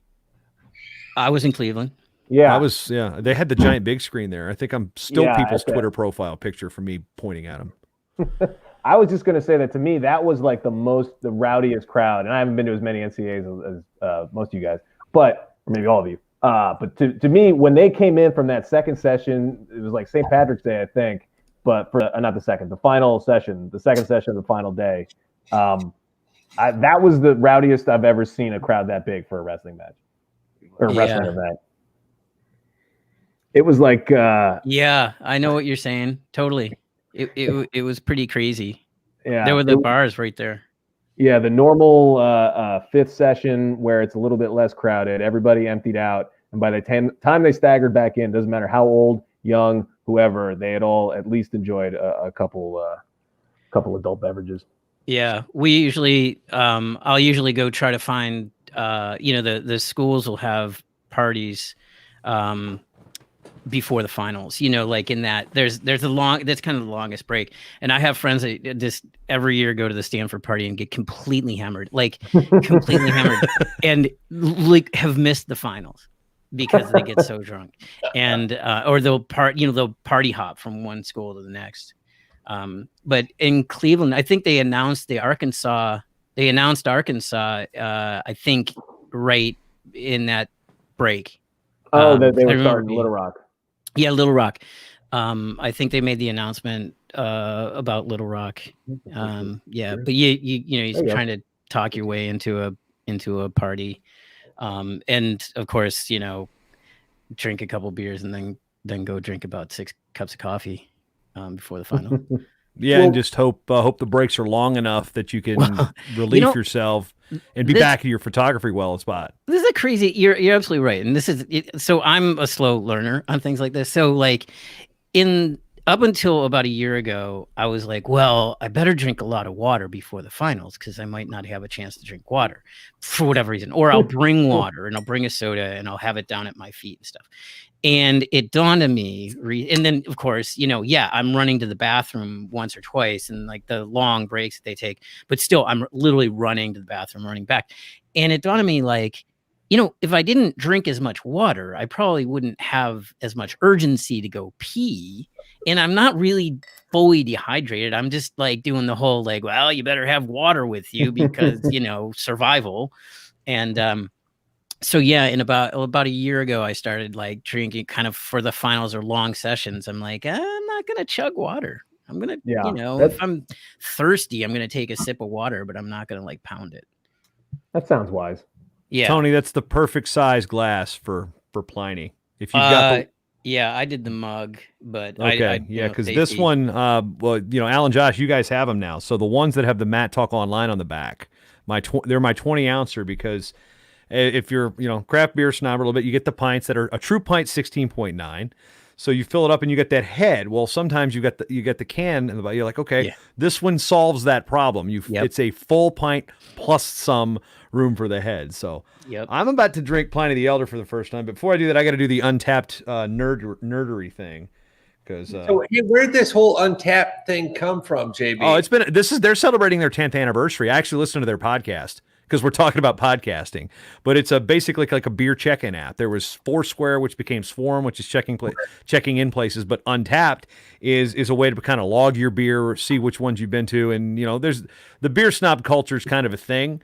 Because in college I used to have $20 and be like, how much beer can I get with this? And you're ending up with Schaefer or Spey. I mean, you went to college in Virginia. You know the type of swill we had to deal with. Yeah, I'm a big macro guy, so I know exactly what you're talking about. You get the 30 rack of Schaefer, Genesee, for $5.99. Yeah, Genesee Cream and Genesee Red up in Jersey would come down. Milwaukee's Best. New York, yeah, Beast Ice. Yeah. Oh, yeah. Oh, I mean, it was like anything that had ice in it because it was 5.5%. They ain't lying. We would do Walmart runs for if we had a party and just get the suitcases and Natty Light, but we'd sneak in a couple Natty Ices and then that would either late night or whatever or pregame. I was the guy that always had a backpack with a 12er or a larger backpack that I could get an 18 pack. I think Bud Light liked the 18 packs, and then Yingling Lager made its way down to Norfolk, and all my roommates were from Pennsylvania and New York. It's like, hey, go get some lagers, which are their formal name if you're up there. So I'm walking around the party, and it's a point where the women's basketball team recognizes, hey, it's the bag man. And I'm like, well, it's not really a great term to be known as. I'm not really that kind of bag man. But if you want a beer, you can ask 6'5" woman staring me down like she will kill me. Yeah, she didn't kill me. Every year we try to have a guy, Rod Frost. He's actually brother of Kurt Frost from Iowa. So Gilbertville, Don Bosco, right? Exactly. Yep. Rod Frost is also from there. He's a referee and a dad up here, referee in Minnesota. We have him on at the beginning of the high school season, and he talks about rule changes and points of emphasis, all that sort of stuff. We told him the first time we had him on, the only rule is you have to bring us beer. So he showed up with a 12-pack of gas station Natural Light. Now, I'll drink Natty Light. It's technically he didn't lie to you. He showed up with what he had to, but this is so in Minnesota, gas station beer is like 3.2. Well, the last state to do it. I actually mentioned that earlier today. We are the last state to have 3.2 beer. Yeah. Okay. So he showed up with watered down Natural Light for our podcast. It was really disappointing. And we gave him plenty of warning, like no, like, hey man, if you're going to be on the show, you bring a case of beer, Rod. Right. Like that's the deal.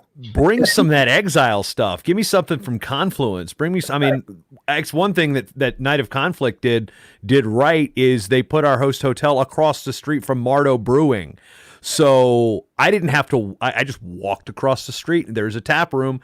Had my crowlers, although I mean, 3 crowlers to go. But you got one in the fridge. Had one earlier during Hager's happy hour. So I tell you what, the state of Iowa does that very well. They do their beer well. We do it well here in Minnesota. Wisconsin does pretty good too, but I tell you what, you come from Iowa, you better be bringing some Exile home. Yeah. Yeah, Space just nodding approvingly because Austin's got a great beer scene. Yeah, Austin kind of is like the weird little like everything Texas thing. Like if it's typical in Texas, it'll be like the opposite in Austin. It's like a little like bizarro mirror. So there are some brew microbrews and brew pubs. But a lot of it is Lone Star. So you can get Lone Star here, and it's called the National Beer of Texas. So that's it's like you're having a micro, but it's actually a macro. It's fun. I first sampled Lone Star at the 2009 NCAA Division II championships with Tommy Abbott Sr. His son was wrestling for Mankato or Minnesota State Mankato. Let's see who else. It was Matt McConnell, who wrestled at St. Mark's, which is where Tommy Abbott went to, and then Sheldon Thomas. So let's throw an NCAA champion into that, and it was one from those like beer garages that are like on the side. It's like a little beer bar, just opens up at a garage, and there you are drinking Lone Star beer, almost on the side of the road. Yeah, Lone Star's not good, so I wouldn't like really recommend it. But if you're not horrible, but yeah, I mean, if you're going for swill, Lone Star's high up on the swill list. Yeah, what you can get in Texas is all the gas stations have a pretty decent stock, like they'll have a little microbrew fridge, and you can even build 6-packs in a lot of them. Dude, Virginia, man. Again, I'm guessing. See, what are you? What year did you graduate high school? 99. I was in okay. Virginia So you're Venz, 2 behind me. We're not going to talk about the year Tony was no Cadet World silver medalist. No. Yeah, we can talk about that, but not more wrestlers in the Empire State Games than the Cadet Worlds in what, Missoula or Bozeman? Where was it? Missoula. Yeah. I had to earn that spot. Okay. I was thinking about it today because I know you and the boys were giving me some. God, they were great, weren't they? That. They're good kids. Man, I could have gone that could have been 2 hours of International Podcast Day right there with those guys. Those kids are. I don't want to say they remind me a lot of myself because they're a lot smarter than I was at that age. A lot better wrestlers too. Yep, both of us. Says the Cadet World silver medalist. I earned the spot. I went to the camp. You know. Tony's horror stories about high school wrestling usually involve what Jeff Prescott and who else? Was it Roselli? Yeah, welcome to that weight class. I never really tangled with Lou. We practiced together, but we didn't compete. He was a little younger and a little smaller, but Prescott and I definitely banged heads. And I had a match with him at a summer tournament. And it was one of the last matches he lost in high school. He hated to lose. That was the first person that it was like, wow, the reason he was so successful is he hated to lose so bad. So he and I had a freestyle match. We were probably 14. He's probably 13. And it was like 12 to 12 to 11 or somehow like high scoring match. And I did win. And he put his hand into one of those auto dividers, that separate a gym like in the old days. And he put his hand into that. Like somebody was like, oh yeah, Prescott just went and punched the wall and kind of broke it. And I'm like, wow, that's really I would go cry, I didn't, I hated to lose, but in a different kind of way. It didn't make me violent. It made me just upset. Because I was letting my dad down or whatever the psychoanalysis is on that. But Ask which every I've wrestler. done a lot of thinking about. But Prescott hated to lose, man. Hated it. But he was good. It's funny. I've been thinking about who my wrestling hero would be in this based on the series at Track Scott, my wrestling hero. Yeah. And he'd be one of them. I mean, we were pals, so it was kind of weird, but it was to actually be at a level with someone and then watch them go to so many levels above where I've been. And then watching Lou come up. And I mean, Lou even went further than Prescott, right? And so those two guys are kind of like my heroes, they were in the wrestling room where I was, and my career went this way, and their career just went through the roof. Especially in college. Yeah, and Louis did great post college, right? So, and the Olympic team cool. usually pretty good. Usually, yeah. If we're setting bars, that one's a decent. That's height a pretty good one to set. Yeah. I haven't seen Prescott out. I know he's on social media. He's got pretty strong opinions politically, which I won't go into. But I haven't seen him. It's unfollowing season on Facebook after yesterday. Yeah. Right. Yeah. And Twitter, it's mute. We won't go into there. This has been a staunchly, mostly politically apolitical show. Granted, some of the wrestling politics come into play with some of our guests, but I'll tell you what, I'm sampling it, Tony. Yeah, it's pretty solid. Yeah, I don't want to say that I can drink a beer and be like, oh yes, I noticed the biscuity flavor or the it's like wine snobs with the tannins and the whatever and the oaky. Yeah. That's just a well balanced hoppy IPA. I mean, not super hoppy. It's just like that would be if I lived in California and I could have it in my fridge at all times. It's that kind of beer. It's like that's. Yeah, we've got a lot of those in Minnesota. I'm still on like I said, I was looking to have people over here at this glorious thing. You were supposed to bring me a Pliny. Yeah. And then you were supposed to stay here and be one of the first guests right there. Yeah. Tony Rotundo was going to be the first in-studio guest. Richard was in here before a bar was built, so it doesn't really count. Yeah. So, and if anybody's out there wants to drink some beer with us, it's mattalkonline.com/join-in. That is the join link. We got a limit of 10, so 4 of those spots are filled up right now. And thankfully this does not, this has a green room. So if you want to sit there and do your whatever, it ain't gonna happen because I'd boot your ass out of here. But, so yeah, it's not like getting Zoom bombed. Now they've got like all sorts of waiting rooms. Cause, with the distance learning with my 8-year-old and they're doing Zoom with it last year. And I'm like, ooh, is this really a good idea? Now it's all protected and teachery stuff. So, don't have to worry about our kids getting flashed in that regard. That's good. I like that little thing where you come on and it's like it grays you out a little bit and it says just wait here until you come in and yeah. Is that what it looked like on your end? Because I could see you down there and I'm like, okay, and that's cool. I mean, because I'd be quite honest with you, from the tech side of this. Now we're about to roll over the 4-hour mark on this session. I was curious about people being late or missing it. Every single person was early or right on time. I mean, it was like it was. I'm guessing they were watching it, and then all of a sudden, okay, this is flowing down. Here we go. Boom, they're just in there. So I am.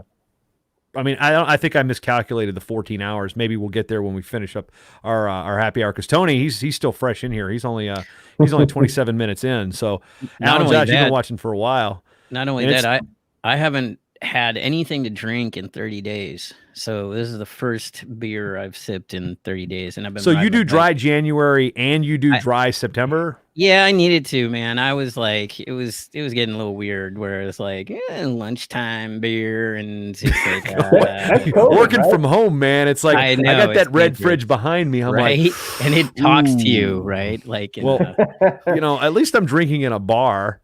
Yeah. I mean, I don't know where Al and Josh is back. Are you at the island in your kitchen, Al? Is that what Studio 2 is? You're muted, by the way. Oh, sorry. We're actually we are out in my shop right now. You're in the grain silo. I haven't gone. We didn't want to take a mystique of Studio 2. Okay. There's a lot of people ask what Studio 2 really looks like and what it is. And we had some grand plans that fell apart today. Yeah, but they did. I don't know, Tony. Did you see that they brought up an 18-year-old picture of me with wild, crazy hair? I did not see that. Yeah, so instead of talking about their podcast, it ended up talking about a story about my first nationals with meeting Dan Gable. There it is. Al, you're in the way. So yeah, look at that. That is. Oh no! Oh no is right. Embarrassing. Yeah. You want to talk about why I was single in college? That, my friend, are you outside? No, we're at Fan Fest. Why you have? But the it was thing on like your head? it's a wigwam. So what? It's a wigwam. It's like a head warmer. It's a wintertime thing. Well, I had my hair was growing out on the top and it was shaved around the sides, and I had this wigwam that would cover my ears. And I thought it was a look, and it is a look. It's a look. I mean, am I happier with that or this? Yeah, you should wear one of those with the whole thing. They call it a hat. Yeah. Well, this it was cold, and I wore bowling shoes to nationals that year too. I was No, I think it's a good look. I mean, no, I was about 3 bills there. Let's see, 2002. Definitely close to, if not at 3 bills, and probably smoking a pack a day. And that would have been year 5 of college, of 7. I showed him earlier that's where I met Dan Gable, and then he signed my credential, which is kind of, you don't do that. And I'm like, that's the first year I got a Matt Talk. I've actually got the placard where it says the NCAA welcomes Matt Talk online in the top of the bar here. So anybody that comes into New Brighton, where the weather is going to be tweeted at you at 9:30 every morning Central Time.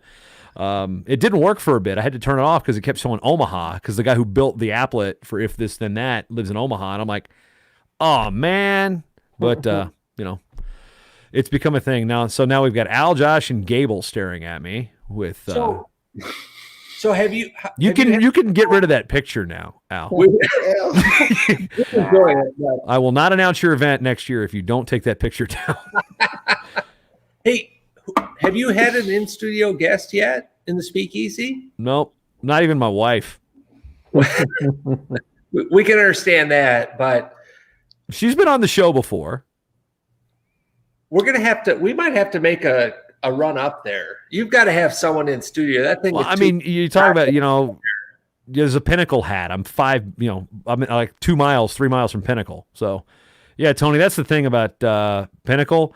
I text Paulson to let me know he's got all these coaches come in all the time. And it's like, I say, hey, when any of those guys come in, let me know. And he's, oh yeah, Terry Steiner was here, or Troy Steiner was here 3 days ago. I'm like, that's not what I'm talking about. So yeah, you're not just looking for an update of everyone that's been there. You're trying to set up ahead of time. Yeah, well, Teague Moore came in and did a visit with Paxton Crease. I can say that now because Paxton signed with St. Cloud State. But it was one of those things where, he was trying to get him here, but traffic was so bad, and 35W was under construction. That was, Josh, when the bridge was being reconstructed, right at that exit right on County D off 35W was nuts. Okay, so Tony's got one here. Let me copy this. I'm going to have to do the old share screen again and see what we got. That's the first photo I have of you. Oh, my goodness. Hold on, I'll bring this up here in a second. Let's see it. Share screen. I got to hit see, that's the thing. Wow. You can quickly share screens. Brave tab. There we go. Why is that Google thing on it? What happened? You see it? There you go. Sweet. It's another old Jason. Oh, let's see. Hold on. Now let's get back here. I got that Google image translate thing in there for some reason. You're interviewing Boris Novichkov at Ironman.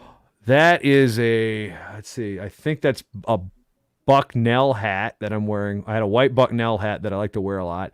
The old Intermat logo. So this would have been, oh man. It's 2006. Look at that look. I got a long sleeve t-shirt underneath a golf shirt. That's it's excellent. Yeah. That's look at the camera. So that's what year? 06? Yep. I was doing, and I was joking with Cody Goodwin today about the recorder. That was the handy recorder I found that had the audio from the 08 Olympic trials on it too. And it had its own unique plug that it's like an old cell phone. The plug only works that phone. It was a USB plug that had this weird USB connection that micro USB, no, mini USB, no. This was its own thing. So it was that was one. Yeah, Boris. Yeah, and it's funny because I saw one of his Bulgarian wrestling teammates the other day, Georgi Ivanov, down at Night of Conflict. So it is. It's man, that Intermat logo, that shirt. That Intermat shirt had that logo was so big. It was really ugly. I actually kept that shirt. I actually have that one still somewhere upstairs, or I have one of the black ones that I got a year later. But it was when Mr. Amazing gets his video working, he can come in. Because I see him sitting there in the green room waiting, but he needs that video because you can't drink alone. You can't drink in solitaire. Hey, What about Aaron Sweezy? Why is he not on right now? That guy, he spent almost as much time on this thing as you did today. Well, I don't know if you know the Sways, but he was Wrestler Sweezy on the Matt.com forums dating back to before I even worked at USA Wrestling. So we're talking like 2002-ish. And he was Mola Wall's teammate at UCO as his drill partner. So he caught a lot of beatings. But Aaron's a guy that cares about like every level of wrestling and just basically, he used to make him and Curtis Chenoweth, who wrestled at it's an NAI national champ at Newman, and then they transitioned to Division II, so he would lose his eligibility, and he transferred to Newberry after he had neck surgery, and basically those two would go to the Super 32 all the way from Kansas, and Aaron was doing a lot of work stuff at work today, so we were his background fodder all day. There's a guy that's a fan of the sport of wrestling, and so one year I'm announcing the NAIs for ESPN3, then I move over and they get me the PA gig. So like, who can do that for you? So well, the Sways, he's been doing Concordia matches all year, and he's got this deep Kansas, Oklahoma accent and some like country limericks that like, hey, sitting there like a hot frog on a cold frog on a buttered rock, just some weird stuff that just like, is ESPN gonna be cool with this? And sure enough, I mean, he's been doing a lot of stuff. I mean, Flo called him out of the blue one time hey, can you do the junior college nationals? And there he is in the car driving to Council Bluffs. So, Mr. Christian, if you've figured out your video, I'm going to add him to the stream. See, we can't see him. This is look at that. Yep. Sorry, I'm trying. Yeah, well, you suck. he's on Twitter. You know him as the Mr. Amazing. So out there. So he's one of those folks that also like to drink beer and make fun of us. So, but okay, Spey, I've been listening to FRL long enough, and I've known you long enough. I should ask, what's with the RoboCop plate? Oh yeah, that was just my license plate for a while. So I had some other license plates. I kind of rotate them out since we do. This is my kitchen, like it's right there. It is. Whatever. But this is my office now too. So every Zoom call happens here. So you're on a lot of these work Zoom calls or whatever. So I figured I would just put some of my prized possessions up on the wall there. But I don't have like a cool speakeasy or this isn't like a cool basement or anything. Dude, I recommend the speakeasy route. I do recommend the speakeasy route. I gotta get my own place. I don't think they'd like me doing this. I'm still renting. Yeah, it's like Mitch Hedberg says. Up and just knocking holes in walls. Yeah, it's like I went to the Home Depot, which means the other day. Now I used to go to the Apartment Depot, which is a bunch of people standing around going, "We ain't got to do shit." So I missed that. That's exactly it. I got my license plate from high school around here somewhere. It was on the wall, but then I got a bunch more stuff because I've been collecting. As I zoom out, I got the dartboard up there. I got a little Pennsylvania Stouts brewing up there, a little Surly. Around the corner, I got some Bent Paddle and Indeed Brewing, which is Emil and I share that affinity for Indeed Brewing up here. But back there, I've now added some retro Minnesota team pennants because, again, not being from here. But I've also got like the Peninsula Pilots. So I got the single A baseball team from where I grew up that used to be a Mets affiliate. Bud Harrelson bought them and moved them to Wilmington, Delaware. The Tidewater Tides, which are now the Norfolk Tides. The old North Stars. I still call them the California Angels. I don't like the Anaheim or the Los Angeles Angels of Anaheim. But down low, got the Minnesota Moose of the IHL and the Minnesota Fighting Saints from 1973 and the World Hockey Association. So got some Viking stuff over there, some USFL stuff with the Tampa Bay Bandits. Hey, you were then in Norfolk, or I don't know, were you when the Tides were a Mets affiliate? Yes, I grew up there. Pecoson's 20 minutes away, so yeah, every major leaguer that the Mets had coming through in that era, probably post Strawberry and Dykstra. I didn't get to see them, but I saw Piazza come through on rehab assignments. I saw Brooks Kieschnick hit a ball into the water, and he was a weird slugger / pitcher. And then Jim Thome hit one into the water on a rehab assignment with Charlotte when they were an Indians affiliate, if my memory serves. What about Greg Jeffries? Before he played with the Tides, but it was before because he was probably that's I remember his future star card. Yeah, no, that was the thing. He was like rookie, all the hype, and then that was the end of him. Yeah, there we go. Mr. Amazing is officially joined us from the Colorado. Look, he's got the Stalemates hat. What's the shirt you got there? Oh, the old school UNI Panthers. Nice. Yeah, old school. So he's joining us. What are you drinking, Chris? I actually only joined to make Hey, there you go. bad boy. And I was gonna say it's not a twist off, genius. I know. Imagine. I actually grew up right down the street from the brewery, and Nice. when I moved away from home about 11 years ago. And they were just a shitty brewery that took over a shitty pizza place. I moved away, didn't really pay much attention, and all of a sudden I moved to Colorado where it's craft beer, and they're like, "You're from Sonoma County? Do you know what Pliny is?" And I'm like, "Yeah, I used to go down there and get tater tots and have Pliny's." And they were like, "It's the best beer in the world." And I had no idea. Now I go home and I pick a case up every time. Place down the street sells it. So I was like, I got to join in with these guys and have one. I've been on this podcast for about 11 hours, which is He's been waiting for this time the whole day. He's been waiting for this. Yeah. I mean, Adam Fellers was drinking since 1:30 on Hager's Happy Hour. So he was ready for. He's texting me. I didn't even know he had my number. And it's like, wait a minute, what? Okay, but was Jason, also in. Did you mail order it from the Pliny from Russian River Brewery? I did not. How'd you One get of it? my patrons of the Matt Talk Podcast Network decided, this who one. lives in Northern Virginia. Not this one. Oh. I could have been a better human being and mailed you one, I guess. Yeah, well, you're not supposed to do that through the postal Did they service, mail it to so you? I'm Or- not going to give them away on what they did or did not, All right. but there may have been some packaging tape involved. Got it. So that and some beers from a brewery up in Sterling in Northern Virginia.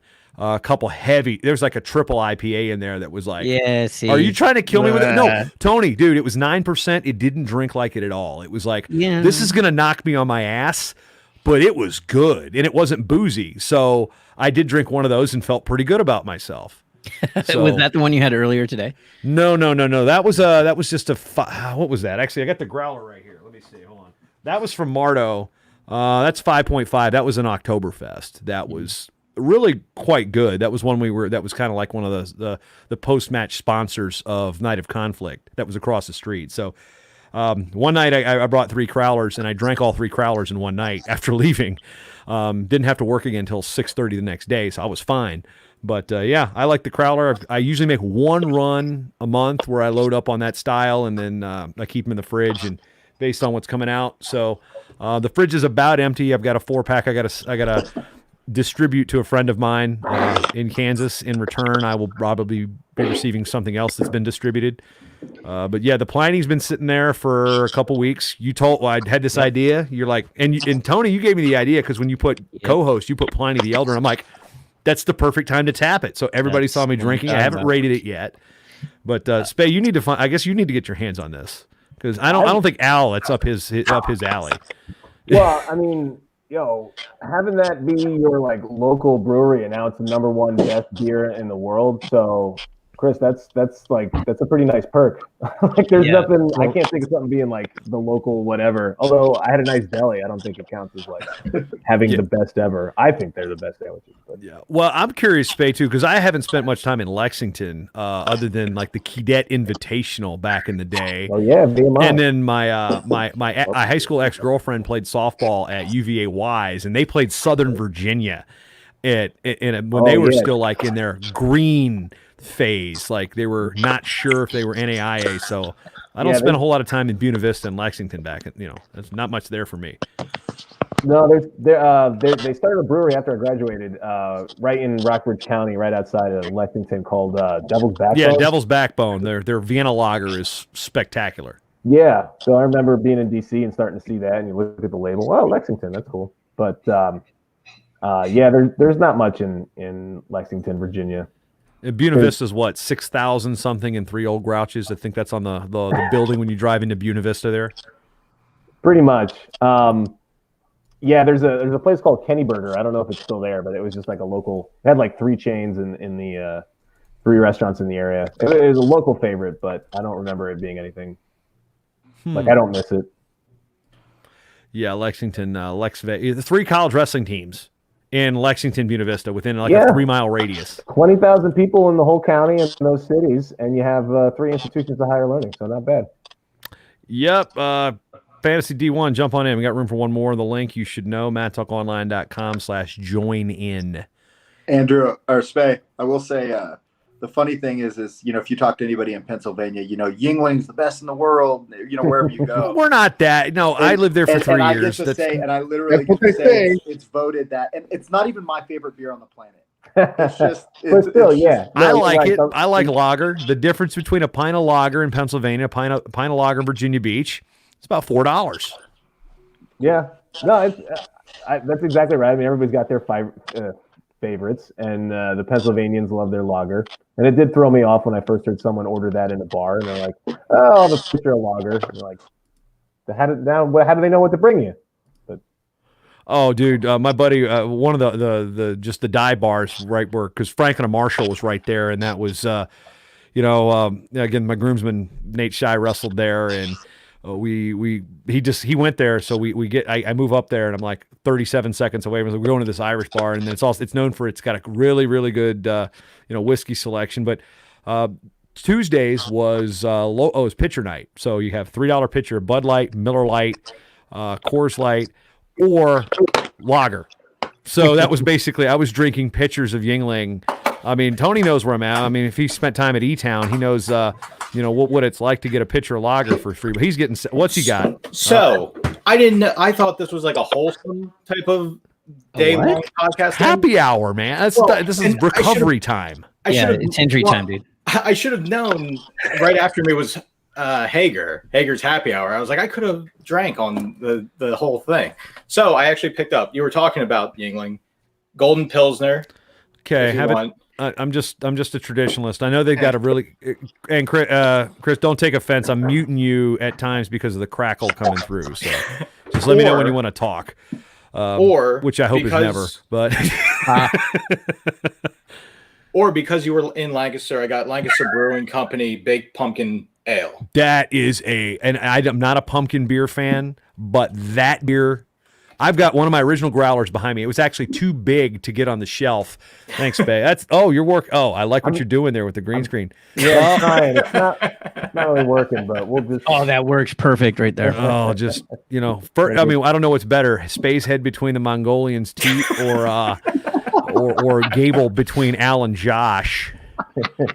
But anyway, I've got a Lancaster Brewing growler that I got way back in the day, because when you went to Lancaster Brewing Company, interesting side note, Rob Yearling, the old coach at the Citadel, used to work there back in the 80s. It's been around a long time. We'd always talk about him working there, but what you would do there is you'd get the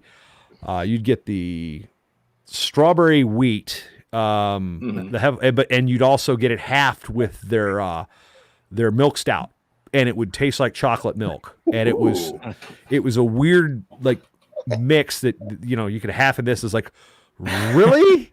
And I was still not into really the beer. I mean, because I'm thinking oh, this is good. I remember the first craft beer I ever drank was Pete's Wicked Winter Brew, because I was convinced by the commercials that it was a really good beer, and it was a dark hoppy mess in my mouth. I had no idea.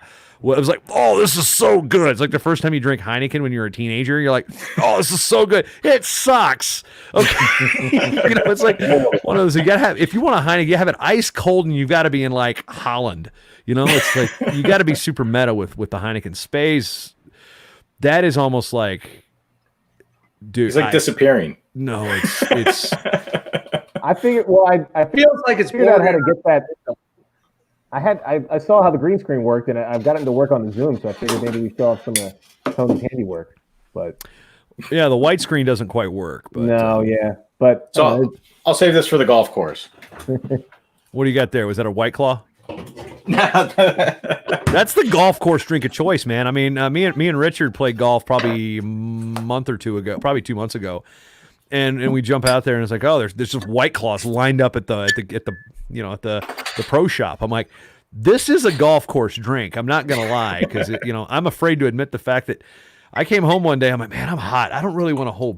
You know what? I don't want a beer, but I don't want ice cream or something. I was like, I don't want a soda.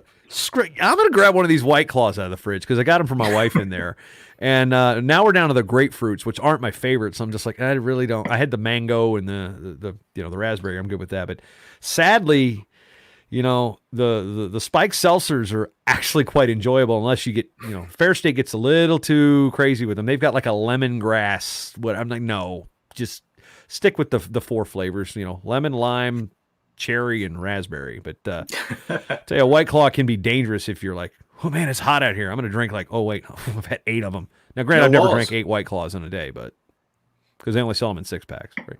No. Oh, Tony, this was a great idea for the for you to be the co-host here of our recovery time, because I was trying to do themes when I did it, and I found out the hard way that StreamYard only records on this plan for 4 hours at a time. And then if you're the super pro Big Shot Smarty Pants, it's 8 hours. But thankfully, I'm recording to Twitch and YouTube.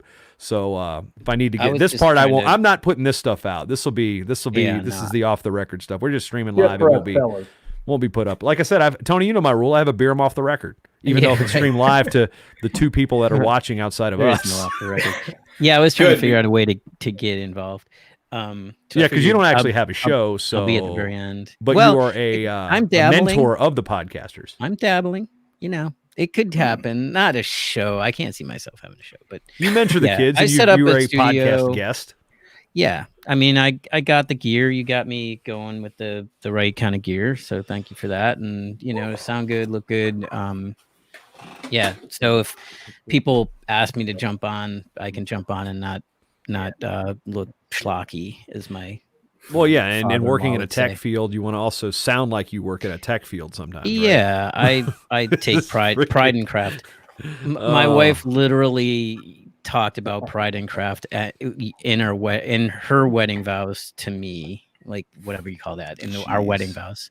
She brought up pride and craft, and I was like, "Dang, that's good," right? Like she kind of nailed it, because it's true. It's like if you're gonna do something, do it well. Was that on my Facebook, Al? Is that why you added me as a friend today on Facebook? A couple of people haven't seen this, so we thought Mr. Amazing, we had to share this for you. You're muted, and you're gonna stay. No, I'll unmute you. Okay, go ahead. I tuned in especially for your guys, as I wanted to hear all about this Al and Josh show. No, I was actually on earlier. I had an office day, so I wasn't running any of appointments. So I just set up on my split screen and just watched the marathon podcast. It was the perfect day for it. So. I had to get the eye drops at 3:00, and then I hit them right before because and then I've got to look at Seesaw for my kid, which is a interactive teaching app for the kids. Lucy's got a at home day tomorrow, so it's like on at school Mondays and Wednesdays, home Tuesdays, Thursdays, and every other Friday they're at school. So I don't know if I'm probably not gonna do a news. Probably have to. It's 11:20 at this point. My wife's asleep. I might as well do a newsletter when I get done because the daily newsletter goes out to 1,000 people. You drink coffee. I did have coffee. You're right. She got it to me about an hour ago. So I guess I got to clean out what's in the fridge. So I've been sipping the Pliny because I want to enjoy it before I follow it up with something else. Because I did have a sour earlier, and I'm like, ooh, I don't know if I want to ruin my palate before I have the Pliny. So that's where the water and the coffee come in. I wanted to say that I totally messed with you today because I went down to my corner store and picked up a couple Plinies for $7 each, which might sound expensive, but it's the best beer in the world. For a 20 ouncer, it's pretty good. That's a pretty good price. I'd pay that. I'd pay that at a bar, no question for this. I paid $9 yesterday for this one. So yeah. Did you walk probably on the top? Do you have it? Where can you get it? You're in Colorado? I am in Colorado. They the local bougie liquor store down the street carries them every couple of months. And she goes, "We just lifted the 1 per customer." And I was like, Yeah. All right. So I grabbed 3 of them. There was for a while. There was it was really hard to get. Like I think they've upped their production without losing quality, because for years, like they're at a Whole Foods, it would come in on Wednesday. And it was limited to 2 bottles per person, and they sold it till they were done. And it would usually go in a couple hours. And I would often find myself at the salad bar at Whole Foods on Wednesday and go over to they had kind of it was actually a pretty cool Whole Foods. They had like a microbrewery area, whatever, like beer place you could go drink, which was neat. And I would be like, damn, it's Wednesday. and it's noon. I'm going to go over there and get 2. And my theory was like, because I didn't drink it all the time. I love having it on the shelf because I love hosting. I love having people over. I did before the pandemic. And I just took great pride in turning people onto it. And then if they were a beer person, there was a friend of one of our tenants, or his cousin had heard, like, we were over there, we were hanging out, and somehow it came up in conversation, and it like it exploded his brain that like, I'm like, hey, let me go grab one. Yeah, I got one on ice in the fridge. Is that like McEnroe used to have like just Coke at home, when he's entertaining, back in the 80s? Yeah, no, just give me a second. So I always took great pride in just having, I mean, heck, if it's at your local store and it's considered one of the best beers in the country, if not the world, you might as well stock it for special occasions. Yeah, and that's like, by the way, I've gone to the cans now because if I had to wear these for 14 hours, they'd be nuts. Because normally I wear these headphones, but I guess nice. you know what?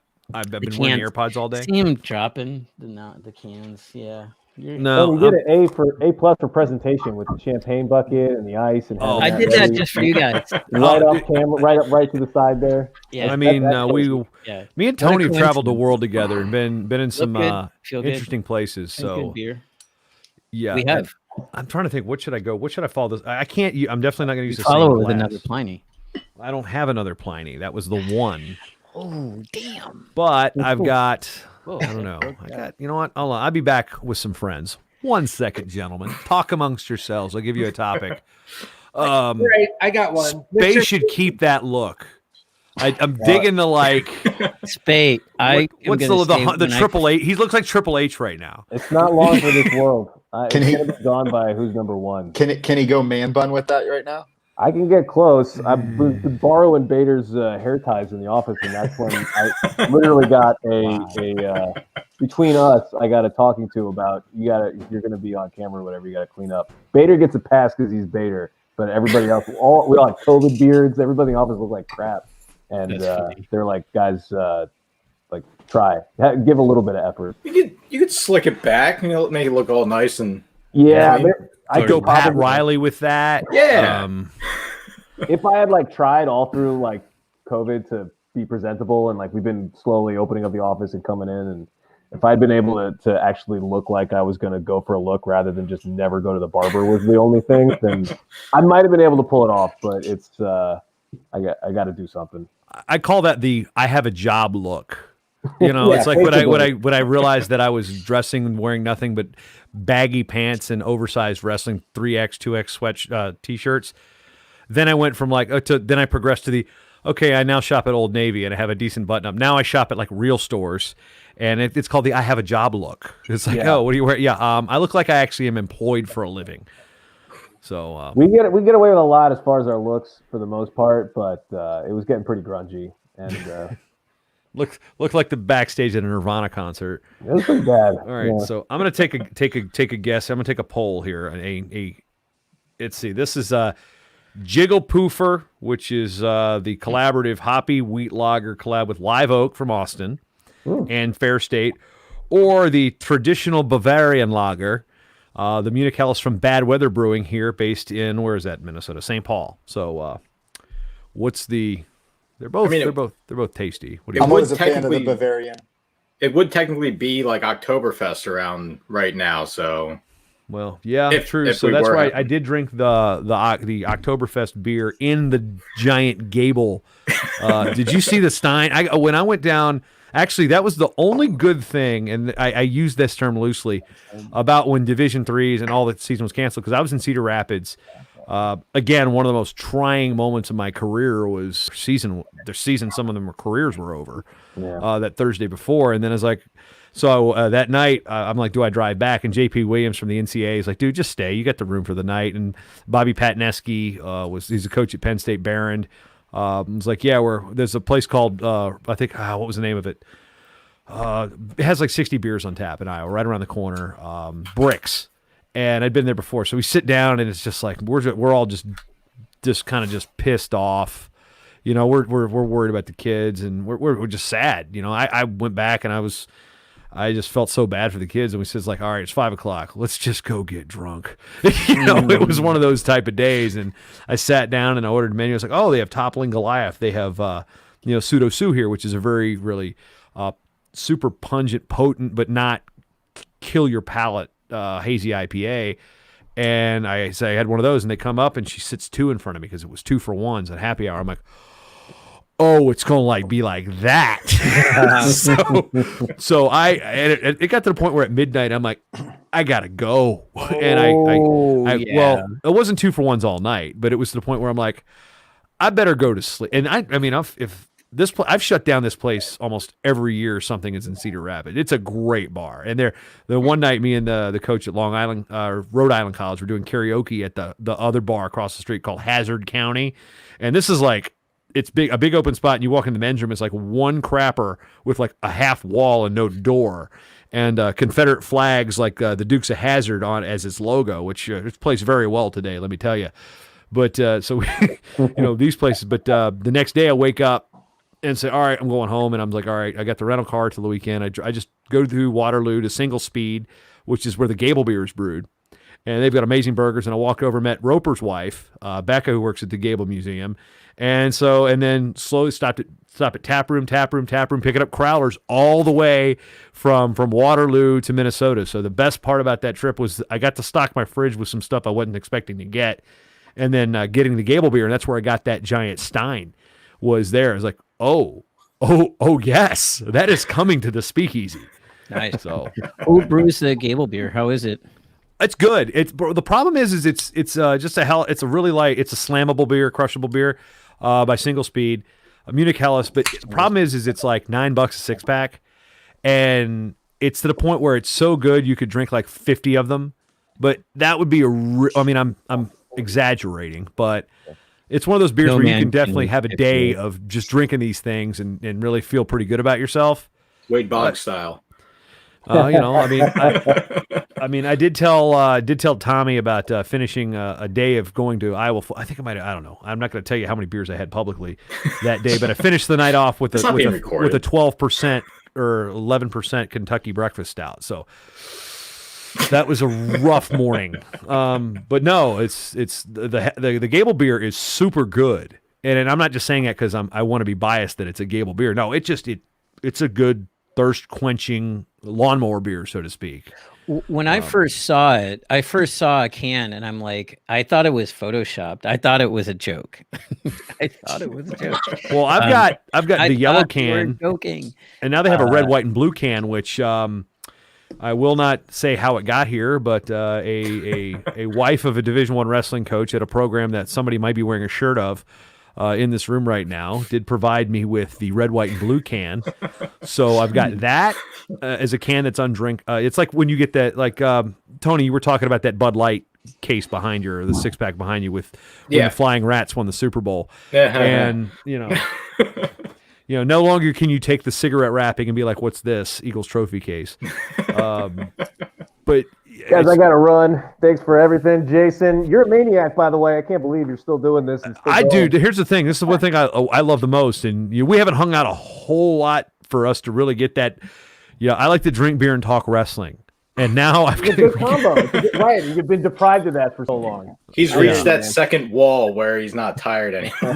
No. I just know that my wife's already asleep, so there's no point. I mean, I'm just trying to play, Mario Kart Tour to get my daily login bonus. Spey, I'll see you in like 36 hours. Oh, that's right. Yeah, you're coming down too. Hey, Spey, thanks for jumping in. And yeah, sorry. Hey, Spey, real quick. What's up, man? I was gonna say, I've settled down my anti-flow Facebooking, so you can unblock me now. I was wondering when Mr. Amazing was going to get the block chart. My stance on social media is a Twitter feed. I'm pretty protective of it, but none of it is personal. My story before was true. I was an inveterate troll. It lived to annoy people online. I know you're not. It's not personal, and none of that is personal. And I get it. I think it's actually funny. It's just what shows up on my feed. But I appreciate you saying that. I hope to have a beer with you soon. I mean that. Al, best of luck to Taylor too. I hope his season gets to happen soon, and everybody else. Yeah, thanks, JB. Hey, Spey. Hey, bud. Got it. Thanks for the history lesson too with Yaroslav. Yeah, no problem. Anytime. See you guys. For months, I thought, "What's this guy? Does he play for the Capitals?" Like, it's like who is Yaroslav Hasek? Dominik Hasek played for the Sabres. That's what I had. Hey guys, I'm also gonna run. I have seen at least moments of every single guest today, so it's been a long one for me. I can't imagine what kind of beast you are, Mr. Bryant. I mean, I can talk a lot. I'm incredibly appreciate. Why? I still can't figure out why I did this. Yeah, because I only came up with the idea like 2 weeks ago. I'm like, hey, let me just do a 14-hour. We're almost at 14 hours. I think that's what I'm holding out to. Is when we get to 14, that way my headline's not a lie. It's still early for Tony. It's only like 9:30, so that's why I signed up for the. Yeah, well, because you initially signed up for like midnight Central. You're midnight. Yeah, I didn't do that. No, Tony, you put it in there and put Pine Yellow. I'm like, I'm good for that. But where's Tony located? Tony's in California. Oh, where about? San Francisco. Oh, okay. I grew up in Sonoma. Yeah, I gathered that from the. Yeah.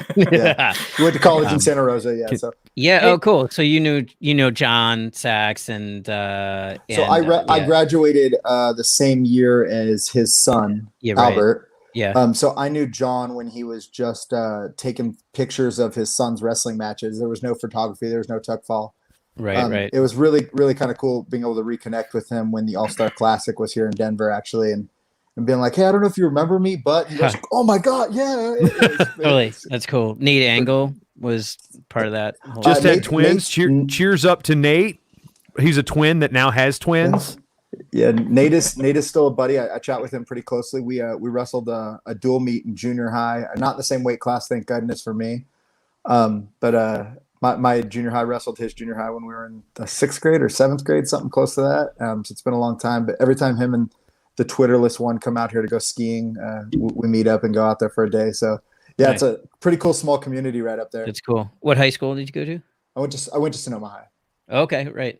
Yep. So. And what year did you graduate? I'm an 02. So Nate, me, and John's son are all the same that 02 grade. So I see. Before, right? So I met John around 05, 04, 05, and then started shooting around 06. Awesome. So, yeah. Oh yeah, long time. Yeah. He's a good mentor. He's interesting. He is a good mentor, and he drives you hard, which is ultimately a good thing. Particularly, did you start with Techfall? Yes, I did. So I did, and then around 3 years in, people were like, "Oh, you work for John," and I'm like, "I work with John." Like, it was like, "Oh, this is getting a little kind of interesting." Because Spey's not here, but that's the one thing I caught a lot. Oh, you work for Flow, and I'm doing like the Matt Side review stuff with when Adam had sold Wrestling Video Solutions to Flow, and it was like, no, I work with Flow. Right. And part of that, like what we were talking about with Ben earlier, was when we was like the rift that I had early in their days, and it's long gone. But the Joe and Martin thing, it's like, and then I'm doing some stuff with Flow, and it was weird when I got that first. It's like, no, I work with them. I don't work for them. Yeah. So it's minor. It's it looks like a minor distinction, or sounds like a minor distinction, but it's pretty not minor. But a couple guys jumping up. Is Simon still shooting at all, or is he done since his son's done wrestling? That's a good question. We text every once in a while. I don't know that he's shooting. He hasn't shot anything that I've seen, and I'm not sure why. I think that with like anything, people try it out. They get gear. They are good at it, but maybe. It takes a ton of time and money and motivation and all of it, right? And so why, it's like me dabbling in podcasting. If I started doing a podcast show and then after a year, maybe it was decent, maybe I was like, it really wasn't fulfilling me in the way that I wanted to be fulfilled in that moment. So it's like, that's what she said. No, sorry. Yeah, right. Exactly. I was setting you up with that. I was either that or the between that or Brooklyn Nine-Nine, which is title of my sex tape. But yeah. Anyways, gentlemen, I am going to tap out. It was a pleasure. I just wanted to come in and have the beer. It's at the end. Thank you so much for letting my non-podcast get on there. This is recovery time. We're all recovering from a long day at work or bleary eyed, whatever. Because my wife did bring me coffee an hour ago, so I'm gonna be up for a little bit more. And as long as people are up, I'm gonna still be talking because I don't know. Did Josh go home, Al? He's getting ready to head home. Yeah. I was gonna say because how far is Randolph from Farmington anyway? It's like 15 minutes. Oh, is that all? Yeah. Man, yeah. It's he keeps coming back with more clothes. Well, it's Minnesota, dude. We are dropping temperatures as we go by. Okay, I mean here's the thing. Like 2 weeks ago, we have like a 49. It was like 49 today, but it was like it got down like 38 overnight, and it's like it's September 5th. And then it was 80 that weekend. So, sadly, the neighbors now are empty nesters as their youngest daughter is now playing Division II soccer at Upper Iowa. And the weekend after that, they closed the pool, and it was just come on. But they have a tiki bar, and they're going to put a fence. They're going to get the fence replaced, so they're going to be a walkout. They can walk over to here. So the wintertime, we can play darts over here. And I think I can change that. Actually, I don't even have the remote to change that logo. And then summertime, you can tiki bar. Tony, you're on the wall. Rotundo, you're on there. You're over there.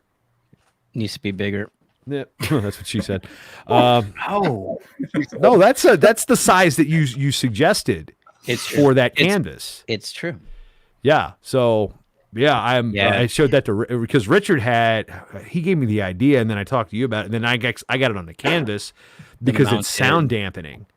Yeah. Because it's got the the canvas on demand. So when you do something like that, you can put your logo, and Canvas on Demand has like 90% off sales all the time. So you can get these let me give you an example. Let me move my camera again. So up here, look at that. Yeah, that is just a nice. like 18 by 18, I think, canvas, and it's got the sound dampening because it's cloth and it's whatnot. I know people that do their design studio, and instead of the acoustic tiles, they use that, and they get an artistic element to it. I'm just too much of a Studio 3 of an acquirer of stuff that all this stuff dampens the sound too. Just everything. That pinwheel is excellent for sound dampening. Yeah, the felt pinwheels that I spent way too much money on those things. Dude, I lost an eBay auction for a Minnesota Fighting Saints pennant, and I'm like, and I got sniped. Snipe? I don't know what do they call it. Yeah, what was that called? God, I used to eBay. It was a thing. It was a thing. It was eBay. Yeah. They would come in and get it at the last minute, and I don't know. I think snipe was the word. They were sniping you, like a sniper, like in Call of Duty or something. Well, yeah, you could pay people that would just like put in they would guarantee like winning. I didn't want to guarantee. I didn't want to spend $150 to guarantee I would win it. I just was trying to get it for the lowest possible cost. eBay went totally downhill when it got commercial. Yeah, well, I remember I think that Bucks pennant was one. I've had that Bucks pennant for ages. I've had that since I was a kid. But the Minnesota Fighting Saints thing, I've really kind of like trying to find the Minnesota antique, so to speak. There's cool stuff about Minnesota sports. None of those teams ever won a title except for the Twins twice. That's, I think, all we got, But just that the Minnesota Fighting Saints, because now that's the inspiration for the St. Paul Saints. And there's always been a Saints somehow in Minnesota sports, I've learned. So, it's one of those things. One of those things. Yeah, well, they got to the point where I had to buy that one. I'm like, okay, I'm going to drop it was up for 150. I offered him 75. And it was like, he goes, no, this is super rare. I'm going to need a little more than that. What about this? I'm like, okay, I didn't quite spend $100 on a pennant, but I spent a lot of money on that one. But on the bright side, I did buy 4 pennants for $10. Like I got the Tampa Bay Bandits, the Jacksonville Bulls, the Oklahoma Outlaws, and the Michigan Panthers from the USFL back in the 80s, early 80s. So I got some people, I know people in Michigan. We can send that Michigan Panthers to. And there's a guy that I know from Oklahoma that lives pretty close to me now that might like that Oklahoma Outlaws. So there's some gift money. I'm basically grouping all of the cost into that and be like, okay, I spent that much, not too bad when you average them out. Been there. You have a Minnesota United one too, don't you? I actually have the scarf. Yeah, I do have the scarf. Yeah, okay, that's it. So I'm not a kickball guy, but I mean the loons, man. There's something about the loons, except they have Wonderwall. Oh, good thing Spey's not here, because he hates Oasis. Actually, yeah, I can move that over here. So up top, above there, you can kind of see it. There's Abby's actually. So Abby did that before Lauren Burrows did, by the way. But you can see the scarf kind of hanging over the closet door there. There's, by the way, Chris Taylor. Yeah, getting launched. That's a nice one. Yeah, but it's talking about kickball. So if I put this up a little bit, you can see founding member of the Philadelphia Union, join or die. Yeah. Oh, that's enticing. Join or die. Typical Philly fan. So I'm in an Angels Phillies game. My buddy's bachelor party. And this is the day I actually decided. I actually called Zeke Jones that day from the baseball game, going, I'm hammered. And he's the coach at Penn at the time. Like, Zeke, I'm in Philly, man. I'm about to take this job in Minnesota. And I'm sitting there smoking cigarettes and talking baseball with these people. I'm like, yeah, I'm an Angels fan. Guy looked at me, oh, you're an Angels fan? F you. Walked away. I'm like, well, we had a really good conversation for 20 minutes until I said I was a fan of the opposing team. Thank you, Philadelphia sports. You killed Christmas. No, you booed Santa. You threw batteries at him. And, I don't know. He was drunk, so I mean, he was a skinny drunk Santa. That is true. Yes, Tony. I don't know if you know the story about the Philly fans booing Santa Claus, throwing batteries at him. Yeah, it was like a reject Santa that the real Santa didn't show up, and so they put some guy that worked at the stadium in a Santa outfit, and he was just skinny, and it was like the dollar store bad. Santa. It was bad. And so Philly fans get the bad rap for booing Santa and throwing batteries at him, while Cleveland has the Lake Erie's on fire. Who throws batteries? What? Who throws batteries? Philly fans. Yeah, but where do you get a battery? If you transistor radios. Yeah, but who brings batteries? But then you can't listen to your radio. Well, it's a bad idea. See, we don't think ahead. Yeah, you're talking to Philly sports fans. Throw popcorn. Yeah, that's gonna do real well from level 7 of the vet. 700, yeah. That was. Oh, well, that's another thing. I went to when the old Metrodome was here. I went to a Twins Angels series. I went to 2 of the 3 games. Friday, I went by myself, and I bought the $5 seats in the Metrodome, and I was getting shit thrown at me. And then 2 days later, I go with Abby. We were dating, and we got really good seats, like, the home run porch, basically, in left field in the Metrodome. And granted, the Metrodome's horrible to watch baseball, but it was like, oh, wow, there's a lot nicer people down here when you say you're an Angels fan. But when you're up in that was where Jason Kubel hit a cycle that game, had a grand slam, and by that time, I'm like, screw this. I met Nick Slack up at like one of the bars near 7 Points or whatever, 7 Corners, whatever it's called, near Augsburg. I'm like, yeah, I left the game. Kubel just hit for the cycle before I left. I missed that. So yeah. Wow. Tony's like, where are you going with all this stuff? Yeah, right. How does this tie back into podcasting? It doesn't. We're recovery time. This is what we're doing. This is decompression Well, time. This is not injury time. Talk about wrestling. This is not blood time. We could talk about This is for Jason Bryant's health. Yeah, well, Jersey Tornado, as we called it, or East Coast Timeout, as we learned on the very it was the second episode of the day, second session with the D3 guys. East Coast Timeout. I do have to say that my wife has kind of zero interest in wrestling, but I taught her injury time. And by taught her, it was a couple of years ago, and I think I was really trashed. We were at home, and I was like, I need a timeout. And she's like, well, what is this? I'm like, well, that's basketball fans do this, like the 30, like what's this? Like, I remember Amanda Richards' wife did that one time. We were talking, and she's like, I was like, what's that? She's timeout. I'm like, you've been around basketball way too much. Right. But Alan Josh got to check out. So we'll make sure that they're up in Studio 3 or 1 or whatever. They're down in Studio 2 down in Farmington. So we'll get, once COVID's over, we'll make sure that we can redistribute said virus appropriately. So but thanks for what you guys do here in Minnesota, because I've learned so much from you guys. I wasn't blowing smoke.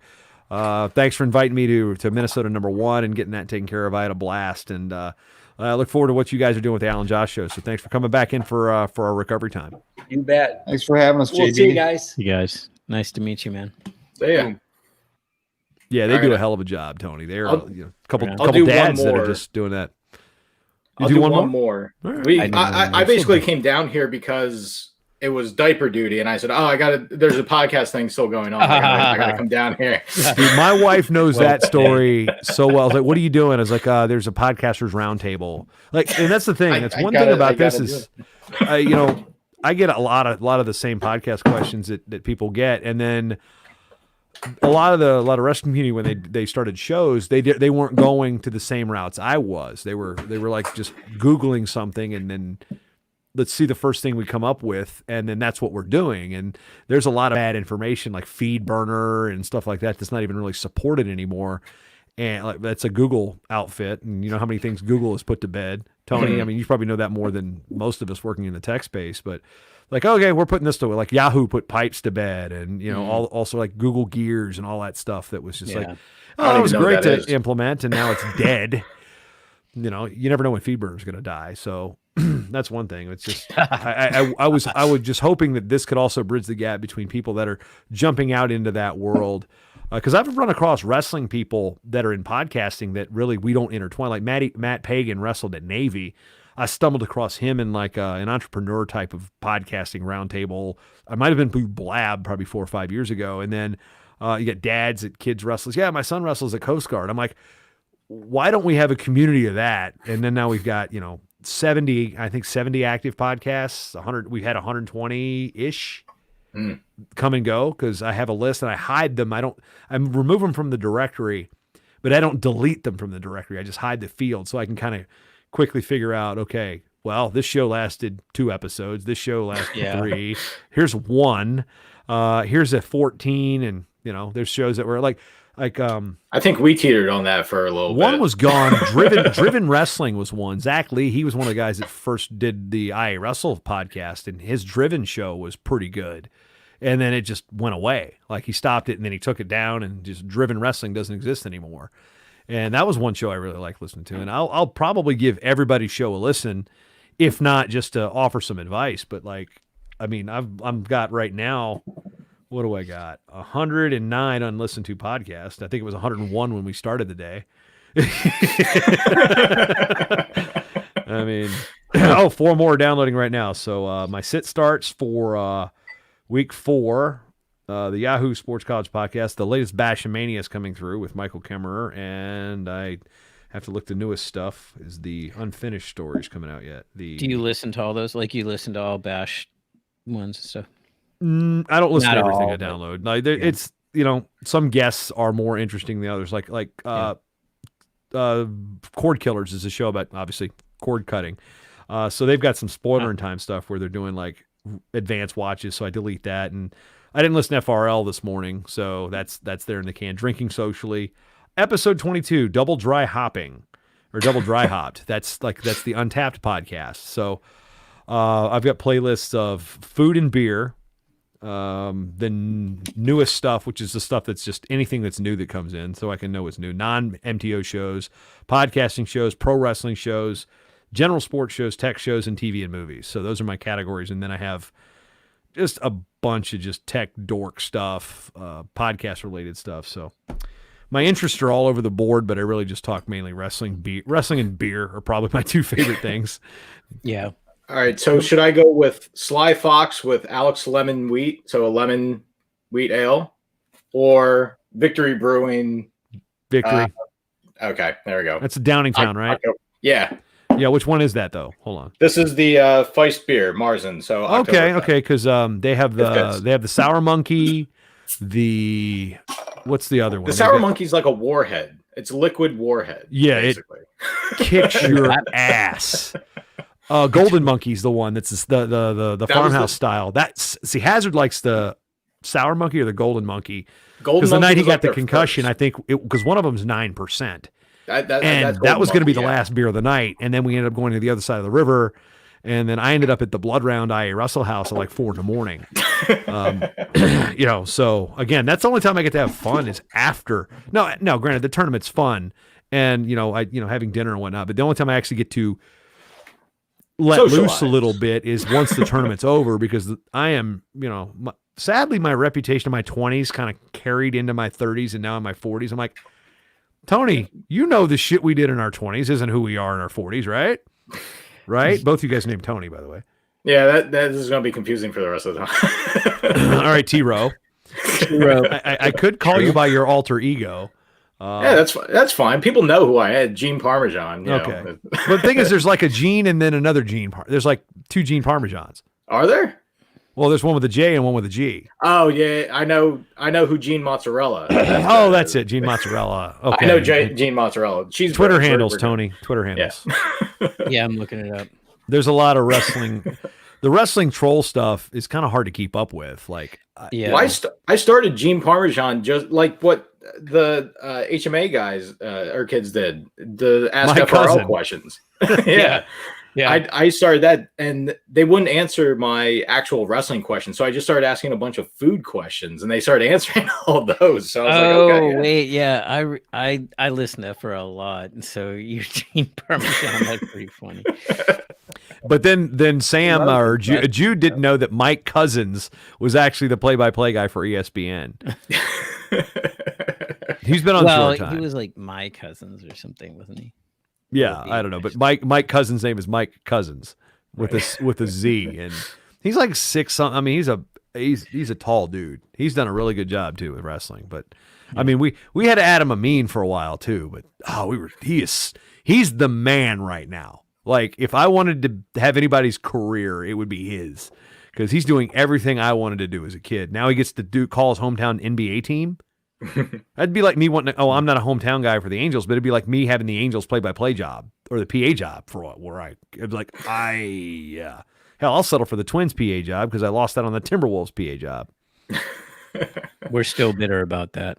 I'm not bitter about that, but I did, as a precaution, delete all my anti-NBA tweets from my timeline prior to the application process. Good idea. There were times where I was like, NHL playoffs greater than NBA playoffs, or like, I loathe the NBA. And just scrub that off. Yeah, I went through and searched loathe, hate, despise, sucks, and plus NBA in my Twitter timeline. Right. Didn't get the gig, although that year it would have worked out well. The following years, it would have stepped on way too many wrestling events, and that's the thing for me too. Well, like, I'm afraid I'm not going to uproot my life for $8,000. Hustle. Well, right. There's no money in wrestling, but I'm afraid. But I'm definitely not doing it for $200 a game for the NBA. Like, no, that was the thing. They're like a couple $100 a game based on experience. And you know, I told a kid this weekend, I was like, "How long have you been announcing?" And I'm like, 27 years. I'm like, I've been doing this since I was 14, and had major events since I was 18. So, okay, I can say that, but I was doing high school baseball, and there's professionals that do the Pacers and do high school baseball too. So the only way that, I mean, I'm sure you've done is like, who is the top echelon of those PA announcers? See, I don't even know their names. I'm not in that space. Like, right. Like, but is that like, would you, if LA or, and I don't like name the sport, name the whatever, you know. Would you consider Michael Buffer part of that? Well, when you see him in person, it is a different experience. And, you know, I covered the IFL.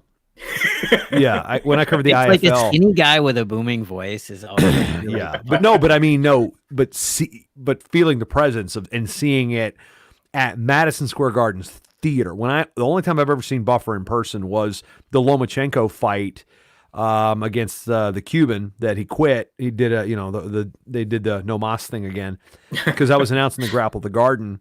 So I went from, Kentucky Monmouth basketball to Rangers Devils hockey to Lomachenko boxing match to Grapple at the Garden wrestling in a 18-hour span. And I didn't have to leave the facility to do any of that. But Buffer up there to do his thing and to hear it live, and it's not that call, but it's all the other stuff. It's the crispness of the introductions that he does not stumble ever. Jimmy Lennon Jr. is the same way. He's the guy. It's Top Rank Boxing fighting out of the red corner from Philadelphia, Pennsylvania, Spider Rico. I mean, he's a little nasal, but his delivery is impeccable. It's like, and I'll say this about the Olympics, watching Ryan Seacrest work, and it's a completely different skill set, but watching him do NBC Olympics live at 1 o'clock in the morning, it's a thing of beauty, man. I mean, it's just like that guy is the absolute best in the world at what he does, which is why he has Rockin' New Year's Eve, which is why he is. You put him in front of a billion people, he does not get rattled. He's it is smooth. Amazing. So let's go back to Buffer, because I coincidentally looked up, who's the guy that says fighting, and Bruce Buffer. So yeah, and so you guys were just talking about him, right? And Michael so Buffer's the boxing guy. Let's get ready to rumble. His brother. That's his brother. Half brother, actually, and they didn't know they were related until years later. Really? I didn't know that.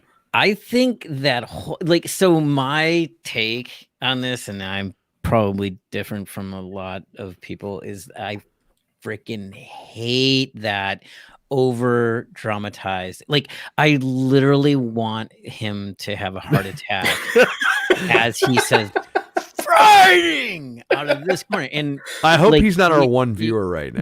You're gonna have to bleep that out, because he is he's trademarked. I think he's a little too throaty. I think he's a little too throaty. Like, we can get into details about it. Like, there's who, Michael Buffer or Bruce? No, Bruce. Yeah. And Bruce sounds fighting Buffer. out of this. Michael's corner. Brought to you by the undisputed King of Beers, Budweiser. 12 rounds of boxing for the undisputed IBA, IBF, LMNOP Championship of the World. These Fighting guys out of the find red each corner other wearing black online trunks like, with hey, you blue sound trim. Fighting out of the fighting city of Portland, Oregon, he is 23-0 with 23 wins by KO. That's Michael Buffer. I've done a lot of research on this guy. Yeah. But Bruce is like, here's the undefeated fighting. It's just, you're gonna get peeking arrested everywhere on this audio. By the way, you're gonna get arrested for that, because he's trademarked that. You can't say fighting. That's hot, says Paris. Let's get ready to rumble. It's like on Jock Jams. Like, every CD sold, he got a royalty out of. The guy, Michael Buffer's just an impeccable freaking marketing business guy. Like, he trademarked himself saying a phrase. I literally made a ringtone out of that, because my wife, I just kept replaying it. Fighting! My wife, fighting! She's like, whoa, that'll wake you up. My wife was like, what the heck is that? Like, what is he saying? Getting a call at 2 o'clock in the morning, and that's oh no, I used to have the old flip phone. You could set your own, like I did. Like, mine used to be text message. That was a text. And then now it's got the point. Remember that Geico commercial? It's like, well, it's not the most annoying ringtone. I've ever a ring ding ding ding. Basically the people I don't like get that ringtone. So when I hear ring a ding ding ding, like, I am not answering that if it happens to be not on silent or vibrate. Joe Williamson and I have we shared the same disdain for said individual who shall remain nameless. And we were at a tournament one time. I'm like, Joe, I need you to call me real quick, because this is the ringtone that I hear, because I changed it for him just so he could hear what the phone call was. He's like, sure, who's that for? Who's that for? And I'm like, you know who it's for. He's like, no. So I had to hear that ringtone several times, and I'd just be like, mute.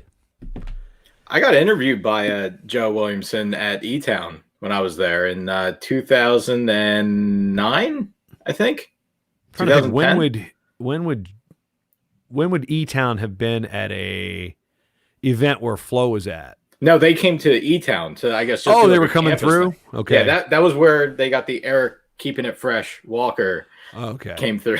Okay, so Walker, when Walker was an assistant at Franklin and Marshall, when my buddy Nate wrestled at F&M, and then Walker gets the E-Town job, my buddy Nate was a volunteer assistant at E-Town for a year.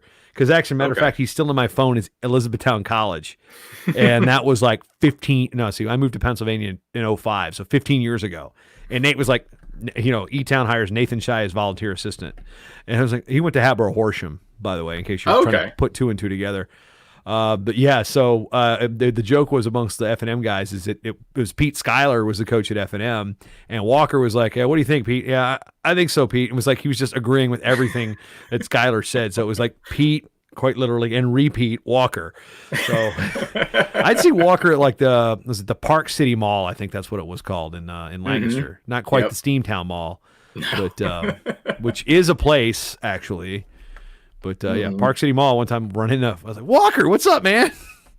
He's a character. He made me do I was a Sam and a Sack for the wrestling team because anything that he needed to be done, he kind of like pushed off to me to do. So that means you were the only guy that had the responsibility to do anything responsible. Well, I get the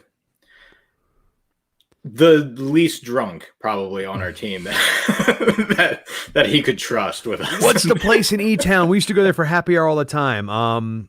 Has a big old deck in the back. TJ something or TJ Rockwell's. That's it, Rockwell's. So there was that, and then it was Flavors. I think it's changed names a couple times. In town, there was a bar called Flavors. It's now Lucky Ducks.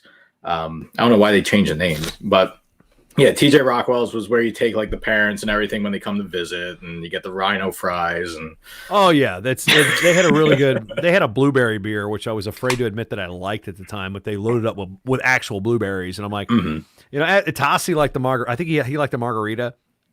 You know, Pat with the NWCA. So Tony, these are Rotundo, T-Row. These are people that you know that when I was in my 20s. TJ Rockwell's was like, if you're a 35-year-old single dude, you're going to TJ Rockwell's because there's the divorcees and they're still like, okay, I don't have my kids this weekend, I'm going out. That's where you would go if you were single in your mid 30s, sure, or early 40s. But I'm there like 25. Like, I was 25. I'm like, I want to go back to Brendy's. I can't smoke out here. Old days. Shout out to Joe Williamson and Laura Sharp. Oh yeah, Just Jade. baby. I sent him a text the other day. I was illegally texting and driving him on my way home from Sioux City. Don't die. Yeah, Jack it's and like Jade. It's awesome. You know, it's like, hey, I shouldn't text and drive. I almost hit an 18 wee. Jim McCoskey, me and Klingman were coming back from that one year that was strange because Kyle and I working so much that year, and then. You know, at the end of that year, he hated me, and I didn't know it. And then we mended fences years later, and then, found out. But we're coming back from Marshall, which is in Southwest Minnesota State, from the Northern Sun Regional, and then Makovsky, who's the coach at Tony. If you don't know Jim Makovsky, this is a guy I think you would love. Just kind of kindred spirits in terms of how you guys.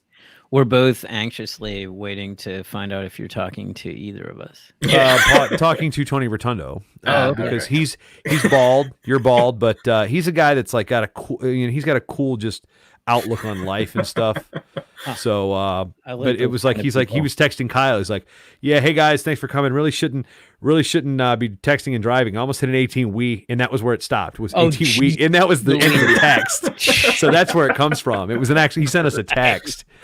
That was where it was funny. It's so funny, not funny. It's because now you don't do text that, and drive. kids. Don't do it. Yeah, I just worry about like my kids are on their tablets to the point where it's like, okay, but anyway. Today I was driving with my family, and my dog Rudy looked so happy in my wife's lap, and I'm like driving on a pretty small street up a hill and like taking photos of them because it's like the moment was perfect. I'll send it to you, and it's just like my dog Rudy looks so happy, and of course, like I say dinner, and it's like it goes from happy to even happier, and so right, and I'm like, we're gonna get an accent, but it's oh man, so cute. I was in San Francisco, I want to say like maybe a year ago. Beautiful city. Everything's uphill though.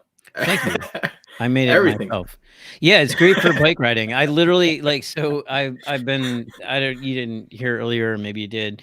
I've been on a health kick, and I love riding a bike. I love everything about riding a bike. It challenges you. It's awesome. And it's pretty soft on your joints. And so I will go like just literally around in a 10-mile, not even a 10-mile radius, but probably a 5-mile radius, just going up and down hills, and we'll climb. I don't want to drop whatever, but you do 1,800 feet of climbing in like 9 miles, which is basically you're just really going up and down and up and down. And yeah, it's pretty cool. But you get these vistas. Yeah, you get beautiful vistas. And that's, it's an interesting thing of San Francisco, which it's right now because of COVID and people working from home, and then people being able to work in the tech industry from out of the city, which is expensive. There are reasons why people want to live in the city. And part of it is the fact that you can turn a corner and have this amazing view. And I'll admit that, it's because I've been here for so long, it's sort of like, oh yeah, there's another amazing view. But yeah, rub it in, douchebag. Ass. Yeah. So yeah, I'm blessed. I have a tree in my backyard. That's about it. Yeah. I just want to see the Full House. Yeah, I saw it. I I seen him. Yeah. I don't know if you probably didn't see this, but one of those houses just sold. A woman in tech bought it, and it's a disaster inside. Complete, Really? utter, total, complete, the whole thing has to be gutted. So, it's a little like those houses, like those Full House houses it's just Vegas. The Painted Ladies, right? Is that what they're called? Painted Ladies. Yeah. Yeah. Right. I had a row house in Lancaster, which, boy, I was the joys of home ownership when in 08, if you can figure out what happened, Ben, when they were giving people houses that didn't deserve houses. Yeah. How much do you make? $35,000 a year? Sure, you qualify for this. There's no a money 4,000 down, square no foot problem. Yeah, I learned the hard way, and a lot of people I knew just they'd walk away. I was like, okay, so 7 years now. I took care of my $30K loss on that house, and it was by Clipper Magazine Stadium, so where the Lancaster Barnstormers played. So it was like they were trying to improve it. The people were getting people to move in the hospital that worked there, and it was a cool growing neighborhood. And then people stopped moving in, and it went back to shit. And then my renters that they put in totally set the house on fire. And then I didn't get a call about it until after they did the repairs, my property management company. I'm like, okay, my rent, you sent me my rent check and it was $5. Oh, well, you didn't tell, I was in South Africa and they didn't let me know my house was on fire. I'm like, phones work detail. Internationally. Yeah, I took a bath on that place, but yeah, they gave me a house. That's the thing. They should never have given me a house at that pay grade. And I bought a house because my rent in my apartment was getting too high. Let's think about could I have had some guidance in my life about home ownership? And then now I hear about my friend Jen Briney just left San Francisco to move to Florida, and it was basically. She's a podcaster, so the amount of money she was making in San Francisco compared to what now she moved to her rent is half on a good day, half. You can get a studio apartment in San Francisco for what, Tony? $2,000 on the low end. In San Francisco right now. Yeah. Well, for $2,000. Am I overshooting it, or am I? Let's say in the non-pandemic scenario. Sorry. One bedroom is a little bit easier to. I can dial you in versus a studio. But the question is, what would a one bedroom go for in San Francisco pre-COVID? Yeah, $3,000. Is that a lot? And here's the thing: does the cost of living, do the salaries, are they comparable? Because there's a reason why. Yes, absolutely, Jason. It is capitalism at its finest, it is capitalism at its most well defined, right? The reason that you can rent a one bedroom apartment for $3,000 is because people are willing to pay it. And, you know, if everyone and people have the money to pay it, and so whether that's like a well-paid tech person that lives alone or a couple or whatever, you know, that's just how it goes. The really messed up thing that sucks is that the median price to buy in San Francisco pre-COVID was $1.2 million to buy. That's the median price to buy. So you know, as someone who is, you know, went from my 20s to my 40s to my 50s, who's like, hey, you know, I'd like to invest in a little rental property down the street, and, you know, like anywhere outside of San Francisco, New York, and the big cities, you could be like, I got a little money, I'll invest it, do a little rental property. There, you can't do that here. Your barrier to entry is so high that it's like you got to look outside the city if you wanted to do that, and then that's just a pain in the ass. So yeah, I've been incredibly blessed to be here. I don't know that I'll be here forever. I don't think retiring here is kind of insane because all of that expense is, you know. Did you grow up in San Francisco? Like, have you been there? No, I grew up on a farm in Buffalo, New York. Okay. Outside of Buffalo, New York. Right? Circle the wagons. That's your yeah. You know, so I did not grow up here. And my wife grew up not far from here in, you know, just like about 20 minutes south. So she's a California girl and a Bay Area girl. And, but, you know, we are going to move at some point. And yeah, it's a really great city. It's got great culture. There are a lot of positives to it. And for us, where we're at, you know, in the terms of the holistic view of politics and just all of that, it was very aligned for both of us. So yeah, that goes a long way for us. When I was there like a year ago, I got to meet. Is it Carl? Carl the Fog? Is that? Yeah, right. Carl. Is that who? Carl? Yeah, and yeah. Who? What, I'm missing. Well, I don't know the context here.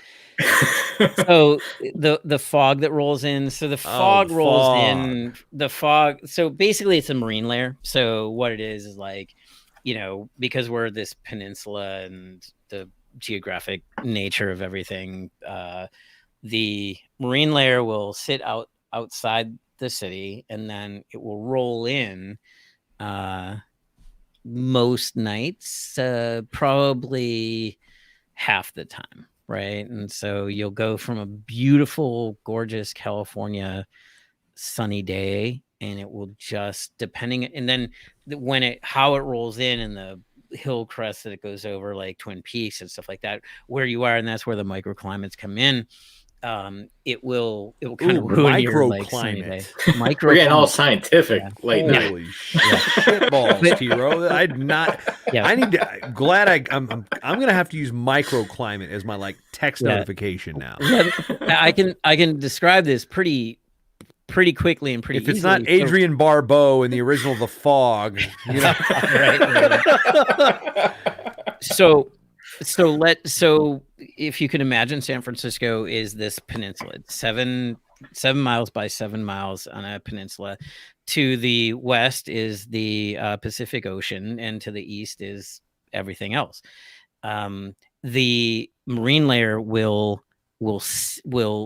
basically sit off of the coast, and as the temperatures change, the marine layer will start to come in across the city, starting from the west, so like the Sunset District and the areas that are closest to the ocean, and then it will just kind of come over, and you can literally see it. There are people who spend a lot of time and effort in video, high quality video of this in slow motion or sped up motion, whatever, and it will come over the city. And then anything that blocks that fog, as we call it, marine layer, it's not clouds, it's like fog, and it will come in. And so if you live on the east side of a big hill you're going to get the fog later than the people who live on the west side of the hill, right? So like it'll come across. And so people in what they call the Sunset District, which is the west side of the city, west side, west side, and then the Richmond, which is on the west side, they're going to get the fog sooner than people that are further away. And so you've got these climates, and the fog doesn't move. Sometimes it moves fast, sometimes it moves slow, sometimes it moves early in the day or later in the day. And so all of those things will affect, kind of your commute and your if you have a garden and all of this stuff. And so those are the notions of a microclimate. So if you're on the far side of a hill, on the east side of San Francisco, you're going to have a hotter and warmer climate than if you're in the Sunset District or whatever. So that's the notion of microclimates. And yeah, I lived in Oakland for 10 years, and it was gorgeous and Mediterranean weather. And I would I did this all the time. I'd leave Oakland because it was 75 degrees, beautiful and sunny, and leave in my car, my motorcycle, whatever, and with a t-shirt on and shorts, and drive into San Francisco to hang out. And it would be like 55 degrees in the fog. And that was a common thing, that you'd make that mistake because, you just like 10 miles away, you get this microclimate and it's much colder. And he has his own Twitter account, and he's Carl the Fog or something like that. Yeah, and, it's funny. It's true, Carl with a K. And there are people who are like, they're staunchly people who are like, no, I was born and raised in San Francisco, and Carl is not a real thing. And I actually think the notion that they've given, they've anthropomorphized like the fog is fucking awesome. I love it. Yeah, he's totally Carl.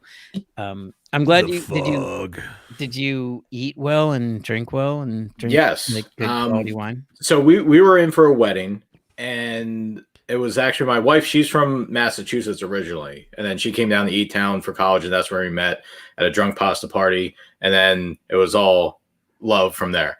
And then roll that back, Mister. Is this where the Parmesan comes from? Okay, no, that's for my love of Arrested Development. But see, never watched a single episode, so I'm lost on the reference. Okay, I highly recommend Arrested Development. Okay. It's one of my favorite shows. Over Schitt's Creek or not? Because I haven't watched Schitt's Creek either. I haven't watched that either. Schitt's Creek is good. I like Arrested Development because there's so many little hidden things. The first 3 seasons, when it was on Fox, and then it got canceled early, and then it came back on Netflix for like another 2. The Netflix episodes are good, but they're not anything compared to the first 3 seasons. First 3 seasons are phenomenal. There's little like hints and throwbacks and everything, the prior episodes in Arrested Development, that it's quick wit, Marx Brothers kind of humor and stuff like that. But I forget where I was going. Oh, my wife's friend from Massachusetts moved out to San Francisco. That's where she got engaged. That's where they had the wedding. So we went out there. I did eat well, did drink well. I went to Tommy's joint. Yeah. And it was funny. I went with a friend, one of her friends' husbands. We went to Tommy's joint. I got a roast beef. He got a turkey sandwich. We were leaving. We were picking up coffees and stuff for the girls because, they were taking a little bit longer to get ready, where we just needed to zip up our pants basically. And so we're waiting for the Uber to come. He had half of his sandwich left, and he's like, you know what? I'm probably not going to eat this. We don't really have a fridge. We were staying at the Metro Hotel. I don't know if that, where that is or anything. Yeah, I think I know where that is. And nice little, not hole in the wall, but like a very tiny hotel. It's almost like a house that they renovated into a hotel of like 12 rooms or something. Sure. And he had half a sandwich left. He's like, I'm not going to hold on to this. I can't do anything with this. You know what? There's a guy sitting on the sidewalk. He's like, you know what? I'm going to offer it to him. Just be nice and everything. So I'm waiting for the Uber outside the coffee shop. He walks down maybe like 100 feet. And I don't hear what he's saying, but I see him go, and I see the guy take the box, and he opens it, and he goes, Totally. and he's like, all right, yeah. Like he had Yeah. the thing about Yeah. like, it's turkey. I don't know about that. So, We treat our homeless quite well. Yes. It's true. Yeah. I It's like, noticed- you know, it's not a beer and it's not, you know, crack. So I just thought that was funny. Like it was obviously people have their taste preferences and everything, but just like yeah, a turkey. guy, well, turkey. I don't know about that. The funny joke, the funny like what is it? Portlandia joke on that would be like, you know, I'm gluten free. Right. Right. The homeless guy in San Francisco Was is this from like, the tape is this gluten free? That's a is great this show, too. non-GMO turkey? Okay, so Portlandia, I need to pick up on. I'd heard about that. Arrested Development. Who was? Well, did you hear that? So let me. I know. Sorry, I took a whiz for the first time in 5.5 hours. I'll bring it home. The joke was what he was saying was that his friend took half a sandwich to a homeless guy in San Francisco, and the homeless guy kind of looked at the sandwich like he didn't just take it blindly. He looked. He opened it up. He put his head to the side a little bit. He was Maybe. like, So the Portlandia joke there, and you may not have seen that show, would be that like the homeless guy would look up and say, "Is this gluten-free bread?" Which is a pretty funny joke. You're not laughing, Jason, but I think you're tired. I don't get the references. That's one of those things. Like, Imagine a homeless. Do you remember person Budapest in asking- 2013? Wait, hold on.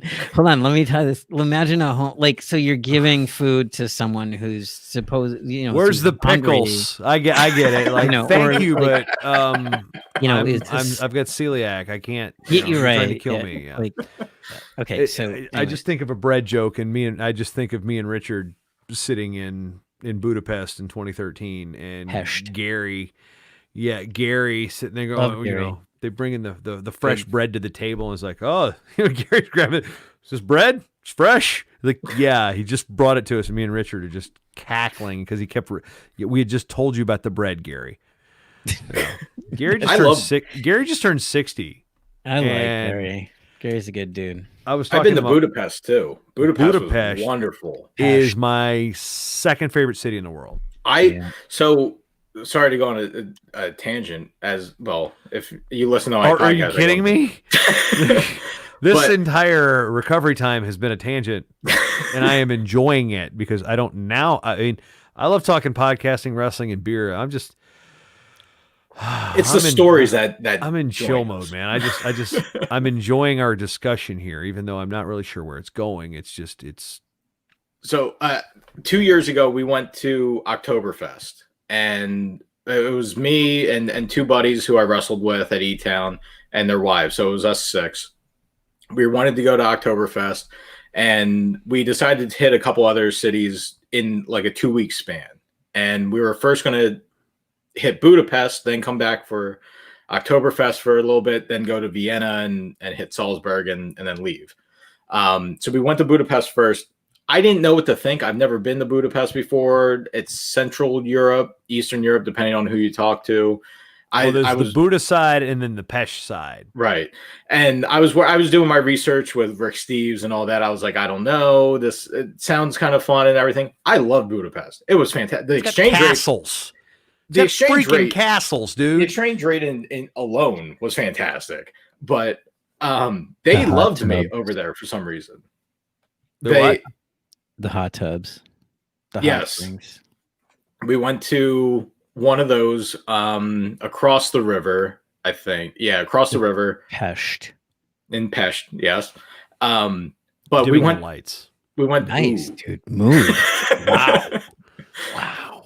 We went to this nice upscale restaurant for breakfast, and it had like full slabs of marble, gold trim everywhere, and I thought you were everything. gonna say bacon. I literally, when you say breakfast and full slabs, I mean, the next word out of your mouth is gonna be bacon. And I can't believe it's not bacon. And to say marble, I'm like, that's so cold. On like, imagine just slice some marble on your like. I can't cut through it. I can't. It broke my tooth. All right, But I ordered like a what was it, like a 2-egg omelet with toast and everything. It ended up costing American like $1.65, and it was a huge breakfast. But everyone else in our party gets their dishes, and the waiter comes, doesn't really speak English, and he goes to give me my plate, and he looks at it, looks at me, looks at it, and he goes, no, and then he takes the plate back, and I said, that is what I ordered. It looked exactly what I ordered.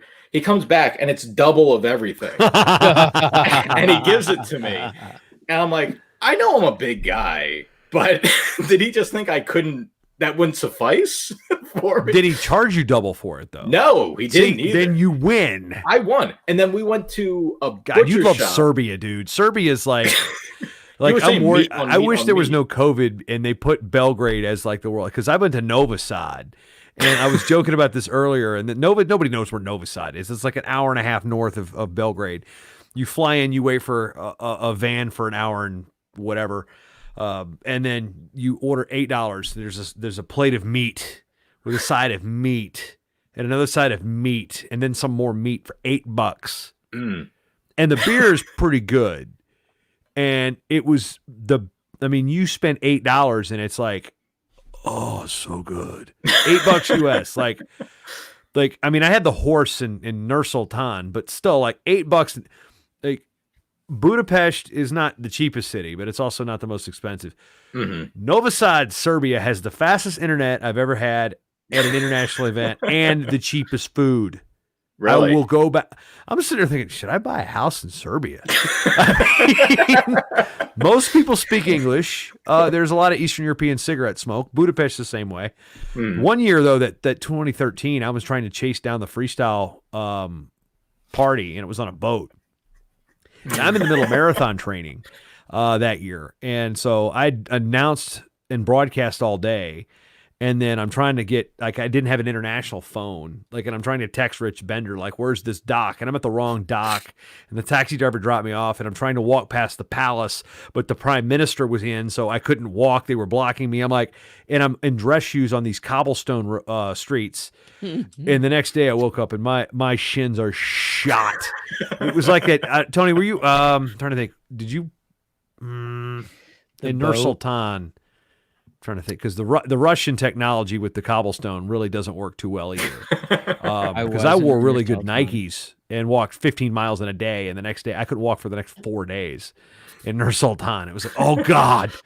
I can't remember if you were there with us that day or not. But. I was not walking with you in Nur Sultan that day. We missed Worlds in 2018 by like a week. We didn't even realize that because I think was it 2018 they had it in Budapest? Yes. Yeah, so we missed it by like a week, and then we ended up going back to Munich for Oktoberfest. Which, if you've never been to Oktoberfest, I highly recommend it. It's whenever they have it again. Yeah, well, that's the thing is my wife and I've talked about it, and then there's the show that I did. Now we can bring it back to podcasting. I had 2 collaboration episodes that I was doing in preparation for Minneapolis. One was a food show and one was a beer show. That was a great episode. Both got released, but sadly they were released after the fact. We're like, screw it, we can't. And the Minnesota Beercast guys sponsored a trip to Oktoberfest, and it was that part of it, but they were also going through Bavaria and doing certain of the brewery tours from, like, I don't know if Vince Stefaner was on there, but it was like some of the old school breweries were part of this tour. It wasn't just Oktoberfest. It was just like, okay, here are some other places we are going. And it was puppy. I'm sorry. That is adorable. Hold on. Time out. Puppy break. No. I'm gonna full screen that. I wish I could screenshot that. I think I can get it. No, he got up. He got up. Oh man. Sorry, I was trying to screenshot that, T-Row. That was adorable. Oh, with the noodle. Yeah. How his many? name How many? the noodle. Is that 2 dogs? Yeah, I've seen 2. Yeah. There's Rudy, and I'm gonna send you a photo of Rudy. Like it's just. Well, you've got the one you sent me. You texted me with. That could go viral if I post that, because what's the right meme? Because like that hit the proportions of his face and that smile are so good that if we put the right meme on it, all right, hear me out. Move, bitch, get out the way. Right, pretty much. Because I mean the play on the dog. Right. Not bitch being a pejorative term for women. No, bitch being a female dog. But with the noodle back here, here's the thing. So both my dogs are rescues, but this guy, we don't know what he's been through, but he will dream so he'll fall asleep. The dog has night terrors. They could be good. I mean, he'll fall asleep. And then in the middle of his sleep, whatever nap, whatever you want to call it, he'll kind of cry. And my thinking is it's negative. Maybe he's chasing rabbits, or maybe it's a good thing.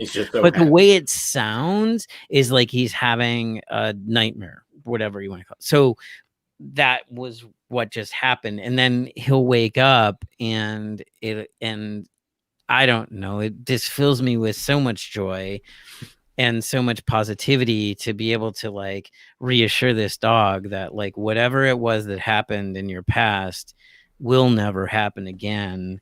And the rest of your life, you will be positive and good, and you'll eat well and you'll go on good walks and you'll have love. So I don't know.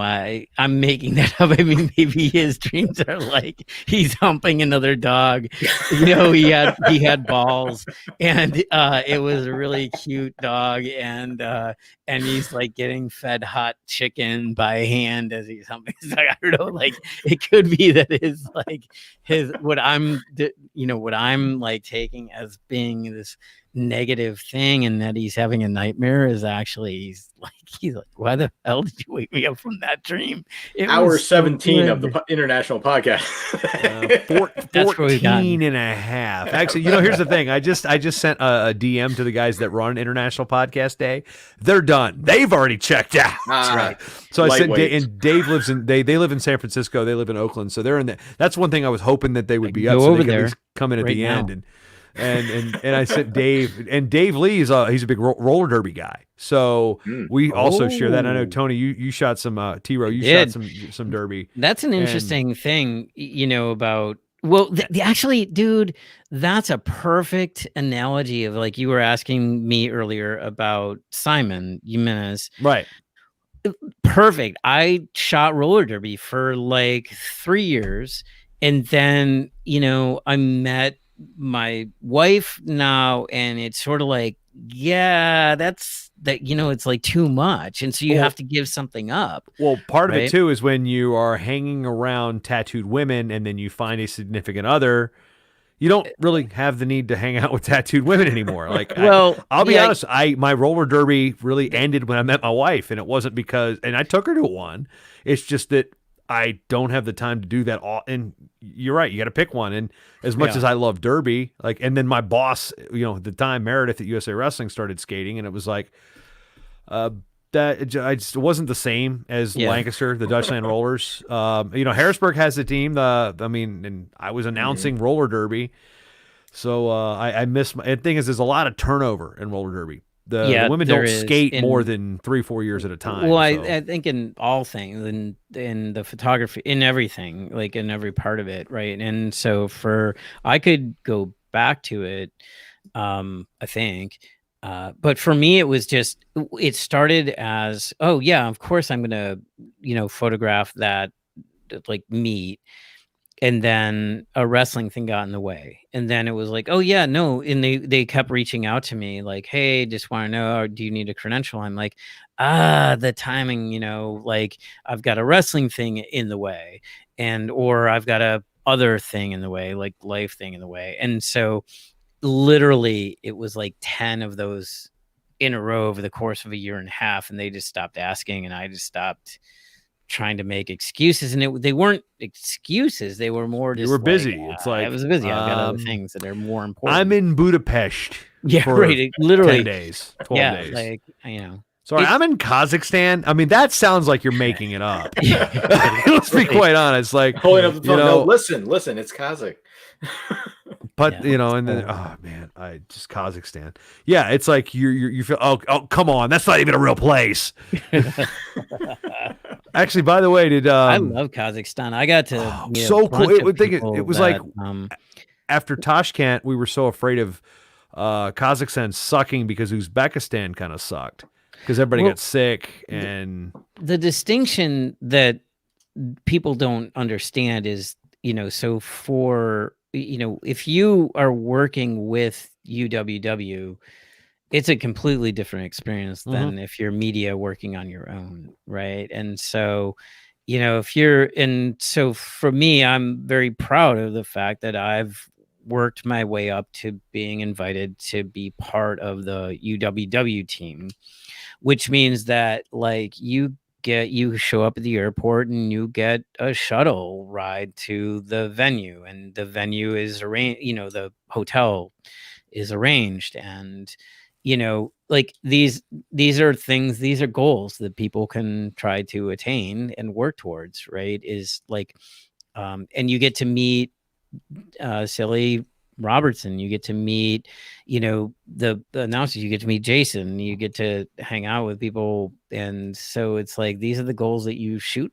for, right? In media, wrestling media, right? And not everybody's gonna have that opportunity, but it's like work hard, right? Eric Wolanowski worked hard, he did a good job, and he's doing a good job. And so I don't know what I'm not preaching to anybody other than well, I'm just saying that, like, even in Tashkent, the UWW hotel was, I mean, it was a walk, but it was really limited. I know that their YouTube was unblocked by like the Ministry of Technology, and where we were staying with the Asia Tashkent, which was a hellacious taxi ride. And I say hellacious not because of its distance, because of its life-threatening.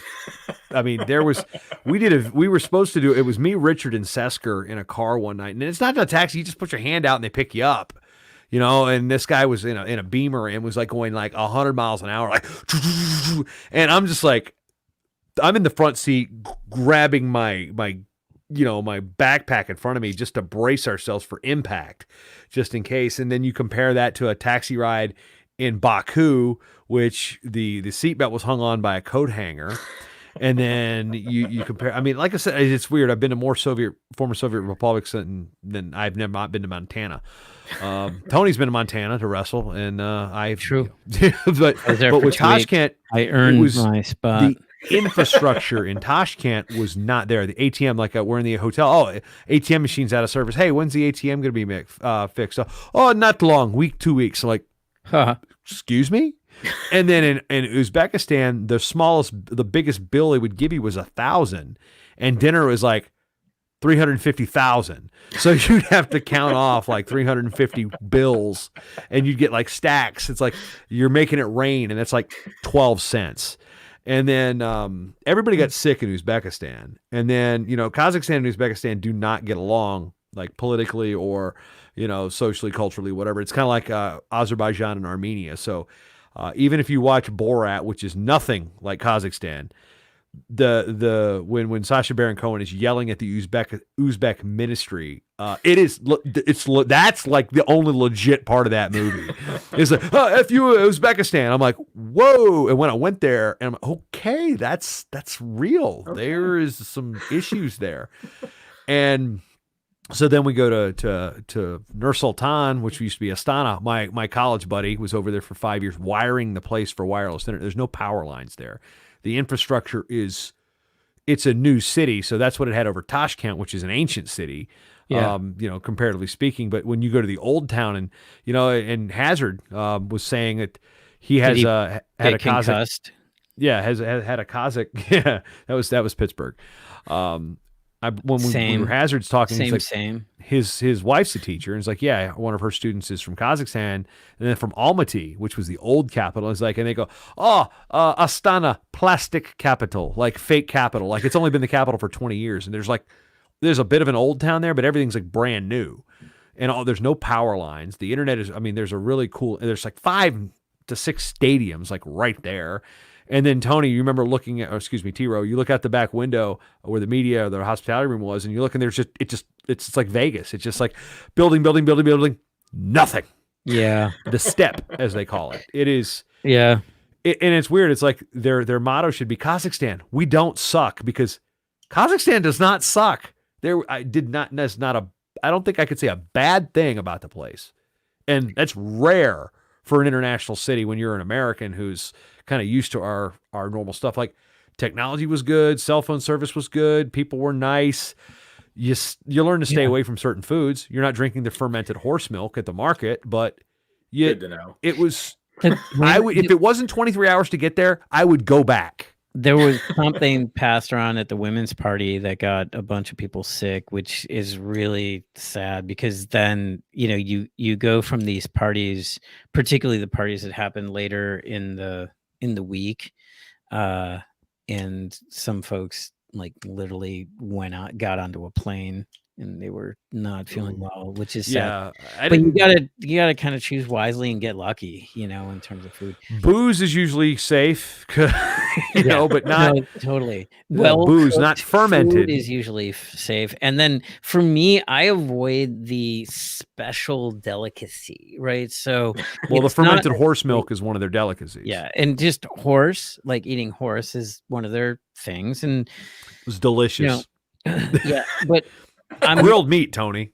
No, totally. But I'm not one to be like, well, it's not Secretariat. You were cool. Specialty meat, and So I also found out that when Hazard and I kind of like got kidnapped by the other PA announcer, we ended, and I texted T-Row. I dropped a pin. I'm like, I don't know where we're at. I don't know where we are. 30 miles outside of town. We had no idea. Kind of cool, but I don't know if we're gonna make it back. Yeah, it was like we need to be back at our hotel. Like the session started at 4. I'm like, we need to be back by 2, and it was like 30 minutes out. Like where are we at? And there's literally wild horses. Like they graze horses for food there. It's one of 2 countries that eat horse. Like we domesticate cow, and we have cow fields and whatnot. Mm-hmm. And, but the horses, like apparently once a horse gets ridden, it can't be served as food. So it's strange, but I was like, okay, I'll try it. And it was like some of the most tender meat I'd ever eaten. And I was like, okay, this is eat again good. And it was at a brewery, so I had craft beer, the Kazakh craft beer. And then I went next door, and then it was just, wow. I mean, Kazakhstan, like I really wish I would be able to see Almaty, which is like in the mountains. That's where the Brits went after we were done. I don't think the grappler went with them, Tony, but the photographers, the true photographers, went out there, and they're like Max and those guys are sending me pictures of like I'm like, I want to go where you're at. Can't we go there? Because we were in the steep, which was a step. It was just flat, like grassy, arid, dusty, because everything it was under construction, and it was. I mean, God, one day we walked 15 miles. It was Rufus, and then my buddy Trevor's like, yeah, my friend Inga works there. Here's the pizza place. I'm like, you're sending us to a pizza place in Kazakhstan? 6 of us, 6 full pizzas, 4 sodas. I think I had 2 beers for less than $20 American total. Yeah. And it was some of the best Italian pizza I'd ever had because it was real Italians. Nice. Wow. Man. Yeah. So Listen, put Kazakhstan boys, on your list of places to go. I gotta go. I'm sorry. Hey, you are anchored. You anchored the show for how long? I don't know. Did a good job. Well, it's let's see. It's 12:47 here Central Time. It's 10:47 here Pacific. So if we time. did the math, that means 9 hours, but minus 30 minutes, and then almost 6 hours here. I mean, that's like I'm almost at 15 hours. in one day. Dude. Technically Jason's 2 getting days. shapes and One man could talk that long. International. Dude, I announced Worlds for 9 straight days in Budapest as the only English guy before I brought Look, Hazard Hero, out you're, there. You're really just training. Oh, I'm not going to be yeah, guess what? All these shows, I mean, this isn't the post show is not going to be a podcast, but all the other stuff, I'm definitely repurposed. I don't have to do a show for another month at this rate. I mean, let's see. I mean, just rolling through. I mean, we had Sam Egan, the D3 guys, Klingman, that's 3, Pilcher 4, Olenowski 5, Pat Kelly 6, 7, 8, 9, 10, 11, 12, 13, 14, 15, 16, 17. Oh, you're set. 20, 21, 22. Probably a couple of them had some issues. So Earl's was a little rough, but there's probably 19 to 20 episodes I got out of today that I can repurpose and bring back. So nice, dude. I don't have to work till December. And about then will be the D1 season, so you'll be good. Yeah. All right. So all right, man. T-Row, thanks for anchoring us, and I have to check Tony, in Pliny awesome the Elder. talking with you. Yeah, good to Tony meet you. again. Both of you guys are patrons, which is good. So Hey. Gotta support where you get the content. So you got the glass yet? Did I send you a glass yet? We all got the glass. Okay, good. I've been drinking out of this thing. Every podcast I do, I drink out of this. Tim Hands at 5 Point Move sent me a text the other day. He goes, "Hey, dude, do you sell those glasses?" I'm like, "Well, they're for patrons, really." Is like really only. It's like, yeah, my kid knocked it over off the table. And I was like, dude, I just got a shipment of 3 cases in. I will. I'm down to two cases and change now. It's like, I'll send you one. He goes, okay. And then he PayPals me something. I'm like, well, you didn't have to do that.